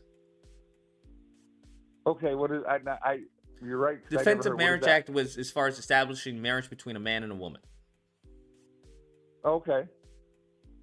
So I wish Trump didn't run, knowing that he could only do 4 years, knowing his ego. I think he loves the country. I think he loves himself more. He wants to be a two-termer and whatnot. I don't like Kamala just being placed in. I really would have loved to seen a primary between a non-Trump. You know, I'd love to seen a DeSantis and Gavin Newsom facing it off right now, coming out of the wire. Heaven. I think that would have been a really fun. Not fun. They would have gone after each other, but I think it would have been earned at least. Like Kamala didn't earn her way in. I don't think she never won a delegate, and I know Gavin never has either. But he's the one on the left that everyone. He's got the look. He's got that. Gavin Newsom is a POS vibe. who almost got as far as recalled here in California. I know, and I don't know how people vote for him, but he's got that swag about him. He has no swag. You don't know, then you don't know. You know what I mean? Like, you don't know what you don't know, and I think a lot of America... If it came to Gavin Newsom or DeSantis, bro, I would just leave the country. DeSantis has no swag and would be eaten alive. He's like Trump light. Okay, let me ask you one more question, because I know you're a big reparations. Or I've only heard you talk about this a few times, because I haven't chimed in as much or whatnot. But how I don't even know how reparations work. You know it's never going to happen. I won't Right? say that. If people get their act together, yes, it can happen. But if things keep going the way they're heading right now, then no, it won't. But wouldn't you think that would divide America even more? Blacks that I think the way it would divide blacks America, that do get it. It's highly dependent on how it's sold. Honestly, it all depends on how it's framed. Like anything else. Obamacare, gay rights, trans rights. The only way I could see it is you got tagged as if you did your bloodline back to it, and it became. Well, that's what it would have to be. It wouldn't be race based because that wouldn't be fair. And it became an education thing for your ancestors. Like, okay, we're going to set up free education scholarships to wherever, because if it went out, dude, Cedric the Entertainer said it best in Barbershop. The line at the Cadillac dealership would be on a block. Inflation would be through the roof. You couldn't. It wouldn't work. Why would see that a win is America? Because it would be Americans buying American. Oh God! And listen, I would love that. That'd be great. I wouldn't hate if certain people got certain monies, whatever. But it would divide. It would be a big division. I don't think it would be a divide at all. I think the only way it would be divide if people wanted to make it divisive. It's Trump-Harris. There'd be a divide no matter what. If Trump were to come out with reparations, I guarantee everybody would be for it. Assholes out there, so you'd have that. But the regular people, but the blacks that wouldn't get it. Would you? Do you know your types? Would you get it? Yeah. As far as I know of my lineage, yeah. My name was changed. So do you have friends? Do you have African American friends, black friends that wouldn't get it? I'm sure I do. Not everybody's going to be. Yeah, not every black person would be a descendant of slavery. Wouldn't that create a huge rift on the ones that would? Like, how? Can you imagine if you got, I don't know, Do I get upset? $250,000? Do I get upset by your paycheck? I don't work for the company you no. work for, so why would I get upset that I'm not getting a paycheck? No, but come on, you don't think that 20? It's cut and dry. I don't know what to tell you. It is what it is. 8 of them got it, and 12 of them. 8 of them got it, and 12 of them didn't. And the 12 wouldn't be looking over and being. It's pretty black and white, like everything else in this country for the most part. Women's bathroom for women, men's bathroom for men. Yeah, it's very red. black and white. Red light means stop. Black people thinking, every black person thinking they would deserve it, and if they didn't get it, they would be up in arms. So let them be mad. I don't know what to tell you. It is what it is. Oh, so you say that now. That's Dude, that's how it works that with everything, right? Either you qualify for welfare, or you qualify for certain programs, or you don't. Just because you think you should qualify for it doesn't have an impact on reality. Nobody, but nobody wants. But I shouldn't say nobody. People don't want to qualify for welfare. They want to be able to not. They want to be able to be their wage to be higher than welfare. Well, some people do want to qualify. If you've been fired for your job, or if you don't qualify for unemployment or something. But it would. Lucas, it would be like hitting the lottery, or like a family member dying, a long lost uncle that you didn't know about, all of a sudden leaving you $250,000, and your best friend, his uncle, didn't leave him anything. He left them in debt. The animosity in the there'd be a lot of hatred going on. There's already hatred. There's already hatred currently. Of course, there's hatred, but now you want to divide it even more. I don't think, as far as you want to make blacks hate blacks. I don't think people's emotions have any bearings on the facts of the matter, right? It doesn't have any bearings on as far as the debt that's owed. But so you're owed. You feel you 100, no joking, no content for your show. You and I talking right now. You really feel deep down that you're owed an amount of money, or you feel that you're owed something right now in your life from your ancestors' past. Well, it's not about what I feel. It's about what was promised. Special order. I forgot. It was Sherman's order. It was land that was given to Black Americans who were free from slavery. 30 acres and a mule. Yeah, and the mule was, I think it was loaned for the mule, whatnot. And it was Lyndon Johnson who canceled that, and they gave the reparations to the slave owners.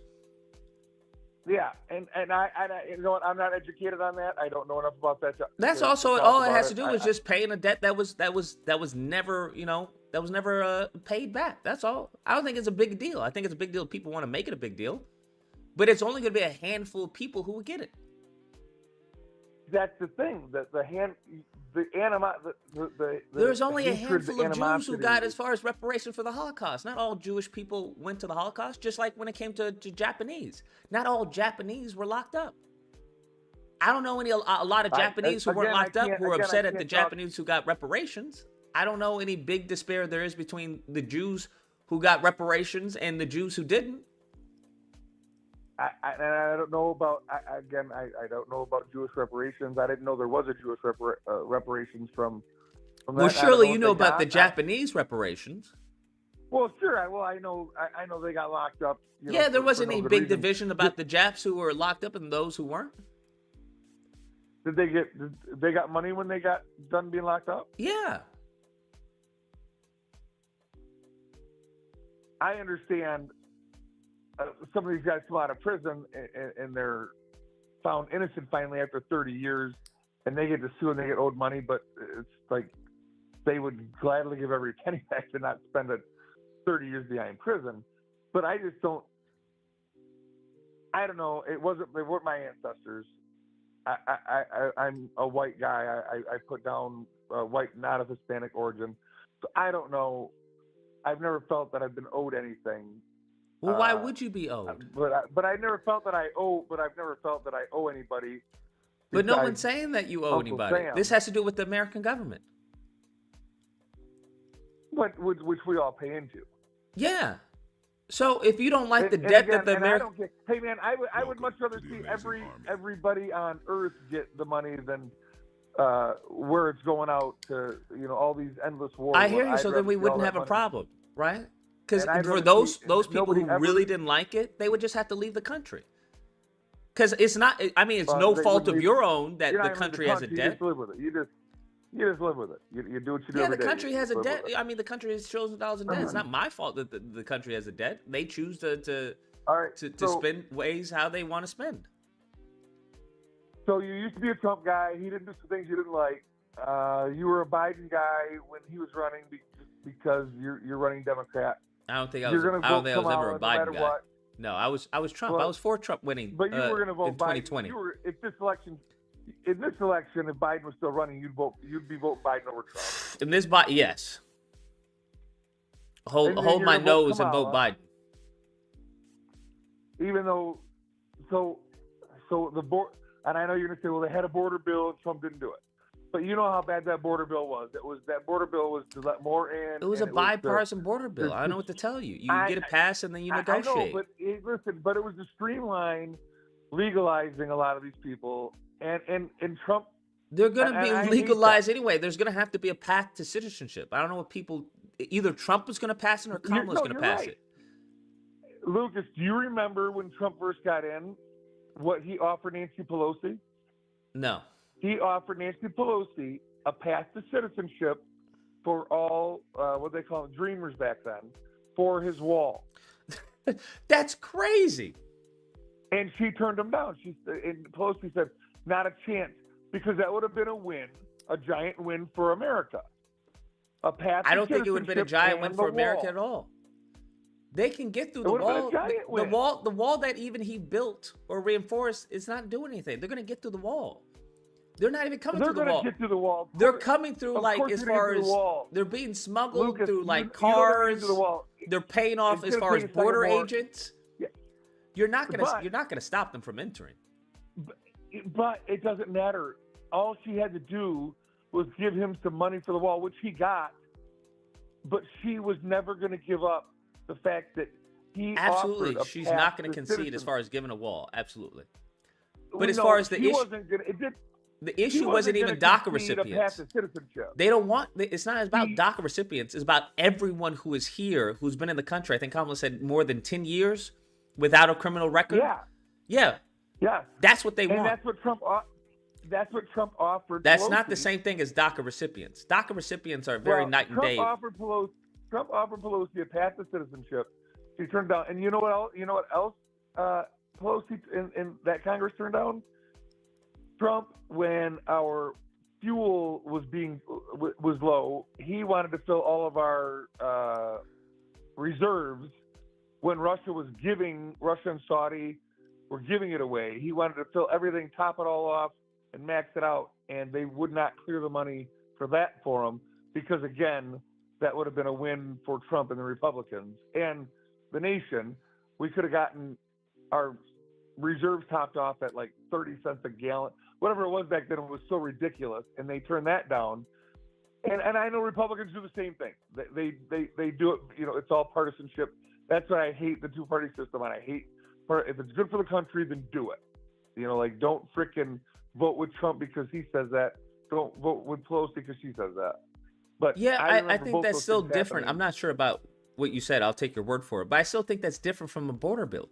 This is a bill that they already worked on and agreed to. That they knew. I haven't read it. I asked regardless of what it does, they agreed to it. I didn't tell them to agree to it. Yeah. They're the ones that helped write the bill, and they want to say, "No, we're not going to do it." That's crazy to me. You had even as far as the head of the border union who was like, "Yeah, sign the bill." And again, I'm with. If it would have been good, I haven't read it. If it's good for America, then I want it. You know, I don't care if it's a win for Democrats or not. If it's good, I haven't read it. I think that's just extremely selfish of Trump, and it's the same selfishness, in my opinion, that cost him election. Because I still remember when he was trying to hold the stimulus check ransom. He was like, "Vote for me, then you'll get the check." Yeah. I thought that was crazy. But let's not go down the stimulus road. Let's not go with trying to the stimulus road and Kamala offering $25,000. But that was a big chunk of his administration. That's I would argue one of the reasons why he lost the election of his handling of COVID. You know why he lost the election? He lost the election. The handling of COVID, he wouldn't wear the diaper, he wouldn't wear the mask, and Biden was a big mask guy, and people freaked, you got to wear the mask, and it was all fake news, fake whatever, and obviously shutting the country down and all, that was a bad time. Anybody who's a president, I don't say that, I can't. Maybe somebody else would have handled it differently. He shut down no travel from China before the Dems called him a racist for doing that. He said, no one's going to come from here. He shut it all down before they even asked. You know, like he got the ventilators and whatnot to these certain places. He ordered, remember the ships that came in? Yeah, I hear that, but he also said it was going to go away. He was hand waving it for a while. Yeah, he got caught on a hot mic, and that was bad. And that first wave of it was really bad. The second and third waves weren't as bad, and it got better, and we're living with it. We're all getting it and living with it. That was not handled the right way. But shutting the economies down, shutting the country down, was also proven to not be the right way. I'm here in Michigan. We couldn't go out on our boats. We couldn't go out on the golf course. We couldn't do, like, they shut us down, and it was a joke. Like, come on. The goal was to shut down for a temporary amount of time to stop the spread and then reopen. But if people didn't want to shut down, because people were breaking as far as they were breaking the COVID rules as far as for lockdown. So the longer you break it, the longer it has to extend. Yeah, but those were illegal rules being set into place. People were like, I think using them. Like we had. Hence why they were breaking them. So I don't know what to tell you. We had barbers being shut down. It was like, come on. Florida opened up, and Alabama and South Dakota, and they proved that it was bad. But if you do it right, there was tons of deaths in Florida. There was way more in New York. That's because there's more people in New York. You know what I mean? Like, way more in California. Yeah, there was deaths. There was a ton of deaths everywhere in the beginning. It just depended on where you were at and how city you were.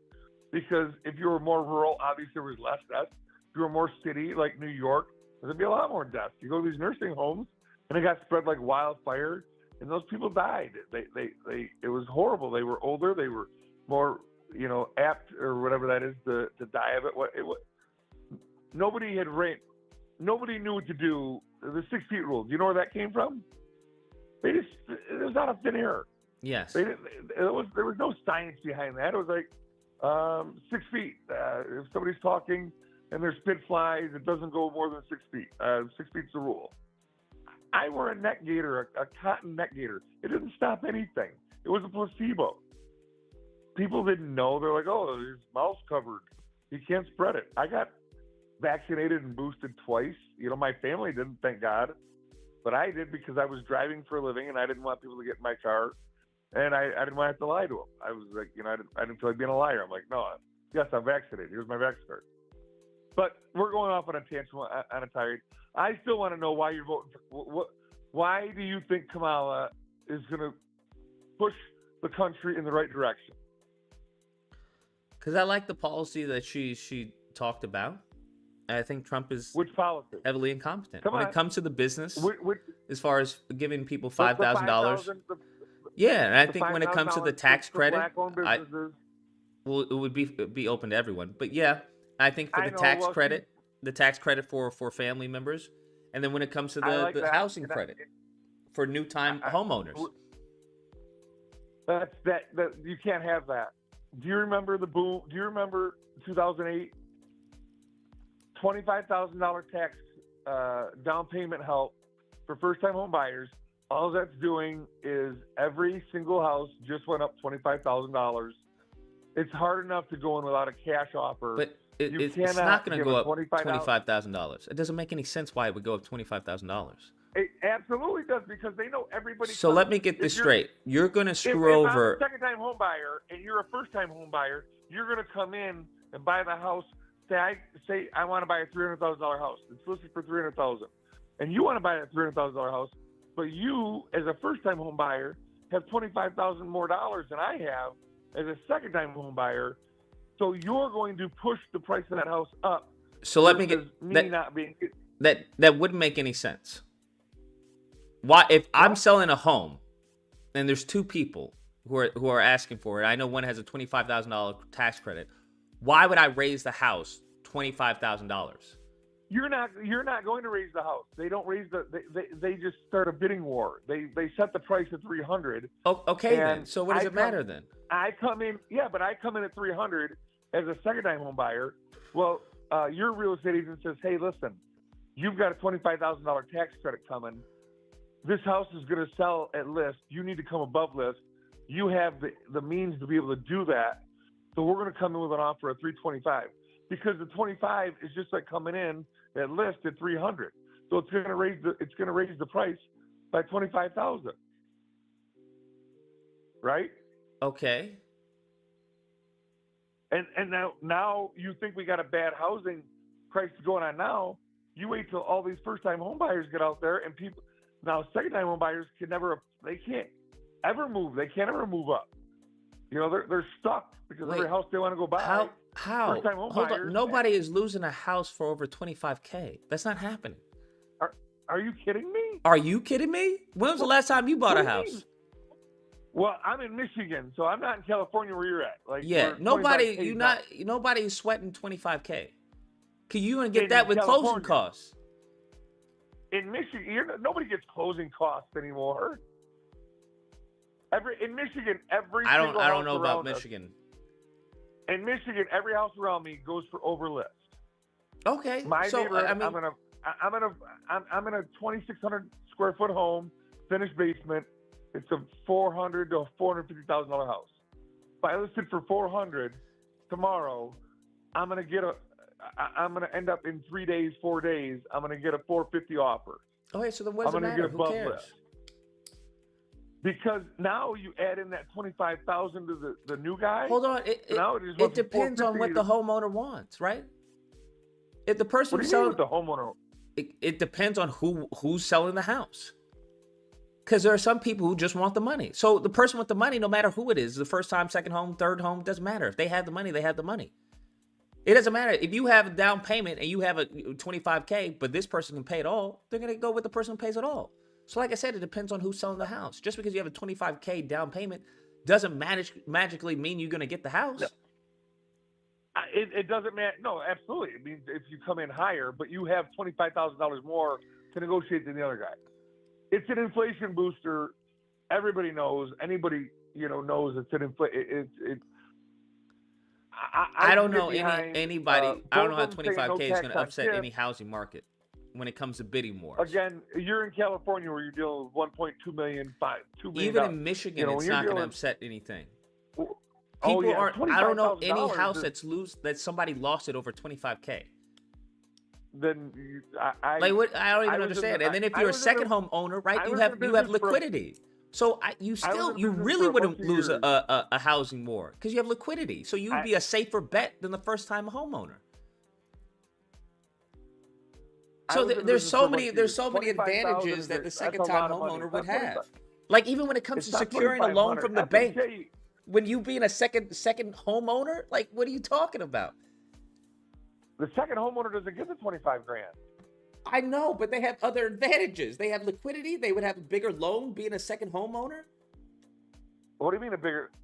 But if you're both going in for the same house, the second homeowner doesn't want to compete. Doesn't want to. You're going to compete regardless. You would have an actual advantage. That house only worth yeah, but the 20 Lucas. I know you like to argue, and you have to. It's not arguing to argue. I'm telling you, as a second homeowner, right? I have friends. I know for a fact, right? If you have a piece of property and you try to get another piece of property, it's an easier process. When it comes to securing loans, when it comes to someone looking at you as far as whether or not to sell to you. It's harder if you have a piece of property because you have to show that you can afford either this property is sold or you can afford both propities. Yes. So if somebody is looking, hold on. If you're looking for a second property, if you're looking for a second property, we're not going to act like somebody's in foreclosure on their first house or whatever and is looking to get a second house. No. Anybody who is looking for a second property is obviously more likely in good standing with their first property. Hence why they're looking for a second property. And if you want to tell me someone who has multiple properties does not have an advantage over a first-time homeowner despite the $25K, then we're not living in the real world. No, if they have multiple properties, first, you know how hard it is to show that you're profitable, that you can afford a third or a fifth property. What do you mean to show a third or a fifth? I don't know. I don't think you know what you're talking about. Okay, no. You kind of ran me off subject there. I'm just saying two people going for the same property, the first-time home buyer, me versus you. You're a first-time home buyer. I'm not. It's my second time. You have 25 more grand. You're going to inflate the market with that extra 25,000. No, I'm not going to inflate the market. In different places. There is no way in God's green earth that 25K is going to completely override someone who has liquidity in their second property or in their first property. It's not a second property. It's a first-time home buyer. So you're talking about versus someone who already owns a home, who's already shown that they can handle a loan and they can handle it responsibly. That $25K doesn't amount to anything if you're gonna foreclose or if you can't pay the loan back. $25,000. If you come in at a list property at 300, I give a 300, and you say 325 because it's just like 300 to you, and I can't go 325. I don't want to go over because I'm like it's above the appraisal value. But you don't care about appraisal value. I don't understand. Yeah, but it's going to inflate. But it's my choice. But it's going to inflate the housing market. You have to know that. Do you think someone is going to give somebody just $25K? Not in California. Hold on. Do you think anyone who's going to give so you believe that somebody, a first-time owner, is just going to give away $25K just because? Even though the property is not worth it, they're not in a bidding war that justifies $25K. They're just going to give it away. Because where I'm at right now, every house is going above list. They're not worth it, but you have to go above list. Okay, so if they're going above list, then it's already happening. It has nothing to do with the $25K. Yeah, but it's already happening. But now you get an extra free $25K versus my that I don't get it.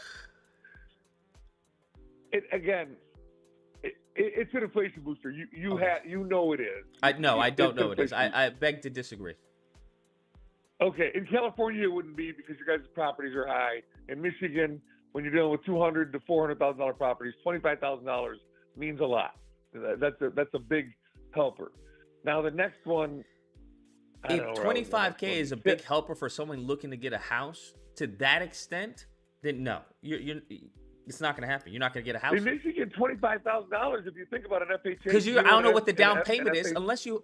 Because even with amazing do you know what credit, an FHA loan is? Do you know what an FHA loan is? Yes, I'm aware. But what about an FHA loan? That's 3% down in Michigan, right?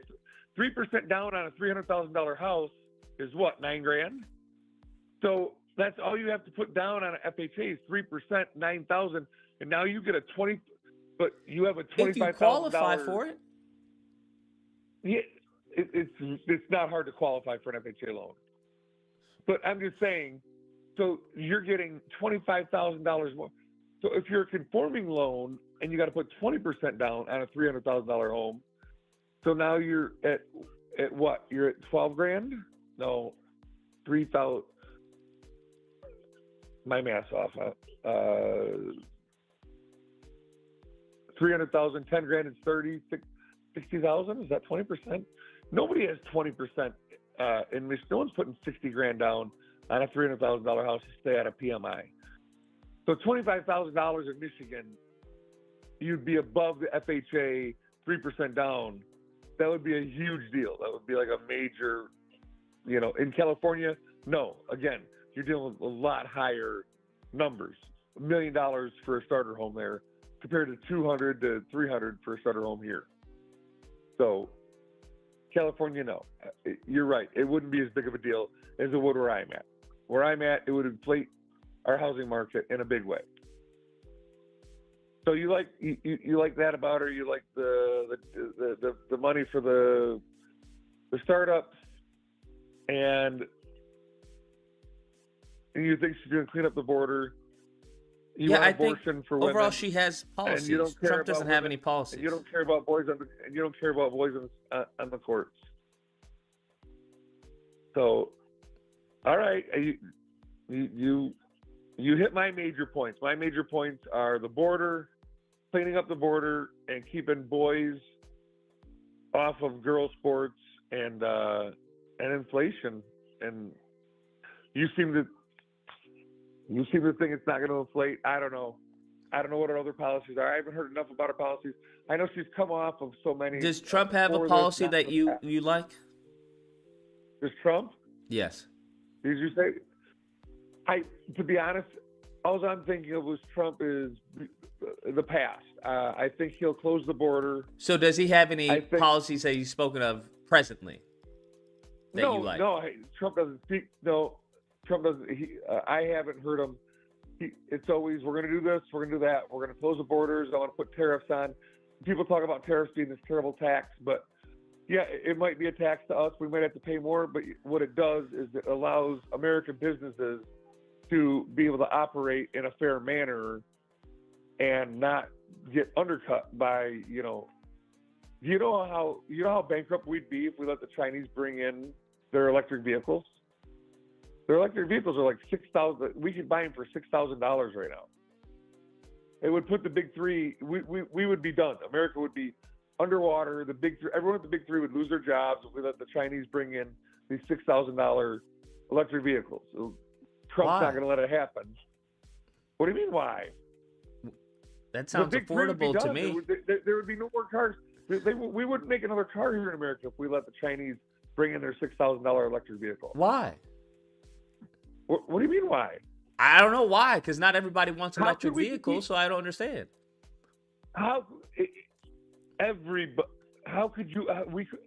would buy a $6,000 electric vehicle. No, not everybody would. Why? What do you mean? Why would you not? Because it's electric, and some people don't like electric cars. But for $6,000, it costs you as much as an electric bike. It doesn't matter. You can the price of poop can be $5. If I don't want poop, what am I going to do with it? 50%. Let's just say 50% of America. 50% of America is not going to do it. But for $6,000, you're going to go buy an electric vehicle like the ones that these Chinese are building. that are just as good as the American ones, but they're made from slave labor over there.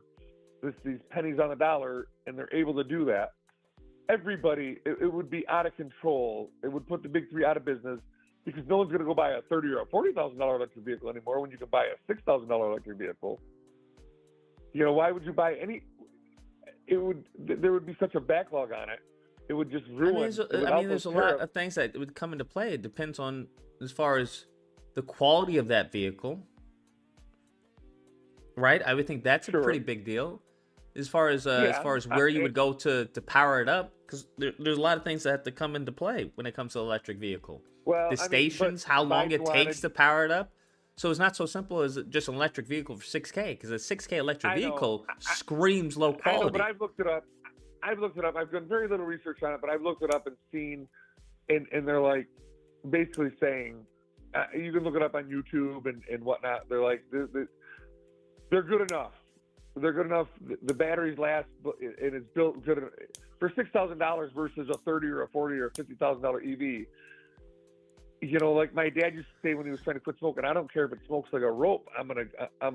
I mean, you can get a vehicle right now for $6,000 on Craigslist or something. Not a brand new vehicle. You can't buy it. You cannot buy. Well, does it matter if it's brand new if it has the same quality as one with 100 miles on it? What do you mean? If it's new and garbage, who cares? You can't buy something compared to new for $6,000.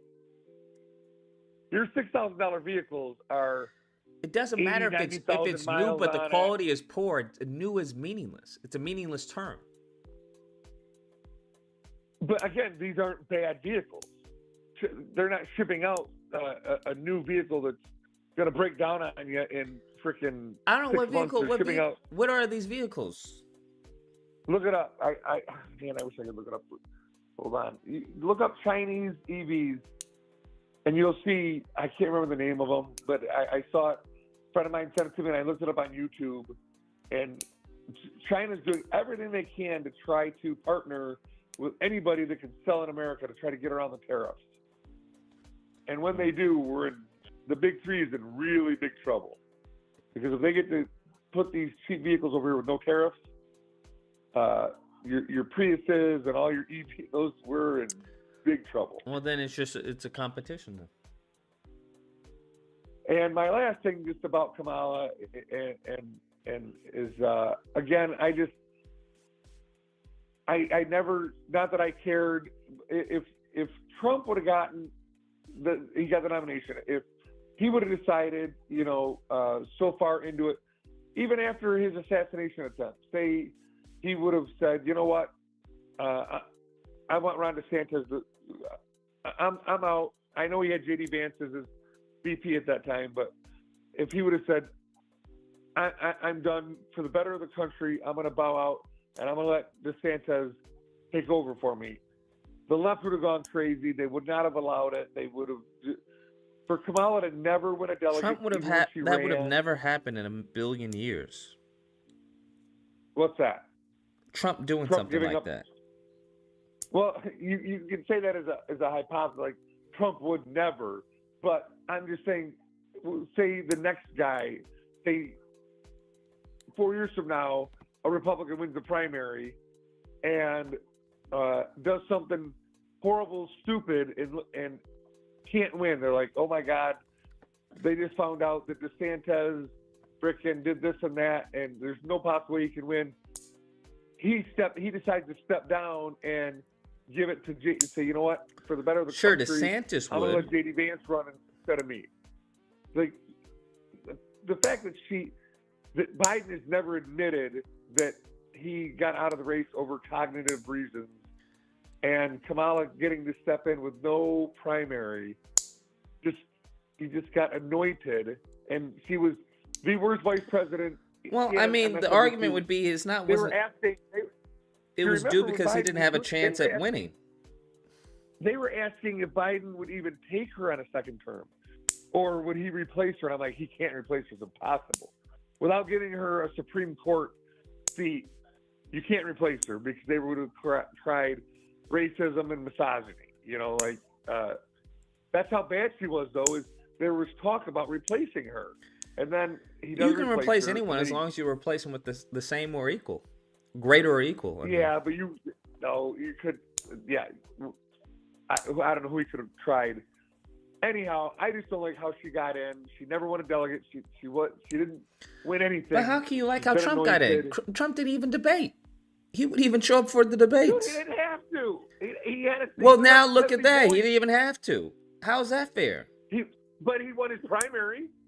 He didn't debate, They had to vote still, right? They had to vote. He didn't even Why debate. would he go out? But he didn't debate, though. Why would he go out? He didn't prove himself. Why would he go out and let six? Why would he go out and let 6 people beat him up and do bad? Just show that he was the best man for the job. People voted for him off of nostalgia, not off of present as far as what he can do. Yeah, they did. So that's literally DEI. So why would you go back out and put yourself? But that's a out there like DEI that? hire. It's like if Michelle Obama ran. Michelle Obama would win.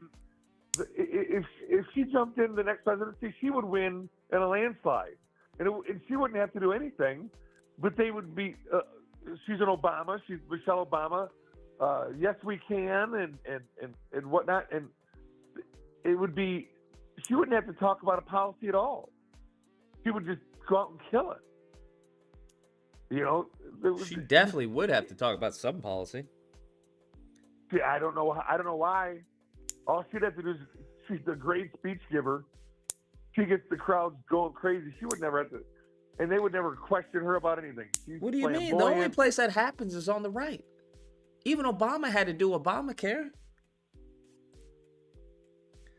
Trump is running off of no policy. He hasn't mentioned not one policy other than, hey, we're not... Other a concept of a plan, we're not going to tax the tips, and he may, as far as eliminate the income tax return, which is like all of these are just wishes.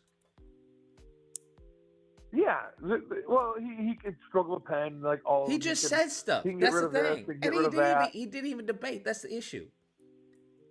So that's just, I don't know. That's just crazy to me that people talk about DEI, and the man literally is DEI. He debated Biden, and then he debated Kamala, I'm talking about as far as when it came to DeSantis, when it came to. Yeah, but that didn't. Again, if you had a 70-point lead, why would you go out and debate? If they weren't even close, it's not like it's not like he was polling at 30, and they were all at like 20 and 15 and 30. He was polling at 70. You don't have to. It's like Biden didn't primary because the Democrats don't primary.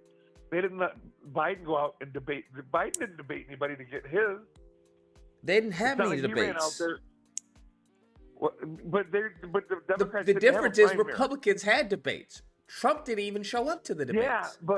Yeah, but the Democrats should have had debates. They should have known. Everybody else knew in the world. We all knew that Biden was cognitively, losing it. Yeah, and many people argued against that. I didn't hear a lot of people arguing against Trump not showing up for the debates. Okay, again, so you're doing a good job. You're doing what the left does.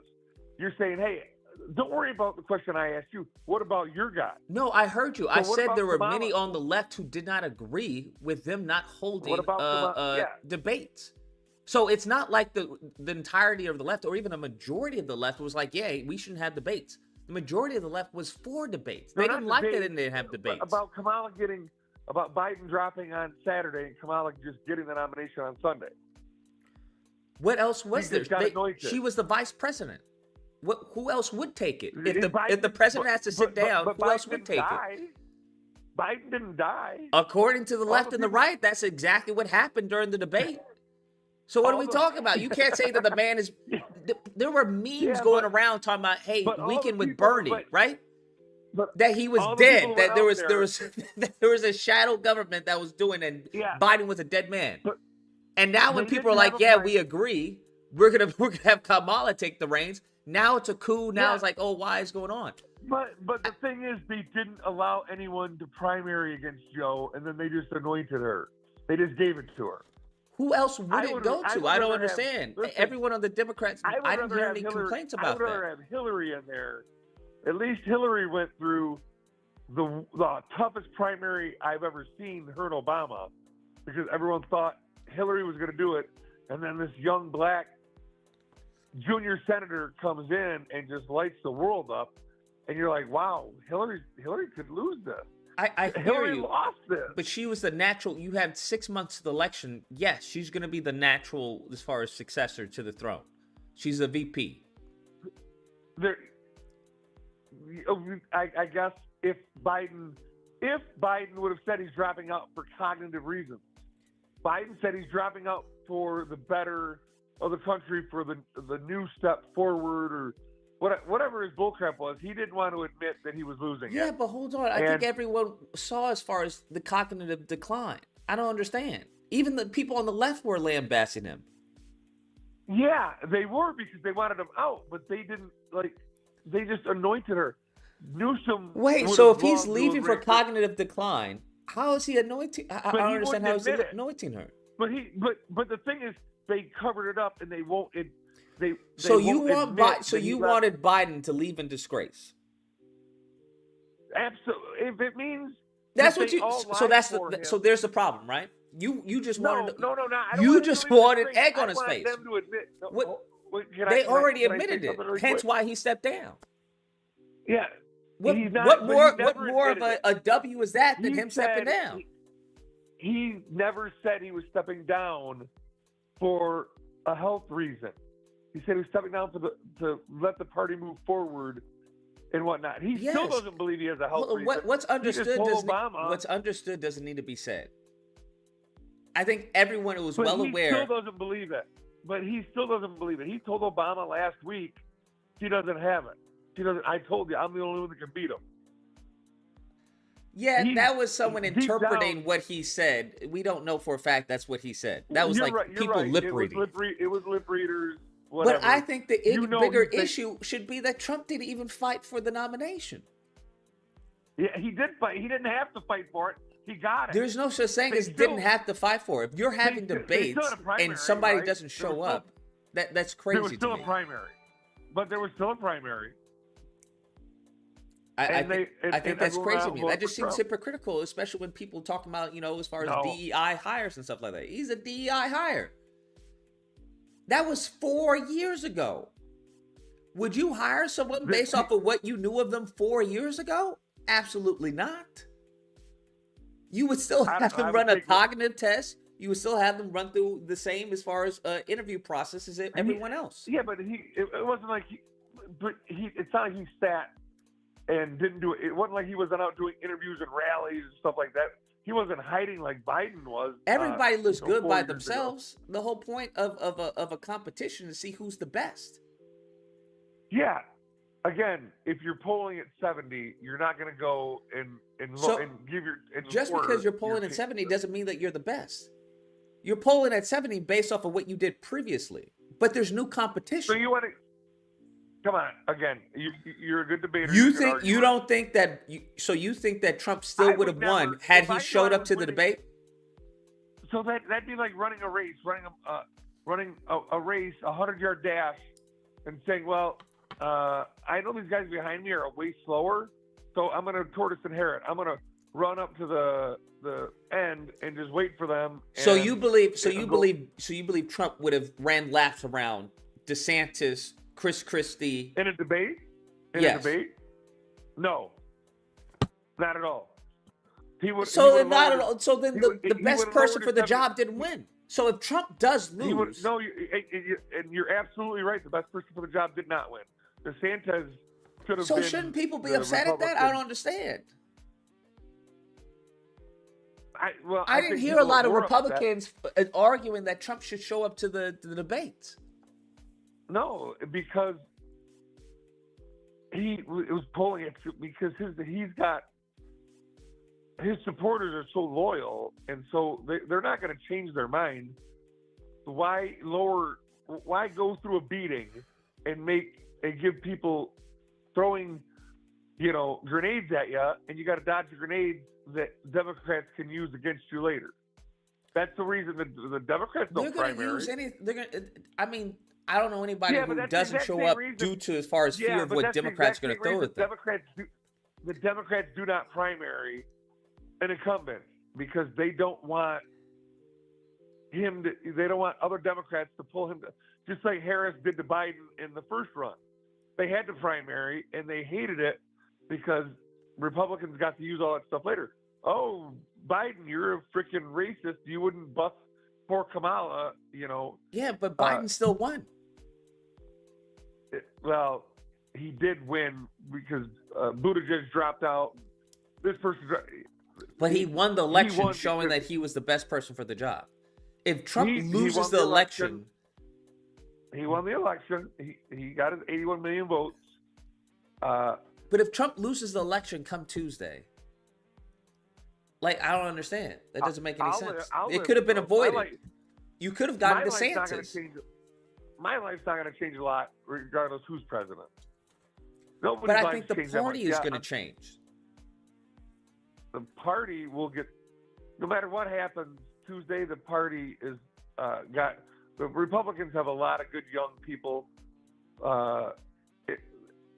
DeSantis, Nikki Haley, some others on top of my head, Tim Scott.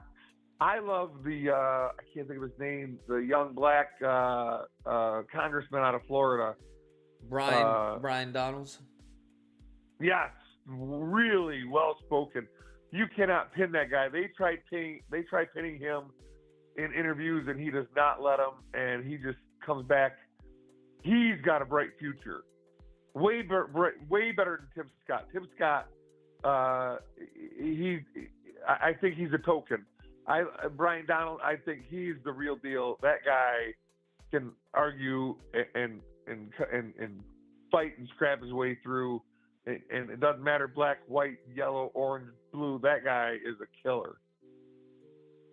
And I don't see the Democrats. I don't see a killer besides Gavin Newsom is the only one that has votes. On the Democrat side, after this election, if Kamala loses, who do the Democrats have in line? Buttigieg, Newsom. Come on. What? You don't ever want. He would never be taken seriously. That smile. Can you imagine him trying to go and talk to the Saudi or talk to Iran and whatnot with that goofy smile and that he's never done. Buttigieg would never be able to run this country. Iran wouldn't take him seriously because of his smile and his homosexuality. Look, I think that's wild. The Muslims stone those people and throw them off buildings, and to have a guy like that and to try to go and negotiate. Do you think that they would take him seriously? I'm not trying to be prejudiced. You're not taking him seriously. You're taking who he represents seriously. Well, it doesn't matter if you take Trump seriously, but the man still is representative of the United States of America. I'm not saying a homosexual couldn't be president. I don't think that homosexual would be president. The way he holds himself, I don't think he holds himself up as a strong leader. God, I keep going back to Hillary, man. I think like Hillary was like. I think Buttigieg is the gay equivalent of Vivek. Well, man, if you think that, I like Vivek. He spits facts, but I don't think he could ever be president. He'd be good in the. He'd be a good like whatever one of those. What are they called? What's that side hustle they give away? Like what's Pete's job? He's director secretary. Secretary of Transportation. Secretary of whatever. I think what's it called could be a good secretary. I don't think he'd be a good president. He's too young right now. He's got a few years. Maybe in 10 years he could be president. He's got. I like. I just on the left. Besides, okay, Buttigieg. Say Buttigieg is good. Who do you got after Buttigieg? Who they got after Buttigieg? The Democrats. I just don't like what their lineup is. Sure. I think the Republicans have a stronger, younger lineup. Even though after Trump is obviously old. Who Republicans have? You believe Brian Donalds is a good presidential candidate? In 4 to 6 years, after this, after this election in 4 years, he's got a run in him. I think he could definitely put a run. See what he does. Obviously, you've listened to him speak. Yeah, he's DOA. You know, I think like he's him. dead on arrival. It's donezo for him. I don't know. I think the guy's lights out. But again, you go with now running JD Vance and DeSantis, both young and up and comers. And besides JD Newsom, Vance will never win for president. Really? He's not even likable as a vice president. How can a guy that comes from a crackhead mom that his grandma? Because the guy's two-faced. That's why. It's very simple. He's two-faced. He has no charisma. And he's a war veteran. He's a war veteran, and he went to freaking Ivy League, and he grew up. And despite all of that, nobody likes him. Well, people have short memories, and 8 years because he's young. He's not likable. That's the issue. He's not likable. In 8 years he'll be more likable. People will forget about that. Maybe. Do you think Walz is likable? Yes. No, he's not. I can't stand that. He lies about everything. He's out trying to load his gun. To not load his gun, he's talking about playing. AOC runs a good pick six. He doesn't even know football. The guy's a moron out there. It drives me nuts. I'm like, dude. Kamala knows. They all know. Like that was such a giant mistake. Sure, but you feel something about him. Nobody feels anything about JD Vance. We saw that during when it comes into the VP debate, Walz was way more likable than Vance. No, really? 100%. I thought in the beginning, Vance smoked him, and I think in the end, Walz had a solid last 15, 20 minutes. Whatever. I thought it was a Vance's inability to answer a simple question of whether or not Trump won the last election. It's donezo. I know, because the fact that this man called Trump Hitler. That's a horrible. Anyone who voted for him, I think he called. I forgot what he called him. He was a never Trumper, and anyone who voted for him was stupid. He was a never Trumper. I don't understand. Like, what are we talking about? And for Trump to pick him as VP, Trump is disqualified right off the bat of his VP. How are you going to hire someone who called you associated Jew to Hitler? That's crazy. I didn't like the pick. I like JD. When I listen to him, he's smart. I think he comes off. Then he's got an Indian wife that's going to alienate a ton of white men. Yeah, I didn't think it was his best pick. He's never going to become president. Let me tell you something. My pick was Brian Donald. I would have scooped back. Brian Donalds will never get the nomination in a million years. I don't know what betting him. I don't know what his bet was. He has no appeal. He has no appeal whatsoever. He's not getting the black vote. He's not getting the white vote. Why would we pick Brian Donalds? Why would the Republican Party pick Brian Donalds? What group is he bringing to the party? With JD Vance, you can say he's bringing, the blue collar worker, right? Because of his history and his book that it appealed to so many people. Brian Donalds brings nobody. He doesn't bring the black vote. Who does he bring? The black community doesn't like him? Absolutely not. Really? Yes, really. That's what I'm saying. This is what I'm talking about. Anyone who knows anything about as far as the arena, he's not bringing anything to the table. So, him and Nikki Haley would have never gotten along. He couldn't have brought Nikki along. But what about that South Dakota governor? South Dakota governor, who? Real cute governor. South Dakota, everyone thought she could have ran as his vice. Can't think of her name. Should have gotten a woman. That would have been smart. Oh, Christy Noem? Yeah. Oh, she disqualified herself, though. What'd she say? Didn't she kill a dog or something? Killing dogs or something. You're right. Yeah. Yeah, that's done. Donezo. You're not running with that. Yeah, she killed herself right there. Yeah. Yeah. But again, we're talking Republicans. I didn't like how Kamala got in. I don't like Republicans have nobody. Except DeSantis. And DeSantis is disgustingly unlikable. If he was just himself, whatever that may be, but he's JD Vance. He is himself. He is himself, and he's unlikable. But exactly. He's so unlikable, he comes off as Trump light. But he was unlikable during some. He's made some very tough, hard decisions, and they were the right decisions. Do you remember who he ran against? Do you remember the scandal that guy got in? Oh yeah, I remember that. He barely won that. He didn't win by any astronomical number. The guy is he won by like a point. Yeah, he's a dead fish, bro. He's game over. Can you imagine? Do you remember the guy that ran? Can you imagine if that guy would have gotten in? Yeah, I forgot his name. Gay drug-filled sexapades in the frickin'. Come on. That guy, he was wild. He had the look. That guy forgot was his jacked. He's a beautiful man. He was like, oh my God, this guy.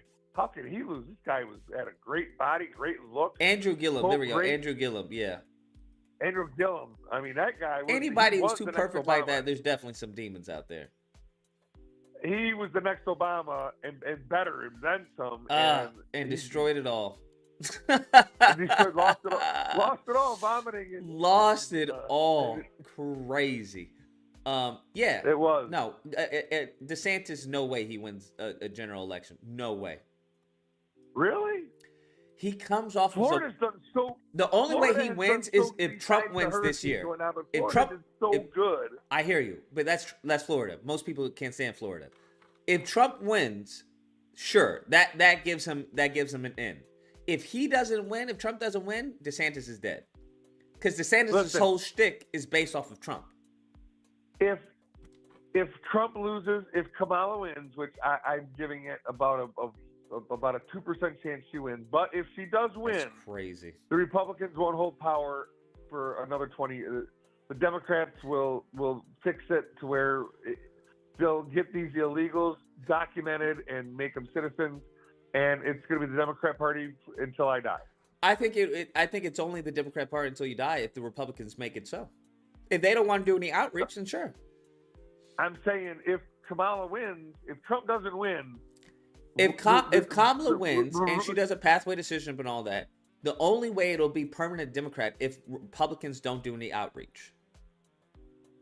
That's the only way. Now, if they want to stay with they're outreaching like crazy right now. They're not doing any outreach. What are we talking about? When you're bringing on comedians, taking a dump on Puerto Rico in New York, that's insane. That's tone deaf. You're going to dump on Puerto Rico in New York? That's tone deaf. Yeah. That's tone deaf. Makes no sense. Listen, having Tony Hinchcliffe, whatever, really stupid, really dumb. But then Mark Cuban coming out on The View and saying Trump is afraid of powerful women. He won't put himself around a powerful woman. Yeah, the Kamala administration told him to shut up with the quickness. Yeah, shut your pie hole, Cuban. And he, I think, has views on running. If Kamala loses, I think Cuban plans on running in 28. Good luck with that. I think Trump will just poison the well for any billionaire or someone like that. No, my buddy told me a couple years ago if the left, and you're gonna laugh, if Steve Harvey runs in 28, he could be president. Okay, all right. I think you're tired, and I think you need some rest. Hey, Lucas, thank you very much for having me on. I really appreciate the talk. We didn't get hateful, and that's what happens when two people can just have open dialect and an open discussion. I haven't looked at the chat. I might be getting killed and tore up. I don't care. No, you good. You're good. It was a pleasure talking with you, my friend. You as well, my guy. And I'll talk to you after the election, and we'll see who wins.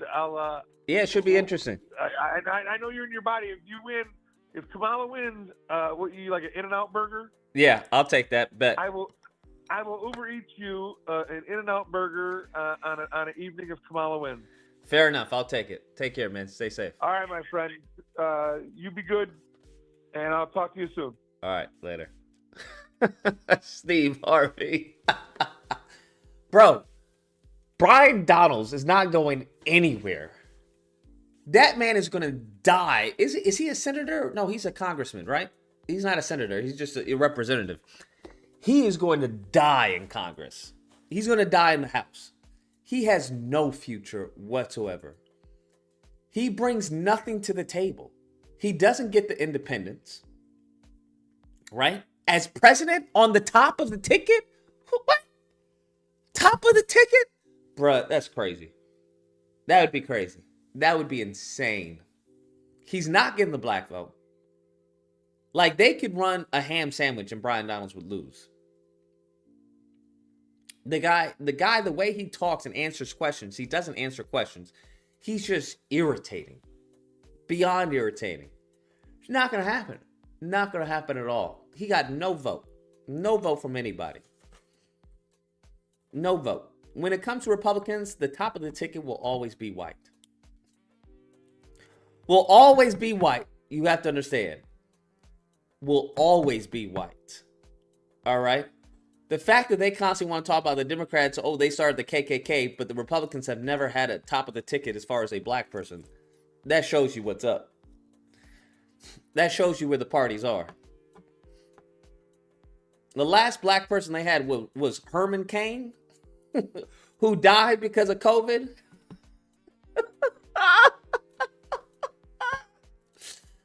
Oh, snaps, bro. Crazy world we live in, bro. Crazy world. This man said Steve Harvey. Is Steve Harvey? I'm not even gonna go there. I'm not even gonna entertain such a ludicrous idea. You should have got a whole meal out of that deal.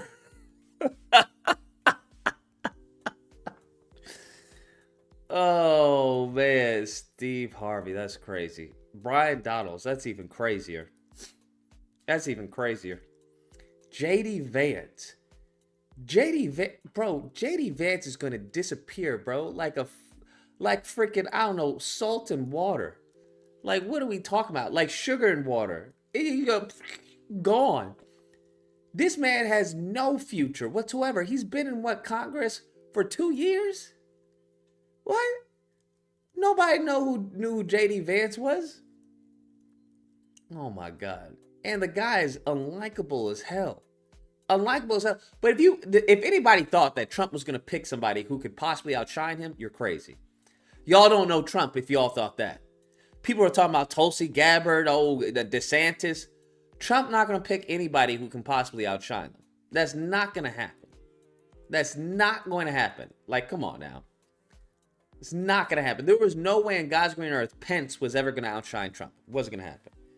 JD Vance was never going to outshine Trump. Never going to happen. If Trump loses, JD Vance's career is done. It's game over for him.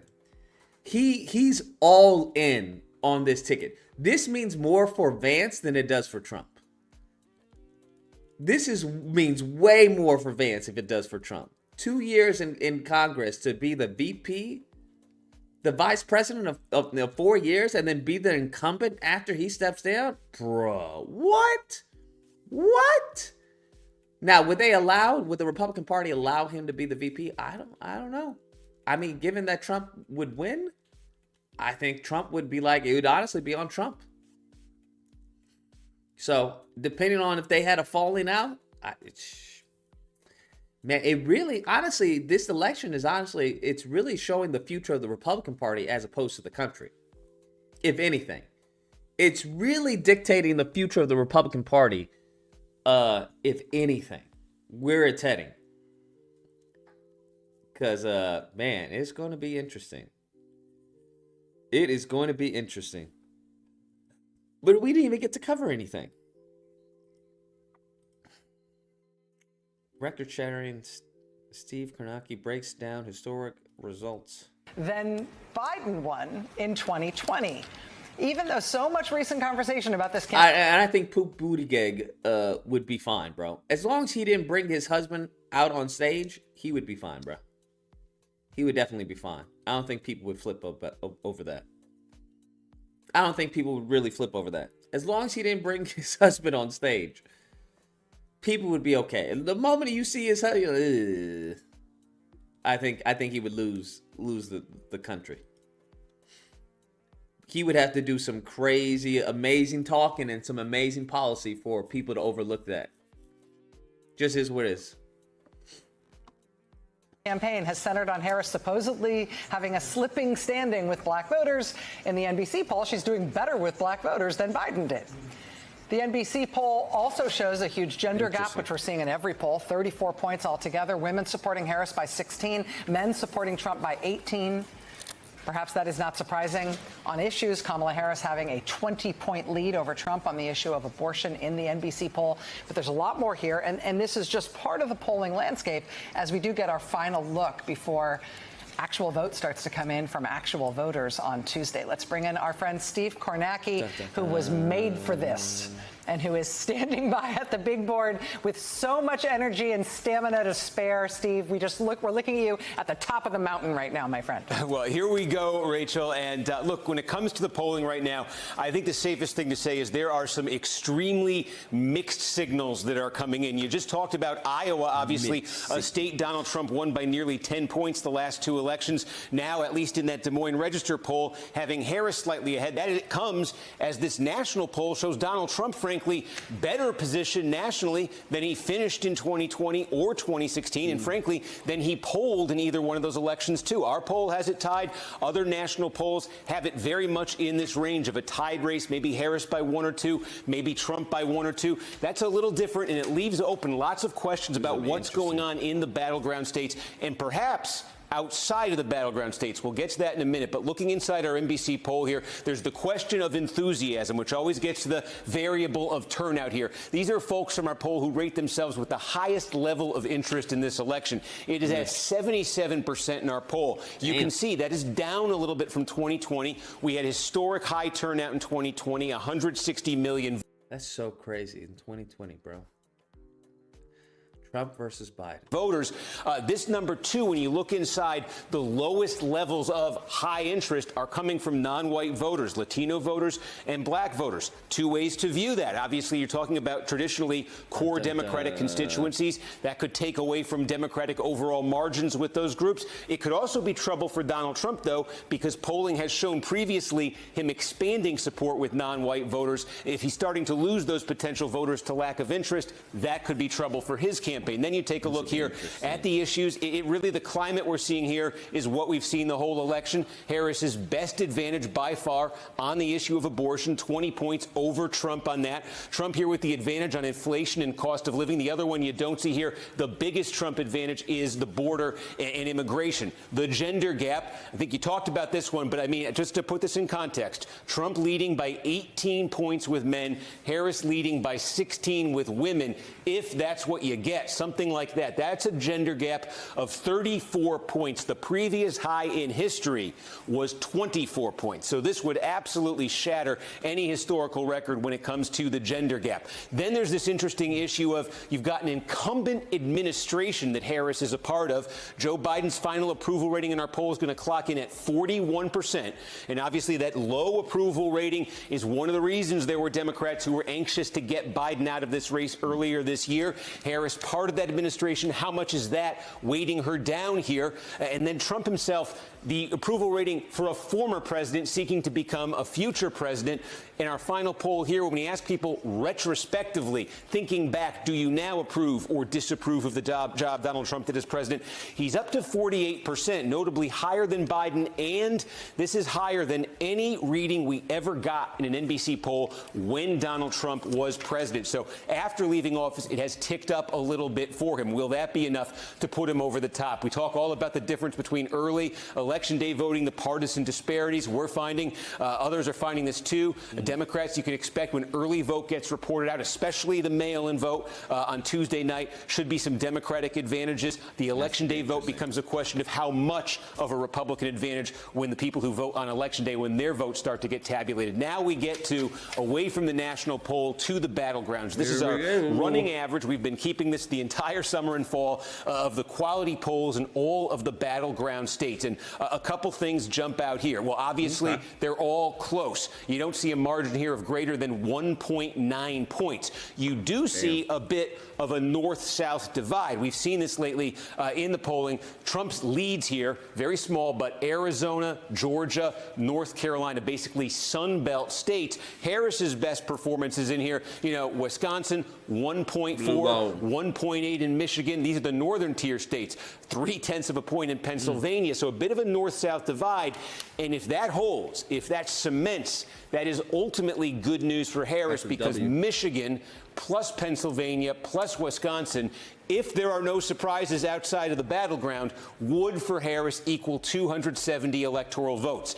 If the action really is limited to the battleground, Donald Trump has to win one of those 3 northern tier battleground states where our averages continue to show Harris with slight leads in those states. But then that gets to the question. If there are no surprises outside of the core 7 battleground states that we have talked over and over about. And that is what the Des Moines Register poll really gets to. It's the question of what is happening in Iowa itself, because obviously you talked to Ann Selzer right there. One of the questions is, does this spill over to other states? Does this reflect something, if this is what's happening in Iowa, that might be happening in other states, maybe states we haven't been talking about, maybe some of the other battleground states? So a couple ways to look at this. One, obviously, I think you were talking about this, but the issue of abortion exceptionally potent in Iowa because that 6-week ban went into effect this summer.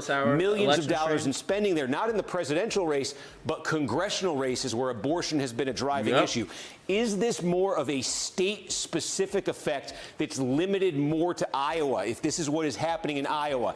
One thing that keep in mind, I think, we'll go over here. This is going to start lighting up on Tuesday with our results. Iowa on Tuesday, I just want to show you the history here, going back. Remember, this is an Obama-Trump state. It's one of the most dramatic swings from Obama to Trump. So you have voters here who not long ago were comfortable voting Democratic, blue-collar white voters, huge blue. Look at that, 52 to 51 for Trump. What the fuck happened? What happened? What happened? It went blue, then to red? Goodness gracious. Then to red again. Blue-collar white population here that swung very hard to Trump. There are more Obama-Trump counties in Iowa than any other state in the country. I raise that because what state is number 2? That would be Iowa's political cousin right across the Mississippi River, Wisconsin. This has the second most Obama-Trump counties in the country. And demographically, these are extremely similar states. Large white populations, a lot of blue-collar, rural white populations. Even when you get into the Mississippi area, you can go back and find German descent is very common among people. Very common demographic features and politically similar movement here. We have not, for the most part, seen in Wisconsin the kind of polling shift we just saw in that new Iowa poll today. So that's one thing to keep in mind. If it potentially could be a state-specific thing, but if it's not, if it's spilling over, this is a place where you would expect to see it on Tuesday night because of those demographic similarities. And then, as I say, there's that question of, look, so much of the polling attention, the budgets for polling have been directed to the 7 battleground states. Is there actually something going on in Iowa? Was there something going on this whole time that was undetected? And could that be happening elsewhere?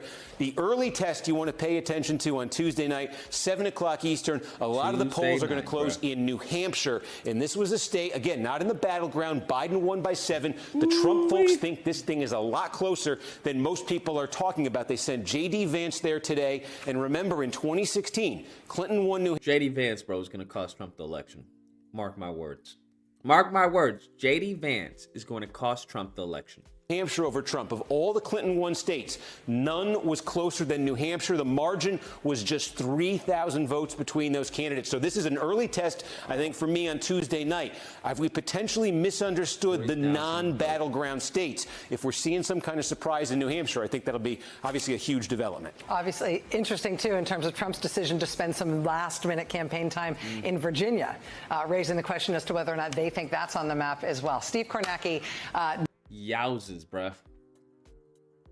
Yowzes. This is it. What actually happened, bro? Oh, we didn't get a chance to watch this.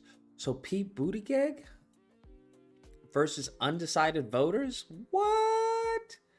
Jubilee is... How is Jubilee doing I currently this, bro? live in Kentwood, Michigan. Grand Jubilee Rapids, is knocking Michigan. this out of the park. Michigan. And I'm an undecided. Wait, does Jubilee flag you? Does Jubilee flag you? Do we have to put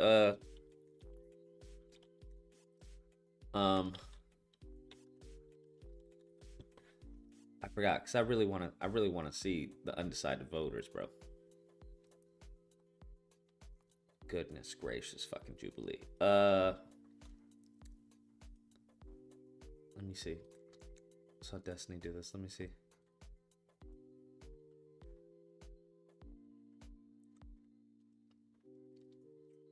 Let me see if this works. Dun, dun, dun, dun.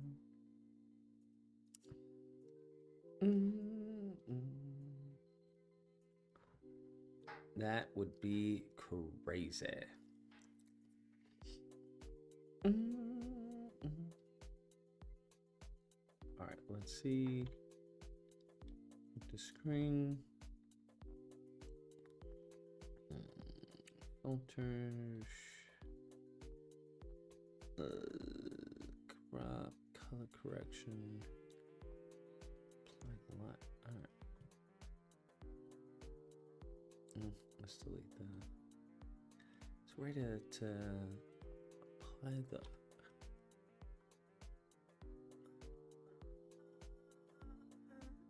Give me a second. I'm trying to see if I can cheat the system.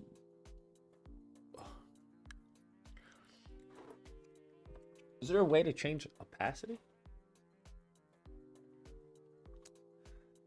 Image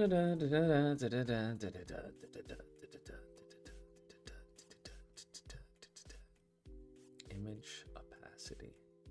Okay. No.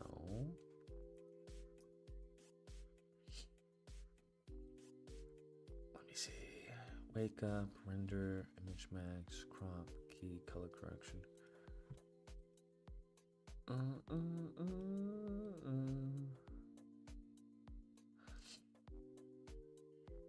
here we go. Here we go. Let's see if this works. 917, you're on the line. Yo, Mr. Lucas. Yes, sir. Good morning, sir. How are you? I'm doing all right. No complaints. The world's about to change. I'm going to be thinking about you on Tuesday. Have a great week. It's D from the Boogie Down. Appreciate it, man. You as well. Take care. All right. Peace and blessings. You as well. World's about to change. Okay. All right. Let's go. He sounded like he knew something. Like he knew something. All right. Let's see. Let's see if this works. Voter. I am an undecided voter. I'm an undecided voter. What I want voters like you to hear is anything but a vote for her works out to being a vote for him right now. Yeah. Because this is a swing true. state. It could come down to like a couple votes per precinct, and one of those might be you. Everyone take a moment, cast your vote. I wasn't going to vote at all, actually, but after hearing him, I'm pretty confident in my decision now. Before, I was undecided. At the conclusion of this event, I did mark down... Oh my God! Skip. I'm Pete Buttigieg. I'm a Pete Buttigieg. Is it Buttigieg or Buttigieg? Let's go 1.5. I thought it was father of two, a veteran of the Afghanistan war. I served as mayor of my hometown in Indiana, and now I live in Michigan. And today, I'm surrounded by 25 Oh, he lives in undecided Michigan? voters. All right. My first claim is Donald Trump is only running for president for himself. Kamala Harris is running for president to make your life better. Wow. Wow. Lordy, lordy. If they're undecided voters, then what's... Hello, good morning. Oh, wow. Hi. So I agree with you. I think that Trump is very selfish. I don't think he's doing it for the people. He wants to do it for his own personal needs, or I'm not really sure why, but I do agree. Kamala is a prosecutor, so she tries to do it by the book, and she wants to bring justice. She wants to bring equality, and she wants to do it for others. It's not really about her. So I think that with Kamala, she's really So why did you get up and sit in the chair? I don't understand. If you agree, why did you sit in the chair? good, but there's things that have happened in the U.S. that it's like bringing really big conversations due to the fact of some people not agreeing with things that she's allowed. I feel like there's a different way on how we can do things. Just because the U.S. is in debt, 35.7 trillion, I just feel like the U.S. deficit is 35.8 trillion and growing. way that we make decisions when it comes to money and economy, every American in the U.S. should agree with. Sometimes decisions are made and money is being spread out in different countries or in different ways. And the people from the U.S., we're still in debt. We're still struggling. We're still paying those taxes. So I just feel like we should meet each other in the middle somewhere, because our opinion really matters.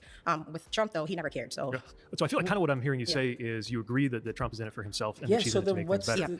But that still might not decide how an election ought to go because of frustration about how things are right now. Is that fair? I think part of what I would say, I don't disagree that we got a lot of problems right now, right? I think part of what I would say is that every election then is about what happens next, right? And it's not that anybody's got an easy fix for some of the problems you just named. They're huge problems. That's why they're still there. Otherwise, somebody would have fixed them. But the case I want to make is that she's going to be better able to address them, even if there's no magic wand on some of this stuff. Because she cares more and because she has more specific ideas that I think are going to help. You take the debt. Let's be honest. The debt has grown under Democratic presidents and under Republican presidents, right? But I would also say the biggest reason the debt grew under Donald Trump was that he was using the debt to pay for tax cuts for the rich. And that's different from something that's the equivalent of taking out a loan for a business or a mortgage, which is what I feel was done on something like infrastructure investment, right? So I think the most important thing now is, nobody's saying everything's perfect. Far from it. But then what? What happens next, right? And that's where I feel like the choice is so clear right now. You're telling me that he wouldn't win an election? You guys are fucking crazy. You guys are delusional. He definitely would win an election. He definitely would. That's what I'm arguing. He would. If that makes sense. Yes, I agree. If someone else wants an opinion, I'll do it right now. Thank you. All right, I may lose connection in like a second. Hold up.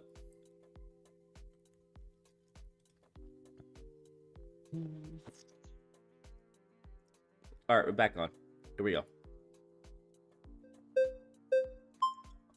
I'm Sailor. Nice to meet you. You said the claim that Kamala is running because she wants to make things better, and Donald Trump says that he's just running because he is running for himself. I think anybody that's in politics is doing it for themselves, if we're being honest.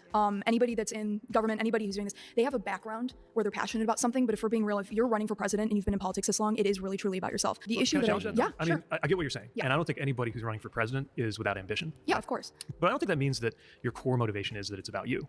I think that people, like you said, get into politics or public service out of idealistic reasons, you hope, at least some of the time. But I think there's two very different paths in the two different candidates, right? So you look at him. This is obviously not somebody who felt motivated to join the school board in his local community, wound up running for mayor, and then ran for president. This is somebody who ran for president, in my view, basically as a branding exercise, and then won. With her, she did come up as a line branding exercise, and served as a prosecutor, served as AG, served as a senator, served as VP. I get what you're saying. Like anybody in politics, there's ego there, right? I'm not denying that. What I'm saying is, I really feel that the things she's putting forward are more about solving our problems than the things he's putting forward. Yeah, so I will say, I'm not someone who would vote for Trump. I'm actually third party. I see. So Jill Stein, for example, I'm a hardcore environmentalist, conservationist. I'm an amateur entomologist, love bugs, but very big into the environment. I was part of the Climate Corps in Michigan, so I know a lot about the environment. And I understand that Kamala has a lot of initiatives that she's put forth. I mean, during the Biden-Harris administration, you had the passing of the American Climate Corps, which is fantastic because I was part of that. That's great. However, you served in that? Yes, I did. Very Yeah. cool. So, but the problem that I see is I feel like I'm very against the two-party system. It's because I used to be a part of it. I was a hardcore Democrat for a very long time. I worked on Alyssa Slotkin's campaign. I did a bunch of work. So I have lost a lot of faith in our two-party system, and I want to see something different. Because when we have something where it's insanity, you have the same thing over and over and over again. But here's what I want to try to convince you of, right? Yes, neither party is perfect. You've probably been let down by your party from time to time. All of us have. However, one of two things is about to happen, right? Jill Stein is not going to become president of the United States. Donald Trump is, or Kamala Harris is, right? And all of the things from an environmental perspective that we're just... This is what these idiots need to understand. You third-party fucking morons. You're never going to win. Your best bet is to coerce either the Republican or the Democrat candidate. That is your best bet. You have got to negotiate. It's as simple as that. You're not going to win. Jill Stein is not going to win. Anybody interviewing Jill Stein, you're a fucking moron and wasting your damn time. Let's go on. Voting third parties for moral victories. How is it a moral victory if your candidate isn't going to win and doesn't have a chance at winning? It doesn't make any sense. There's nothing moral about being a fucking idiot. As a matter of fact, it's immoral.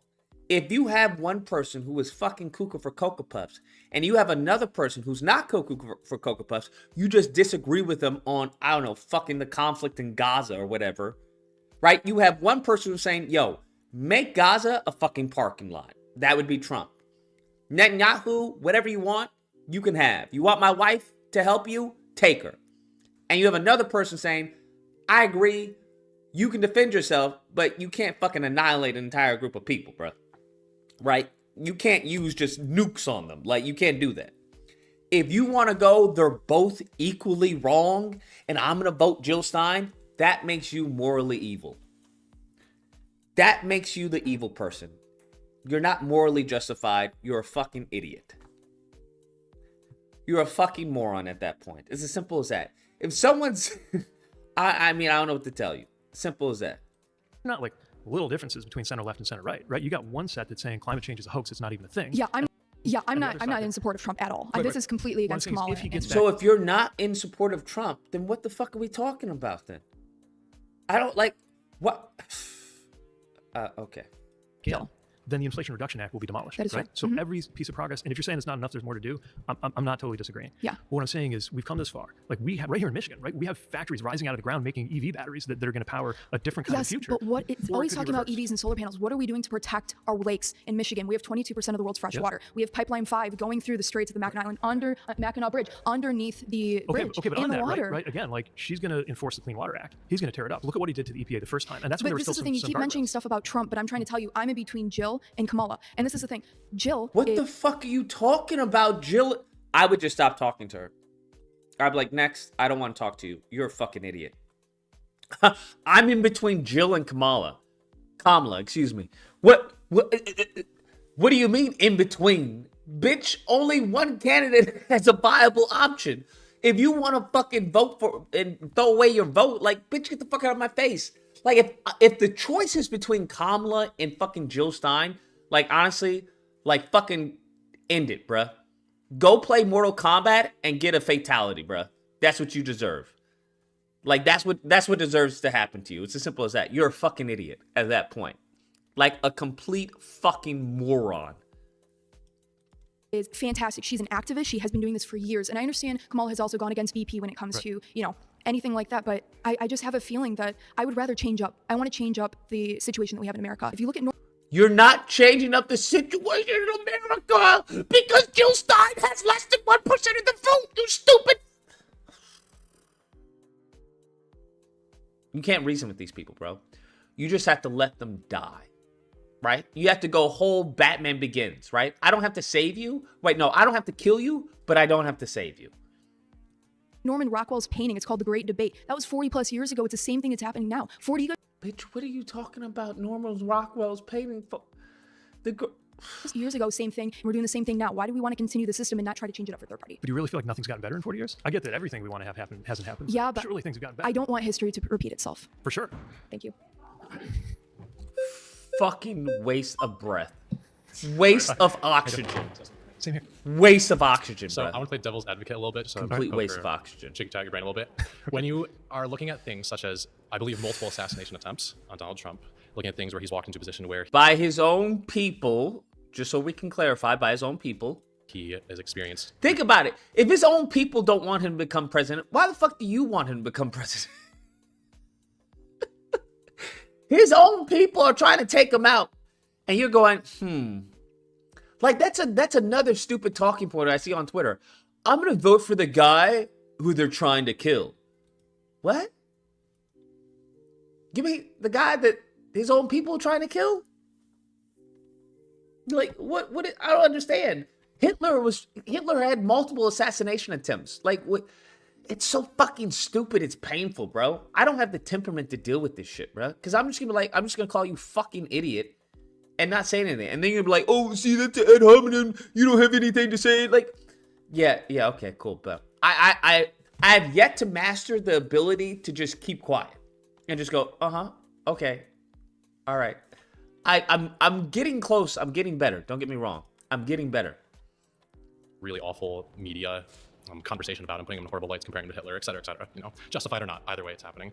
And I would say things more on that line when I would say he's made his life harder by running not only once, but losing and then running again. He's been in politics for multiple years now.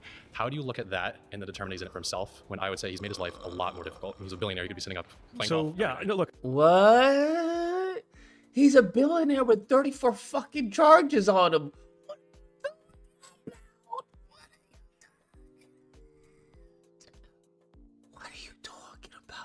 I love this fucking comment of, oh, he's a billionaire. He could be just sitting at home, fucking scratching his balls.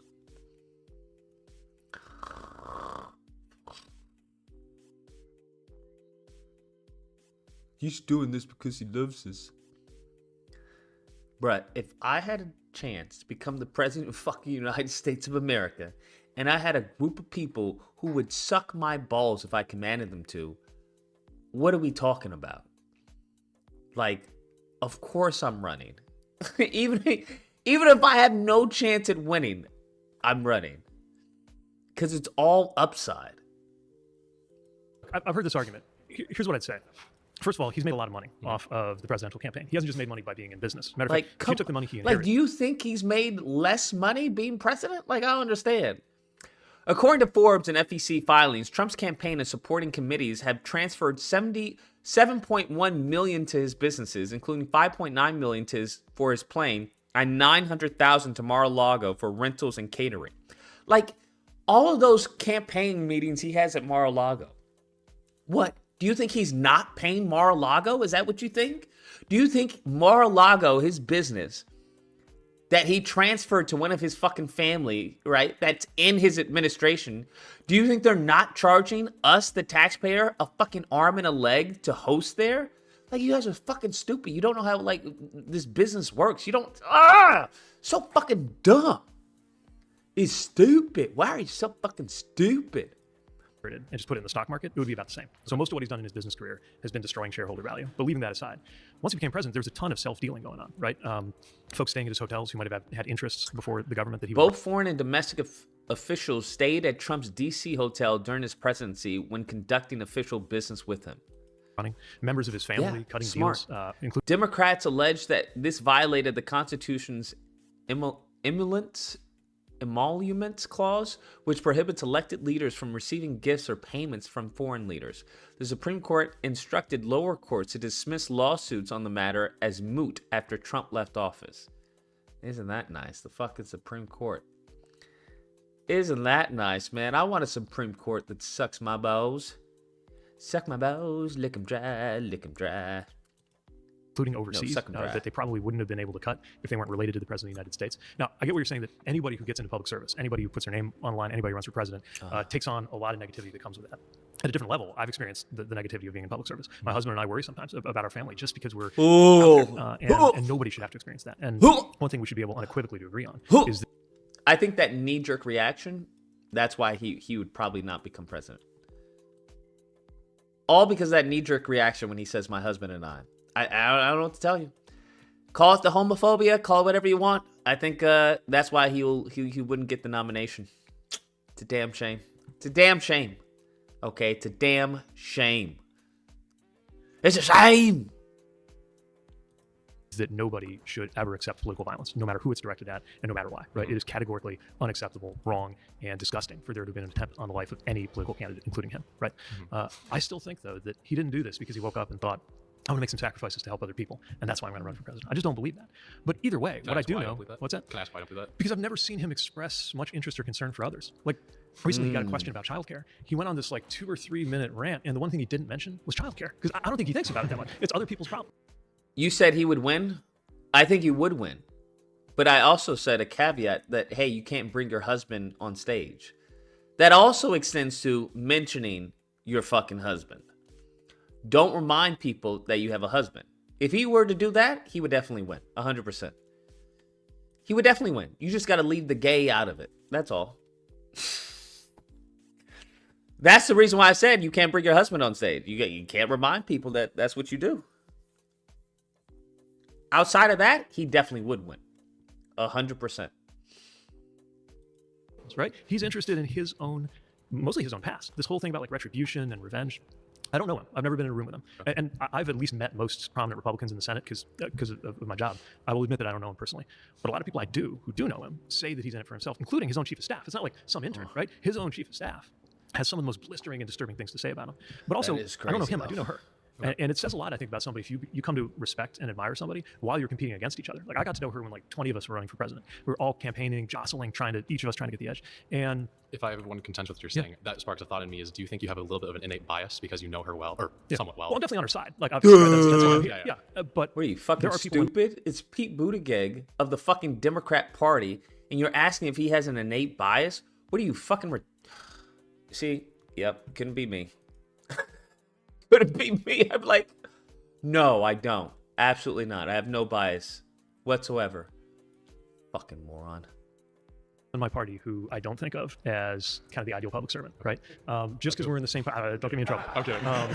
Well, I say just because you're a Democrat, that doesn't mean I'm giving everybody the benefit of the doubt. Okay. But she's somebody who, when I see her, when I've been in meetings with her, the questions she's usually asking are, what's this going to mean to people? For example, she's the kind of person who would say, here's what I'm leaning toward doing. Tell me the best argument against doing that. And I just can't picture him ever doing that. And that's what I want, especially with some of these fierce, wicked challenges coming our way as a country. Her mentality is what I would want to see in the Situation Room, in the Oval Office, in just behind the mic talking to the American people about what to do next. Bro, he's like a better speaking fucking Vivek, like I said. He's a better speaking Vivek, bro. I don't know what to tell you. It's as simple as that. He's a better talking Vivek, bro. I don't know what to tell you. Average American voter, I personally have a lot of issue with seeing those things that you are seeing as someone who maybe knows her better than, of course, the average American, because I see interviews or different questions that she has, and I feel like she, I've seen it called word salad a little bit. I don't feel like I can get an impression of what she really is believing, and that makes it really difficult for me to view her beliefs and what she would enact as her policies and be like, yeah, I back that. Because I, honest to God, don't know what they are. Well, let me help with that. All right. So a big part of her focus is making sure that life in America is more affordable. That's why she's pushing for a child tax credit. It's why she wants a tax code to be fair versus his tax cuts for the rich plan. He did it before, so we're pretty confident he's going to do it again. On issues like climate, which we've already talked about a little bit this morning. She's somebody who wants to make sure that we expand the work we've done to deal with carbon pollution. On access to abortion, she wants to make sure that women have that right restored, right? He took it away. She wants to bring it back through legislation. I think... Nice talking. Got him. Bro. He's like a more human Pete Buttigieg. He's like if Pete Buttigieg was actually normal. That's what I get from him, bro. If like Pete Buttigieg was actually normal. Pete Buttigieg if Vivek was actually normal, excuse me, not Pete Buttigieg. Vivek just, God, he fucking irritates the fuck out of me, bro. The fuck out of me. So, as someone who says they know Kamala's character, probably more than any of us here, my sort of criticism of... Bro, he looks like the other white kid. He looks like the other white kid. Hold on, so y'all can see. He looks like the other white kid, does he not? The other white kid that's been like debating all this time. That's crazy. It's honestly like a duplicate, bro. Do they just? That's so crazy. That's insane. How they just like, yeah, those. Anyways. Of the campaign thus far, and it's kind of due to the circumstance of Biden dropping out so soon next to the race. I don't think I've been convinced enough by the campaign. I don't think I've had, like they've said, word salad, stuff like. I just bet my friend $300 that Kamala is going to win. He said that the man in the moon endorsed Trump, which is why he wanted to make the bet. The man in the moon? You mean the man on the moon? What? Endorsed Trump, which is why he wanted to make the bet? What? Honestly, I should have bet Q more money, to be honest with you. Like that. In terms of policy, I'm not really too sure, and I can say this is not just me because the polling numbers didn't really change after the debate. I don't think either candidate did a good job at the debate. I think it was one of the worst debates we've ever watched. It's ugly. So just in your eyes, what? So I feel differently. Maybe that's to be expected. I felt like she won the debate for this reason. I felt he was mostly talking about himself or people he wanted to demonize, right? The whole thing like they're eating cats or whatever, right? I mean, that was his big thing. And she was talking about what she would do to solve problems. Now, look, with all of the glare of a presidential campaign, it is hard for somebody's like full character to come through. And it's hard to get that out in some of these formats. But I actually thought the debate, obviously... God, I wish I had him like on dates or something. I wish I had Pete Buttigieg on dates, bro. Like if I say something stupid. So listen, obviously it's an intense moment, right? It's the first time him meeting you, you meeting him. He's clearly finds you attractive. Based off of your interaction, right? God, it'd be awesome. It'd be awesome. So, let's continue on. just have Pete Buttigieg is like the translator for everything, right? You get pulled over by the police. Man, fuck you. What do you mean? Pull me over for what? No, you just pulled me over because you're black. Because I'm black. Fuck you. You're a pig. Fuck you. I hope you die. So listen, right? Tensions are high right now, okay? Due to as far as what's going on in the police right now, when it comes to as far as brutality that many have come by, I'm sure you're well aware. Not saying that you ever endorse that or ever anything like that, but you can understand why, you know, Lucas may be a little on edge right now, and I understand why you're a little on edge, given that he probably broke some law. I understand, and he's more than that. Right? Bruh. How many black men could Pete Buttigieg save? This is also another reason that he probably wouldn't win the nominee. Pete Buttigieg has let so many black people die. He has let so many black people die. If we just had Pete Buttigieg in the back of the car, my child would still be alive right now. That's probably what the fucking Republicans would run.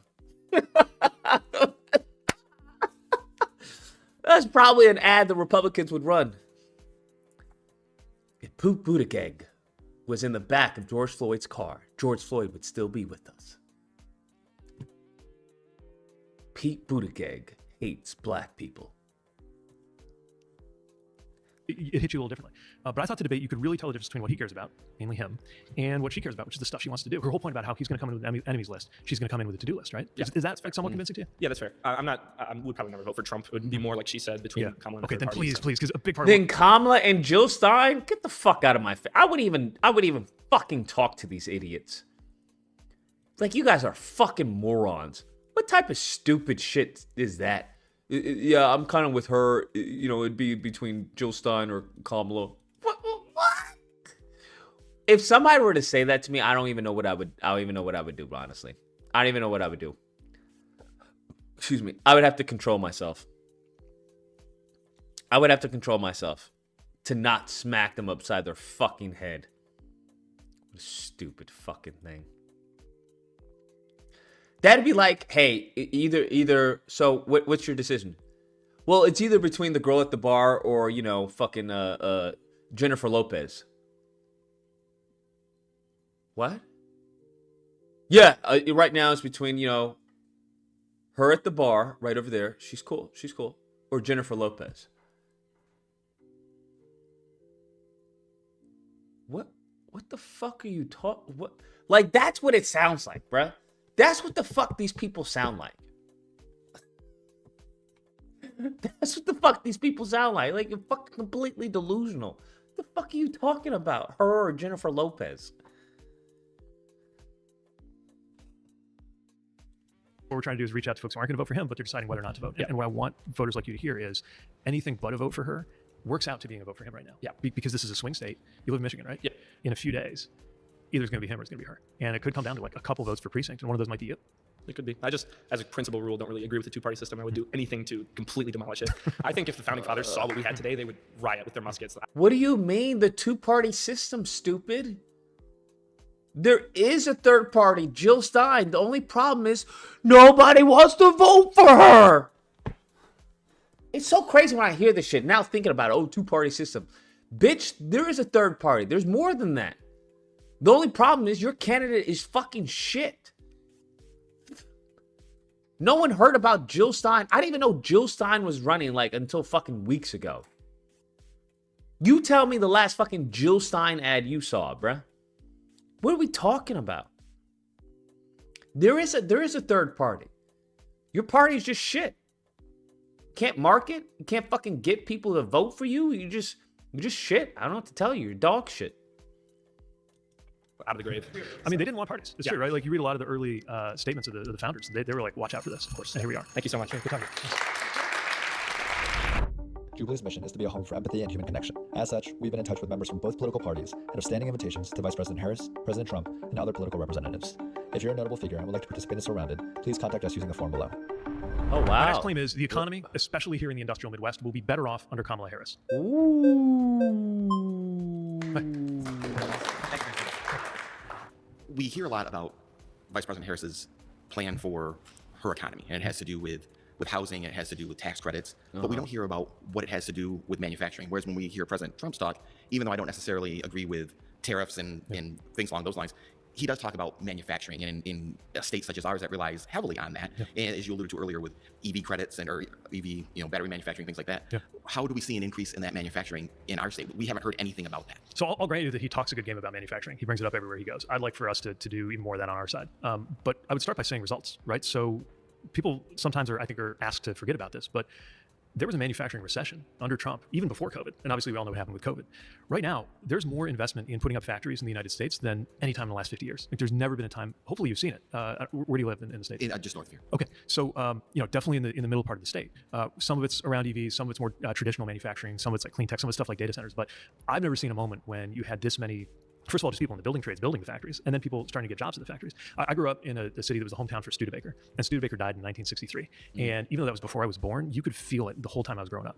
And when I became mayor there in 2012, we were still, it was 50 years later, and we were still kind of licking our wounds from that. And now there's investments going on in that county creating manufacturing jobs like we haven't seen, again, like since the Kennedy years. I also think it's really important to look at kind of who's credible on this, right? So I really trust the United Auto Workers, especially because they did not always give Democrats the easiest time. Remember how they really made first Joe Biden and then Kamala Harris work for that endorsement. And they're saying, yeah, vote for her, not for him. Right? And I get the endorsement. I mean, not to interrupt, I get the endorsement, but where is that manufacturing plan coming from? I mean, we haven't heard anything about, this is what I want to do. I want to invest in X to make the United States be the pillar of this, or I want to invest in Michigan so that they can do Y. We haven't heard any specifics. And granted, she's 100 and some days into a campaign that I feel like she was drafted into versus wanted to be into, but the specifics. And I would argue it's a little harder for some of her manufacturing vision to get across, because every day we're arguing about like McDonald's or Taylor Swift or like whatever he's decided to change the subject to, right? So the phenomenon you're describing is probably not us not wanting to get a manufacturing message out. It's a lot of noise that we're up against. But part of how it works is a tax structure that encourages investment. It's making sure that we do double down on having stuff like EVs made in places like Michigan, not in places like China, right? So whether you choose to buy one or not, and that's your choice. I hope you buy one that's made by American auto workers and not one made overseas. And that could totally depend on whether the policies that were in the Inflation Reduction Act get destroyed or not, right? There's a lot of things in there like the tax credits that bring the manufacturing back onto American soil. That's part of why the manufacturing is happening right now. Thank you very much. I appreciate it. Damn, that abrupt stop is crazy. I think we're looking at the economy kind of on a surface level of a lot of things, like, all these jobs and stuff like that, right? But where are they going? Why are we having problems? I think it's because people can't afford anything. We're suffering. A lot of people are suffering. You can't have a strong economy if everybody can't afford things. People spend when they have the ability to. That's true. Right? So instead of very true. Tax breaks are great and all, but they don't solve the problem. The problem is soft monopolies everywhere. They have the ability to stranglehold people. They don't want to pay people. They're never going to pay people if they can get away with it. We don't have certain things in place. Isn't that what I said? Listen, all this capitalism, that's great. That's cool. Don't get me wrong. But capitalism has nothing to do with fucking American. It has nothing to do with American workers, bro. I don't know what to tell you. It has nothing to do with American workers. So y'all want to talk about capitalism, and then when y'all out of a job because of AI or because of a migrant or because of something else, then y'all want to be like, well, what about us? I'm just letting you know, bro. I'm just letting you know. Don't shoot the messenger. Place that allow people to get enough money to actually survive. And then final kind of point is, we can talk about military spending and all that, but it's not so much about the actual equipment. Obviously, we need a defense, but what about I think somebody said we're spending $90,000 on a bag of washers, or the high cost of the equipment to make these things is excessive. Who's paying for that? It's us. Why is that happening? Why is nobody talking about this? Wait, why are they putting the flags up? She's right. Why are they booing me? I'm right. That's interesting. They throwing the flags up. Is it because it's an it? It's clearly a biological woman, but I feel like the pronouns may be different. Monopolies. Yeah. So I think part of what's really important that you're talking about is that there's more to the economy than the stock market, right? Yeah. I would point out the stock market's at an all-time high because Trump said that if we won, it would crash. The Dow Jones Industrial Average, NASDAQ, and S&P 500 are all at or near all-time highs, which have been set during the Biden administration. But regardless, that's not what decides whether you're living well or not, right? And even if I'm pointing to statistics around the number of jobs or growth, like that doesn't mean much if you don't feel like things are affordable. The case I want to make is that there's a choice in front of us about what's going to make things more affordable. So in his case, it's tariffs, and tariffs will add to the price. So you notice what he's doing. He's acknowledging, right, her concerns, which makes her feel heard, right? This is what you do. And then continuing on to bring up his talking points. That will, I'm assuming, address her concerns to some extent. Price of things that we buy. Tariffs have a place up to a point, but the level he's talking about, they estimate it'll be about $4,000 more per family to buy the things that we all buy per year if those plans go through. What she's talking about is trying to make things more affordable with, for example, a child tax credit or measures to get more housing built, because part of why housing is unaffordable is there's not enough supply, right? There's just not enough houses and housing units that have been built, right? So let's do something about it. Let's get more of them built, right? I think that's the focus. And then, what's happening with the tax code. And I totally agree. I don't know the specific example you're describing, but totally agree. We've got to get good taxpayer value, like bang for our buck, right? And that doesn't always happen in contracting. It's something that I care about a lot. But I'd also say, prices going up. Okay. All right, thanks. Man, this is brutal, bro.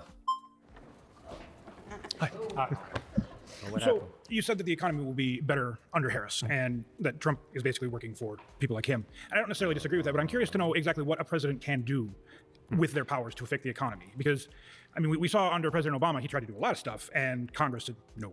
Yes. And I don't see the general makeup of Congress changing that much in this election. So what's the plan to actually affect change if, 50 people who have a lot of power are standing against her? Yeah, for very good reasons. The president doesn't get to just go and do everything they want, although I think he wants to if he gets the chance. It's his whole dictator on day one thing. I do believe it's possible to get things done on a bipartisan basis in Congress, even this Congress. I know that sounds naive, but think about it. That's how the infrastructure bill got done, right? The Biden-Harris administration got a bunch of Republicans, not most of them, but a few Republicans, to work with Democrats to make it happen. Not so much on the Inflation Reduction Act, right? That got, actually, she had to cast the tiebreaker vote in a split Senate. Still had to do a real job, even though she has the new one. Right. There's the president of the Senate job. But I guess a few things I would point to. For one thing, the powers of the presidency go a lot to whether unions get support, because you get to appoint people to the National Labor Relations Board, people in the different agencies. And we've really seen a difference between whether unions' concerns and therefore workers' concerns are heard or not. Yeah, partly based on the laws that get passed, but partly, the saying personnel is policy. So the kinds of people he's going to appoint are not going to be the most worker-friendly people. And the kinds of people she's going to appoint will. That's part of the case that I would make. So I'd say, to a point you made a minute ago, the difference between career civil servants and political appointees, the idea is there's supposed to be comparatively fewer political appointees. Yes, for sure. And given that, how much weight does that carry? So I think it's super important. You definitely want career civil servants, no matter who's in charge, Republican, Democrat, to be able to do their job. But a lot of the decisions that are made, how a law is interpreted, what kind of regulations go into effect, things like health and safety regulations is a big one. It really matters whether you have more of a pro-corporate tilt or whether you have more of a pro-worker tilt. And I think she's participated in administrations very proud of being very, very pro-worker, pro-union. I also really think with the right kind of presidential leadership, there could be a bipartisan majority for things like the child tax credit, which that's family policy, but to me, that's also economic policy in a big way. Like putting more money in people's pockets, making it more affordable to be able to raise kids, right? Things like paid family leave. Most Americans think we ought to do it, right? Sure. Republican, Democrat, you name it. That doesn't always mean most members of Congress will do it, but I think with a leader in the White House who puts that really high on the list, that could be achieved. Now, I wouldn't give up on Congress, even though I understand. Are you sure? Because it seems believe me, I get it. But you never give up. And there's a lot that a president can do with her legal powers. What about for people who don't have or don't want to have kids? Child tax credit, paid family. These are things that should be. I agree entirely. Who cares? But that doesn't speak to... Sure. And we're not like J.D. Vance, who says that if you don't have kids, you're like a childless cat lady. Right? I have like 4 cats and 2 kids. So. 10 kids, you got it all. But that's where things like, I think, addressing student loan debt, things like making sure we have strong support for public service, people who want to go into public service so that you can afford to go into public service. And again, just a tax code that isn't cutting taxes for billionaires, that cuts service for the rest of us. I think that's a huge deal, whether you're raising family or not. Fair Goodness. Nicely done, buddy. Americans will have more rights and freedoms under a Harris-Walz administration.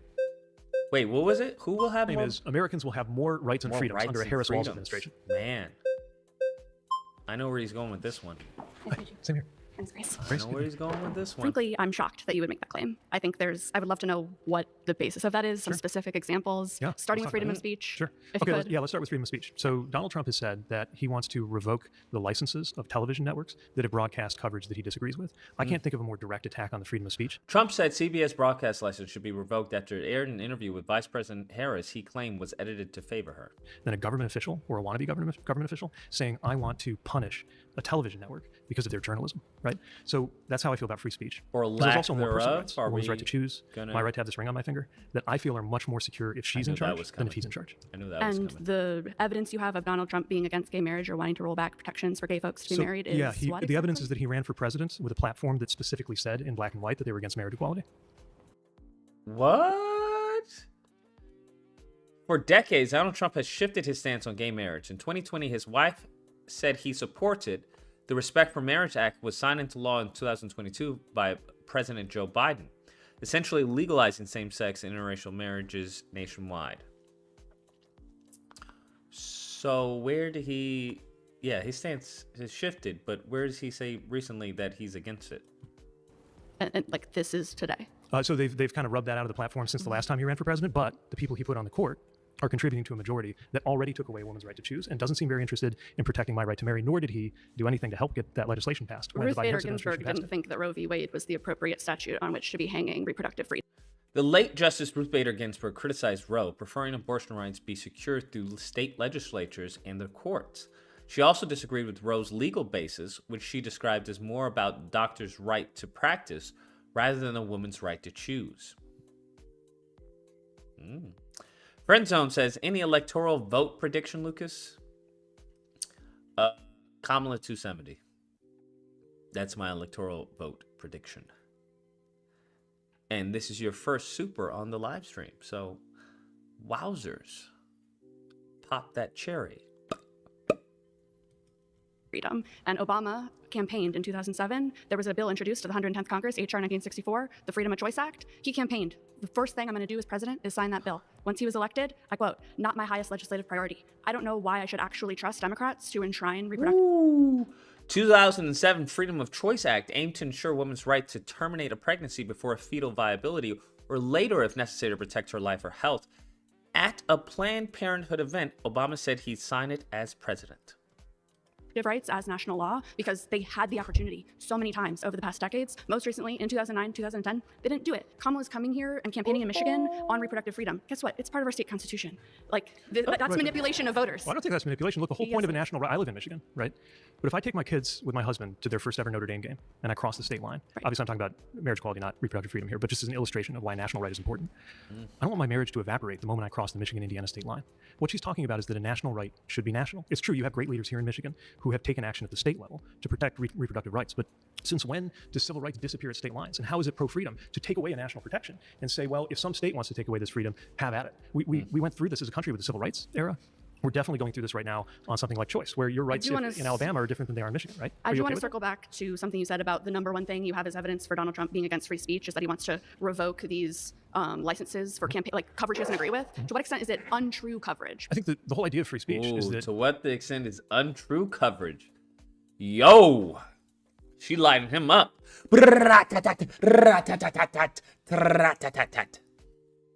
Uh-oh. People can go on a network and air opinions that you disagree with. What about social media? Because the Harris Waltz campaign wants to make it illegal to put misinformation or malinformation. I mean, is that a problem? Do you want misinformation or malinformation? People who are purposely putting out wrong information to the public? Interesting. Let's see. And on social media. Well, that's not true. Well, that's what he said. Kamala Harris said social media platforms in 2019, if you act as a megaphone for misinformation, we're going to hold you accountable as a community, adding that she would use the Department of Justice to do so. Look at that face. You see that face? Hold up. Y'all gotta see this face. Oof. Look at that. That's so wild. That's a wild still, I'm not gonna lie. That is a wild still. Hot damn. Goodness gracious. That's a wild still. That is cuckoo for Cocoa Puffs. Cuckoo for fucking Cocoa Puffs.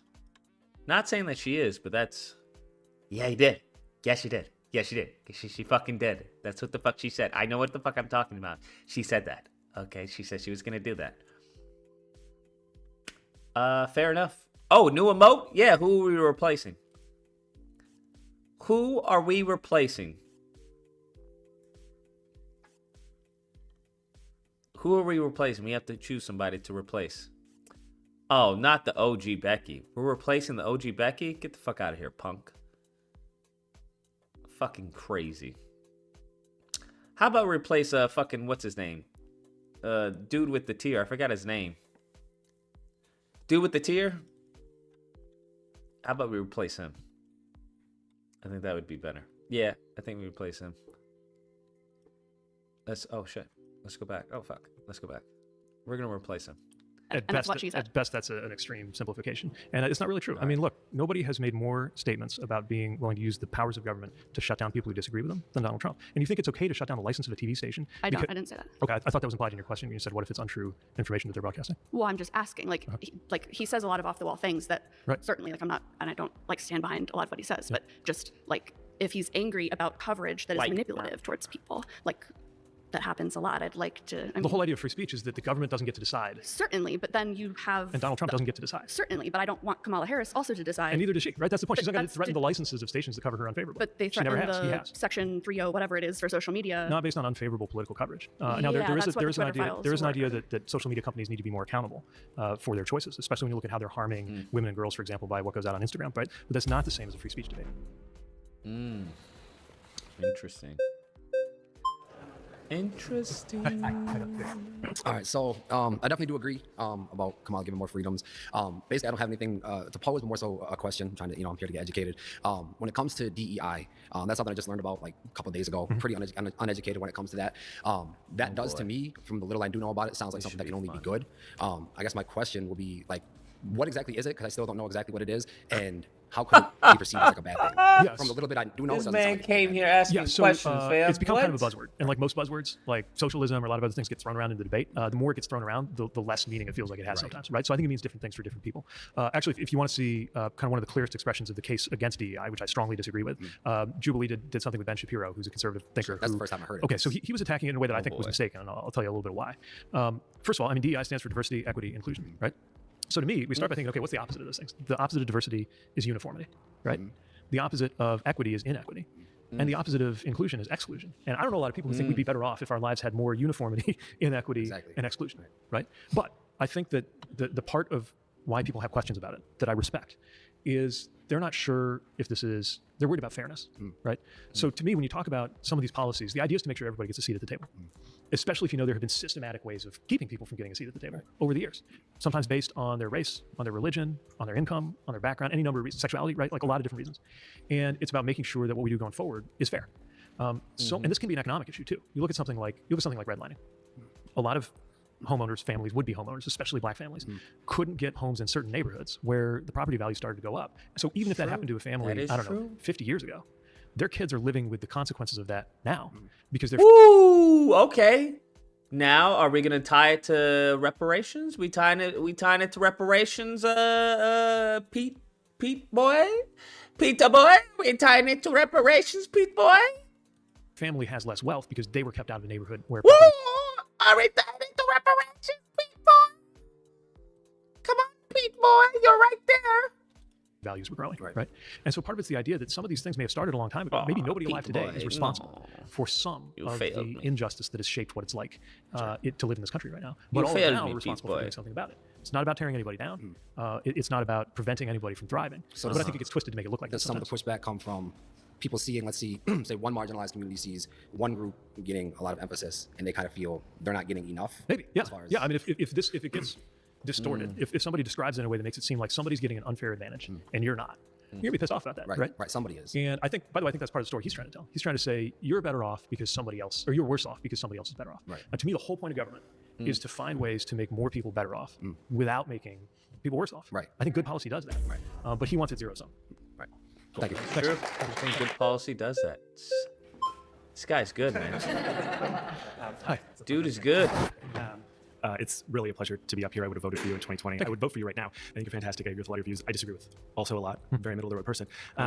Why can't Kamala answer some of these questions that you're able to answer? Why?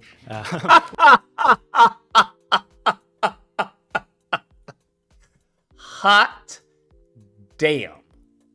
Hot damn. Why does it sound like you're more competent than the person that they're choosing to be president Why is that the case? Can you explain that one to me? Hot damn, bruh. That is crazy. That's a crazy combo. Why does it sound like you're better fitted for the job than she is? Can you explain that one to me? I don't understand. Why aren't you the nominee? That's wild, man. Well, what? It's an oversimplification of a concept, but I feel like when I listen to her, I don't get. It's almost jumping back to the character. When you talk back when you were running, I hear genuine interest, feelings in your voice. Told you. He can resonate with people. She can't do that, bro. I'm telling you, if he wasn't gay, he would have been the nominee. If we're gonna be honest, if he wasn't gay, he would be the nominee. That's just facts.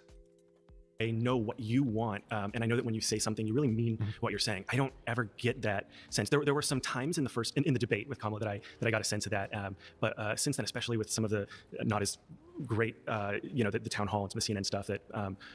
I don't know. So one thing I point to is like she faces some constraints that I don't. Right. First of all, she's a sitting vice president, right? So that creates a certain set of constraints.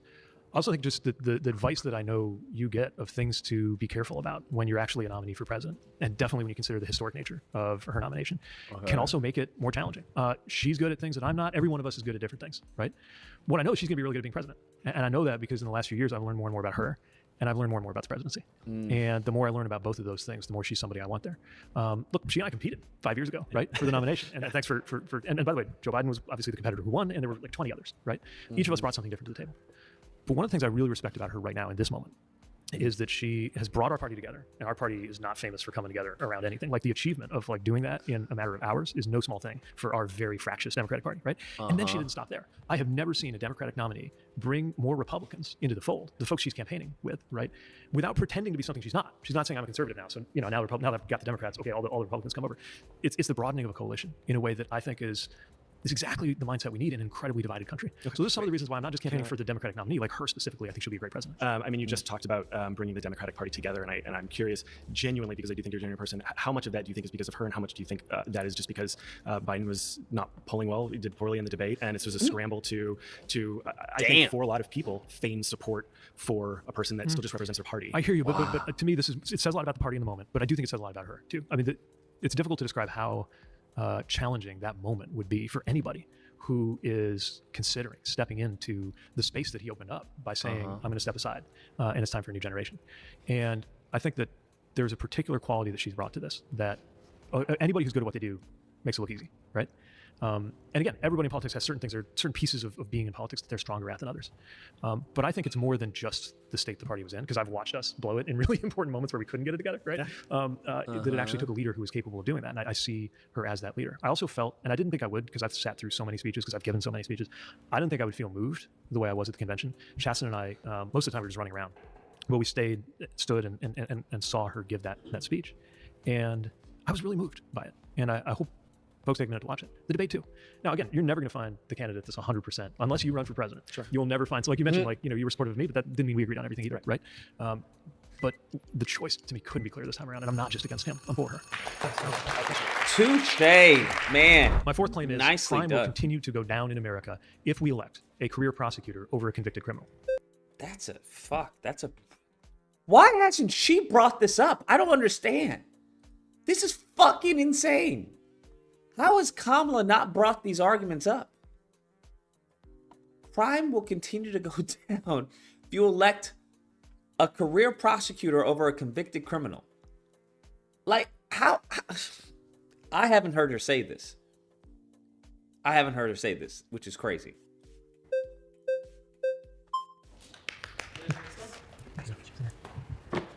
On crime, I see a lot of Republican. He's tried. Yeah, we know, buddy.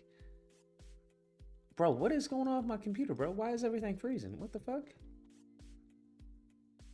Can't even answer a call because fucking Skype just crashed on me. Bro, Skype just crashed on me. Why is everything crashed? Do I have an update? Skype, that's crazy. Yeah, her team is trash. I don't understand. Panel soon? Yo, we not doing a panel. What are you talking about? It's 12 and fucking. What do you mean? There's nobody here to do a panel. Advertising statements, etc., that crime is out of control, that we've got immigrants that are causing all these things, and the statistics are clearly showing that this is not the trend, that they're trending downward. Yet I see very little pushback from the Harris side about putting those claims aside. I just don't see any really strong challenge to those claims, and that's a big issue for a lot of Americans. What is Kamala going to do? Challenging those claims is part of what I'm trying to do right now, because I think we now live in an environment where people don't just have their own opinions; they kind of get their own facts, and that's especially true if you get information from a different TV network and different Twitter feeds or whatever than someone else. One of the reasons, even though I'm obviously left of center, I go on a conservative network like Fox a lot, is that I know their viewers might literally have no idea that crime is down. Now, let me also say something that's really important, which is if it's happened to you, if you've just been victimized by a crime, you don't care what the statistics are, right? Like for you, it's a crime wave, and we got to respect that and recognize that. And at the same time, it's clearly true that if you look at something like the homicide rate, it went up when he was in power. It went down after Donald Trump got beat, and just as importantly, it's way lower than it was when I was growing up in the 90s. In just about every major city, we've seen violent crime go down, and that appears to be continuing. And I think it's really important to talk about not just is that true or is it isn't. It's true. What would it take to keep it going that way? Because what if it goes the other way? Then what happens, right? I also think, though, sometimes good news is no news. In other words, the better something is going, the harder it is to break through the noise with it, especially with the incredibly sophisticated noise machine that we're dealing with out of the Trump campaign. But part of what I'm trying to do out there and what the campaign is trying to do, and I think she is too, I think it's hard to break through the noise, is to say, wait a minute, crime went down after he got beat. Let's talk about why that's the case, and let's talk about how to keep it going. Thanks. Good stuff, man. Good stuff. Buttigieg got it, bro. Buttigieg got it, bro. You got to give it to him. He got it. He definitely got it. So there are a couple ways I understand that you can he definitely allow got the crime rate to go down. One of which is de-incentivizing any motive one might have to commit a crime or incentivizing them to act well. The second thing in the case of something like violent crime would be to make weapons less accessible, things like semi-automatic weapons. Oh boy. The third would be to change the letter of the law, right? So right now we have people crossing the border illegally. Maybe ICE captures them and that gets documented as a crime that has been committed and they get deported. Well, it's not so obvious to me that things that we call illegal ought to be illegal. My point that I'm trying to make is that as far as the scope of these three things is concerned, to what degree can you tell us with specificity and that she can act, that Kamala Harris can act? Let's start with the firearms part, because I think that's really important. This has been an issue that's been used to divide a lot of Americans, but I actually think that there's a lot of overlap in how most Americans view it. Definitely most people think we ought to at least have background checks on whether you get a gun. It's like 80-90% of Republicans think you ought to do that, and yet it still hasn't happened because we have these blockages in the political system, and Trump definitely doesn't want to let that happen. She's somebody who I think will work toward that. And because she has the credibility of somebody who served as a prosecutor, I think she brings a unique voice to that. I'm also really concerned about how assault weapons are used in mass shootings in this country. When he talks about background checks, he's referring to ghost sales, right? To person background checks, as opposed to you going to a registered firearms dealer. I think most of us are. And I think most of us understand in the context of the Second Amendment that you can have a Second Amendment, you've got to have some lines. Every legal gun sale goes through a background check. That's not correct. It's not true. You don't need to have a background check for a friend if you're selling it to somebody you're selling your gun to. So, that's incorrect. Somewhere, right? Like, everybody can have a slingshot. Nobody can have a nuclear weapon, right? Somewhere in between those, right? Well, yeah, right. Well, you and I can't go get a nuclear weapon, right? We don't have a Second Amendment right to a nuclear weapon. And we've got to have that line drawn in a smarter way. I think those are the kinds of things she's focused on. Now, I think part of what I think I hear in your question is how much can she just do versus how much would she need an act of Congress? Definitely a challenge, always is, especially in our Congress. But there was some meaningful gun violence legislation in this administration. Not everything that we would have hoped, but it shows that something can be done. And I think she will be able to carry that further. I think he would take us backward on that. Okay. I think, sorry, remind me the elements you laid out. I thought it was really interesting. Talk about the firearms piece. You talked about so we talked about taking away accessibility for certain things which enable people to commit crimes. And then there was changing the letter of the law for what we consider to be illegal and letting the crime rate go down and that's where I think the best example of that that I think is meaningful is something like rescheduling marijuana, right? Where there are certain things that are considered a crime and shouldn't be, or shouldn't be that same level of crime. And that's the reform. And then the other piece you're talking about being most impactful is that question of the incentive. Now, obviously, part of the incentive is deterrence, right? Part of the incentive not to kill somebody is, in addition to being the wrong thing to do, is if you do it and you get caught, there's a penalty. But part of it also is setting people up so that their lives keep them out of the scenarios where many crimes, including violent crimes. So now we're talking about social reform. Economic empowerment, social, social reform is another one of those buzzwords. I think it could mean a lot of different things to a lot of different people. But basically, I would agree that if we can create circumstances where people find belonging and their basic needs are met and they're safe and they're healthy, regardless of whether they're born rich or poor, regardless of their racial background or anything else, then we will be safer. Personal sales are very small, and only a registration, which has been ruled illegal, could keep up with that. Doesn't matter if they're small. The whole point is that there's not background checks for it. That's their argument. The only way to keep up with that registration, where's it been made illegal? Shown to be illegal? What SCOTUS ruling was that? I have to look it up. Not only will individuals be safer, but it will be a safer community. And I think, even though I'm going to admit it's far from perfect what's gone on in our country over the last 30, 40 years, I think the fact that we've gotten somewhat better at that is part of why violent crime is way lower now than it was like 30 years ago. Nobody really reports on this. It doesn't get talked about much. Can you like within the time frame of the Biden-Harris administration give specific examples of how our quality of life has improved and has led to the de-incentivization of crime? Yeah, and look, a lot of what I'm talking about is playing out over a longer period of time. But I do think steps like trying to make it more affordable. Now, obviously, like every developed country in the world, we face this post-COVID inflation. The Bradley Act? It's Bradley Act.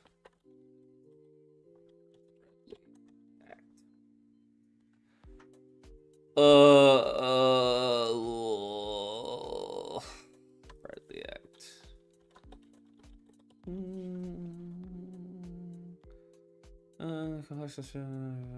Bradley vs. Hunter.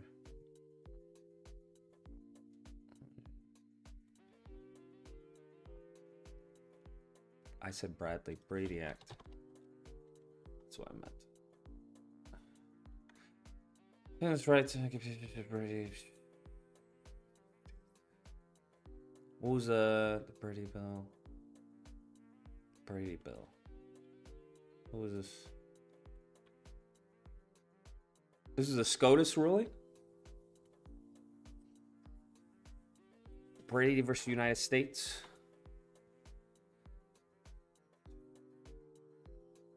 Was it Brady versus the U.S.?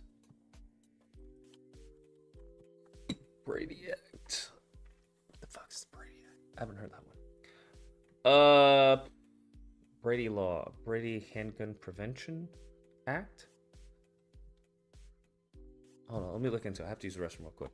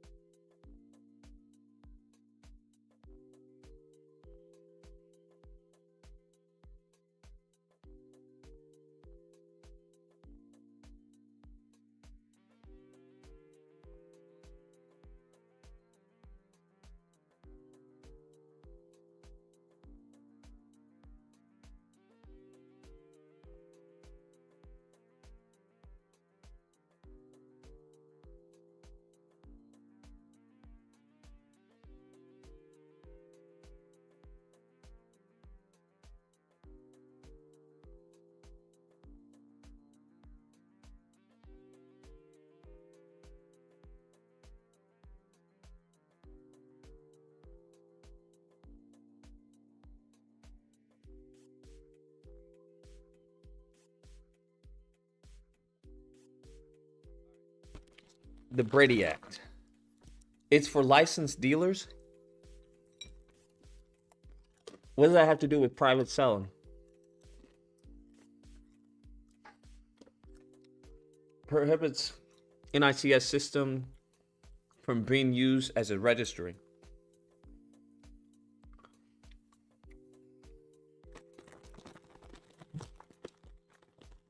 Our background check system from being used as a registry.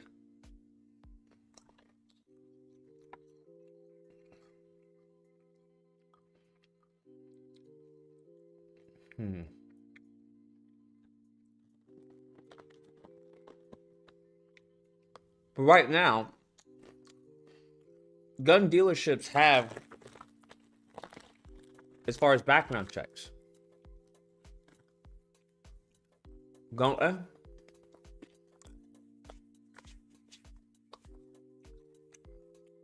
Only difference is not accessible to the government, correct?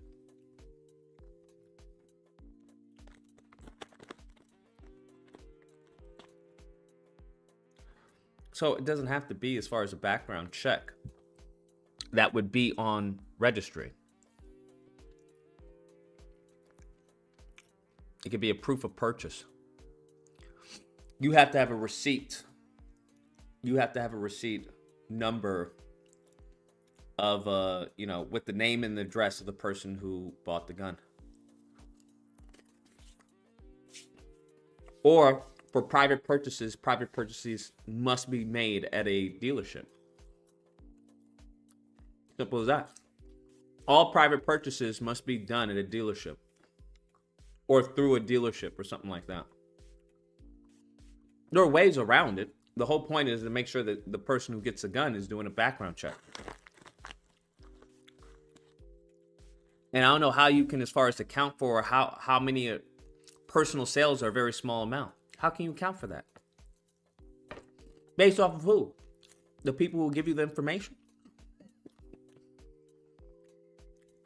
The point is to get how many people are getting these guns. Where are they coming from? Make sure they don't fall in the wrong hands. Yeah, the Brady Act has nothing to do with what you're talking about as far as background check. There are ways to make that happen without, as far as violating the Brady Act.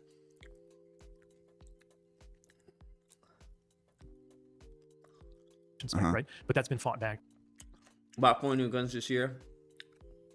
That's great. They would all be put on a list. I don't know what this idea is that the government's gonna like use a list and get your guns or something. The government doesn't need a list to take your fucking gun. They can just shoot you and say you have a gun. End of story. They can just shoot you and say you have a gun. End of story. They can do a no-knock warrant. Fucking break into your house with the wrong house and fucking take your firearms. I think there's a lot of fearmonger against the government about what they would do.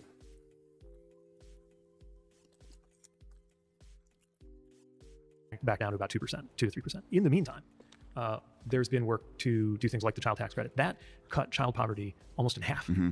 And they wouldn't let us extend it. The Republicans blocked it, but we could get that extended. Another one, this might sound a little weird, but the water infrastructure. Mm-hmm. So there's actually very direct research that shows that if you have more kids exposed to lead, you run the clock out 15 years, you'll see higher crime rates because the developmental issues that they experience through lead poisoning. Right. Because that's how it was done in Australia, New Zealand, Canada, which is what all these politicians tout is a great example. What was done in Canada, New Zealand? What was done in Canada, New Zealand? I thought they had a buyback, didn't they? Didn't Canada have a buyback system? Same thing with New Zealand? New Zealand gun control. Didn't they have a buyback?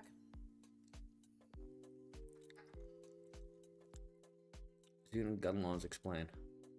To get a gun license in New Zealand, you have to be at least 16, pass a background check, and complete a gun safety course.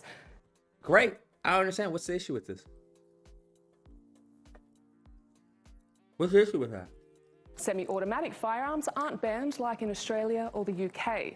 So anyone 18 or older can apply for a permit for a military-style semi-automatic weapon. With a few exceptions, guns don't have to be registered. That makes it impossible to know how many there are in New Zealand. Who had a mandatory buyback?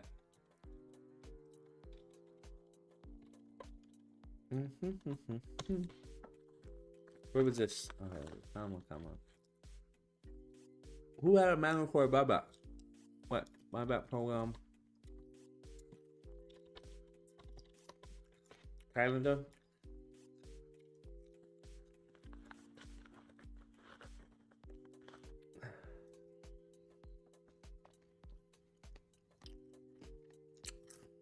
Public Safety Canada is detailing how much money owners of banned firearms can expect to get under a mandatory buyback for them. So forced confiscation. That's not forced confiscation, bro. What are we talking about?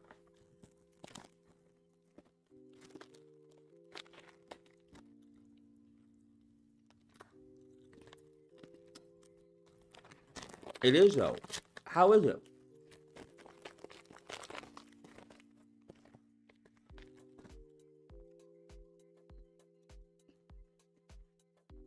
for the mandatory buyback program. The federal government is proposing that anyone turning in an AR-15 rifle will get $1,337 in compensation.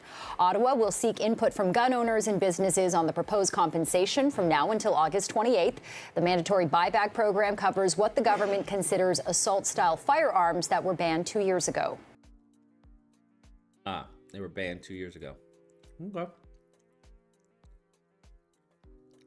So they were banned. AR-15 were banned, and you get a handgun.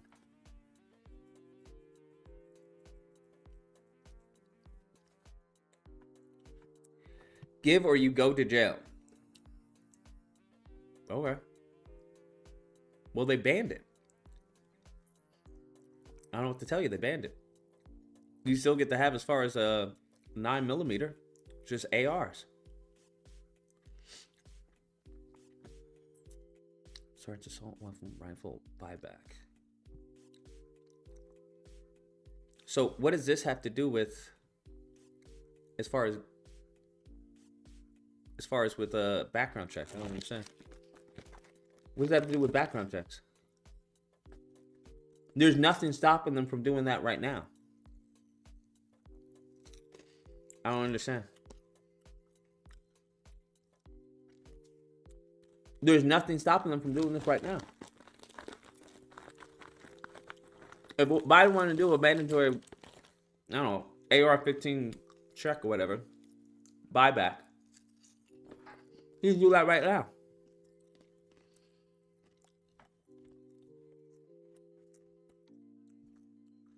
Private sale has nothing to do with this, though.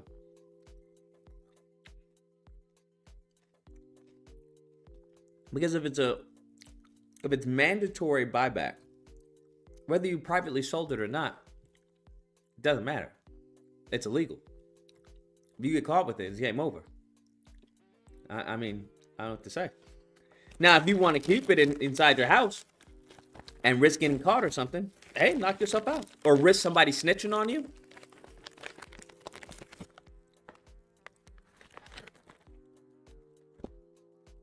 But as far as a background check, a mandatory background check for private sales, it's gonna have no impact on that whatsoever.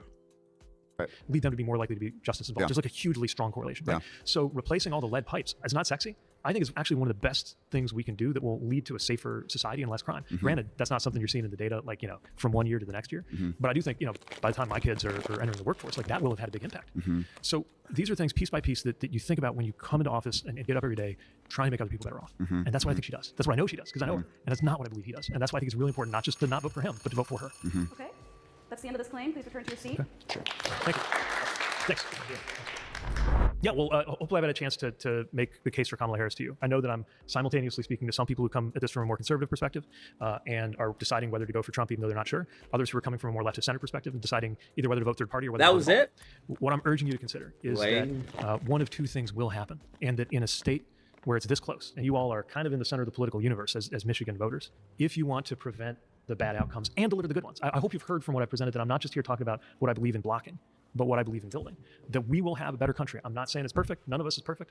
But that we will have cleaner water and safer communities. And one more thing we didn't get to talk about as much, but I think might matter to a lot of folks, definitely a lot of undecided folks, actually get politics out of our face just a little bit, so we can have like maybe a normal Republican Party to debate issues on a normal basis with the Democratic Party, and maybe more parties emerge, but just to not have politics punching us in the face all the time, every time you look at Instagram or the news.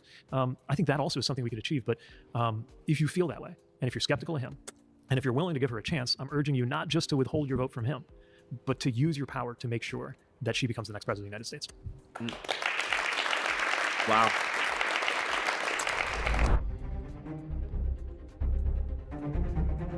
Fair enough, man. Fair enough. Before hearing Pete speak today, I was going to abstain from voting. He did give me some clarity and answered some questions that I had. I am leaning more towards voting now, but it's That's all people need. It's just questions answered. That's all some people need, I'll say. Some people, not all people. It's more because of the keeping the other guy out. I can't write down my grievances on the ballot anymore and submit that because it's not going to work this time. That's unfortunately how it is. My plan moving forward, just this next week, is to just try to educate myself as much as I can on the particular issues that both parties are raising. And hopefully by next Tuesday, I feel sound in my judgment. I still want to vote. I still want to contribute. I just don't know if I want to contribute to the Democrats or the Republicans at this point. After hearing Pete Buttigieg speak to us this morning, he convinced me slightly that a vote being abstained is a vote for Trump. I think I'm voting for Kamala Harris. My original vote was for Trump, but now I'm leaning towards third party. I had a really productive conversation with the older gentleman next to me. He was a lifetime.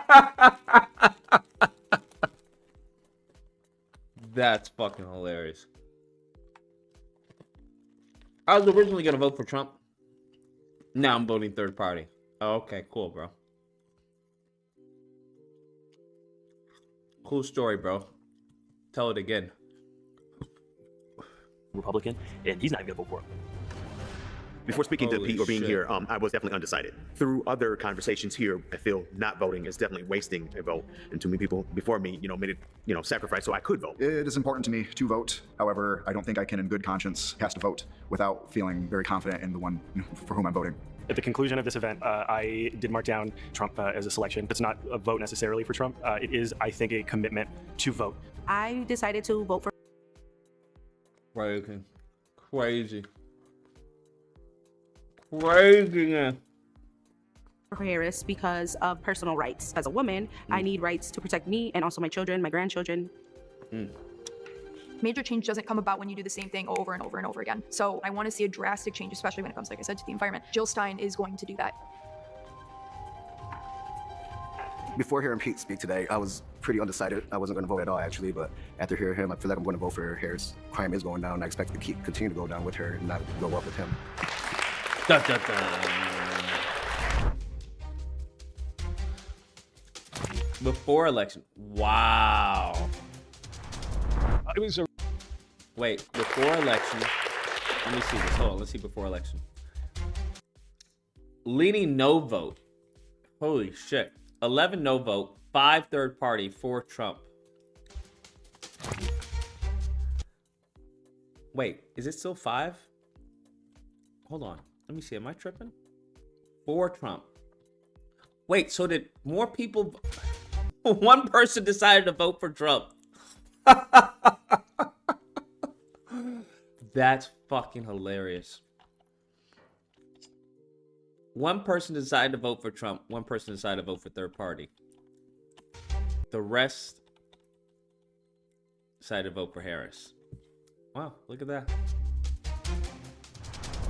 It was a really engaging conversation. Heard so many different perspectives and had a chance to make my case directly to people who are still making up their minds about how to vote or about whether to vote at all. I told Pete I would vote for Pete. I wish I could vote for Pete. Nothing stifled him. He had an answer for everything that came at him. Pete did a really great job kind of making me not want to vote for Trump, but he didn't do a great job making me want to vote for his candidate. Well, one thing that I found encouraging is that these were all undecided voters who are also very well informed. They're not undecided because they haven't been paying attention. They're undecided because... This guy's just beautiful, man. Because I would say they're fucking idiots. Right? But as, candidate Lucas would never say that. He would never say that in a million years. But citizen Lucas, these people are fucking morons. There are a lot of things that they care about, and they're working out how that is going to inform their decision to vote. I certainly hope that I helped... Holy moly, man. Holy moly, bruh. Holy moly. Yes, candidate Lucas would. No. Candidate Lucas would never call a citizen, an undecided voter, a fucking idiot. Would never in a million years, I would never call someone that. Never in a million years. Hot mic, everyone knows you don't talk if there's a mic in front of you. Once you're done talking, you move away from the mic and you go on. Hot mic. Hot mics are for fucking lames. And idiots. Anyways, we still have to watch the one Democrat versus 25 Trump supporters.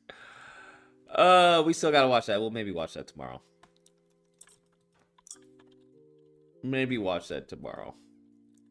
because that shit is funny. I know that's going to be funny. I know that's going to be funny.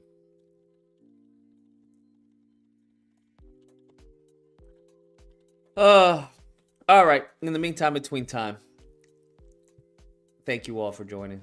Appreciate all the calls. Great conversations. Welcome to all the new members.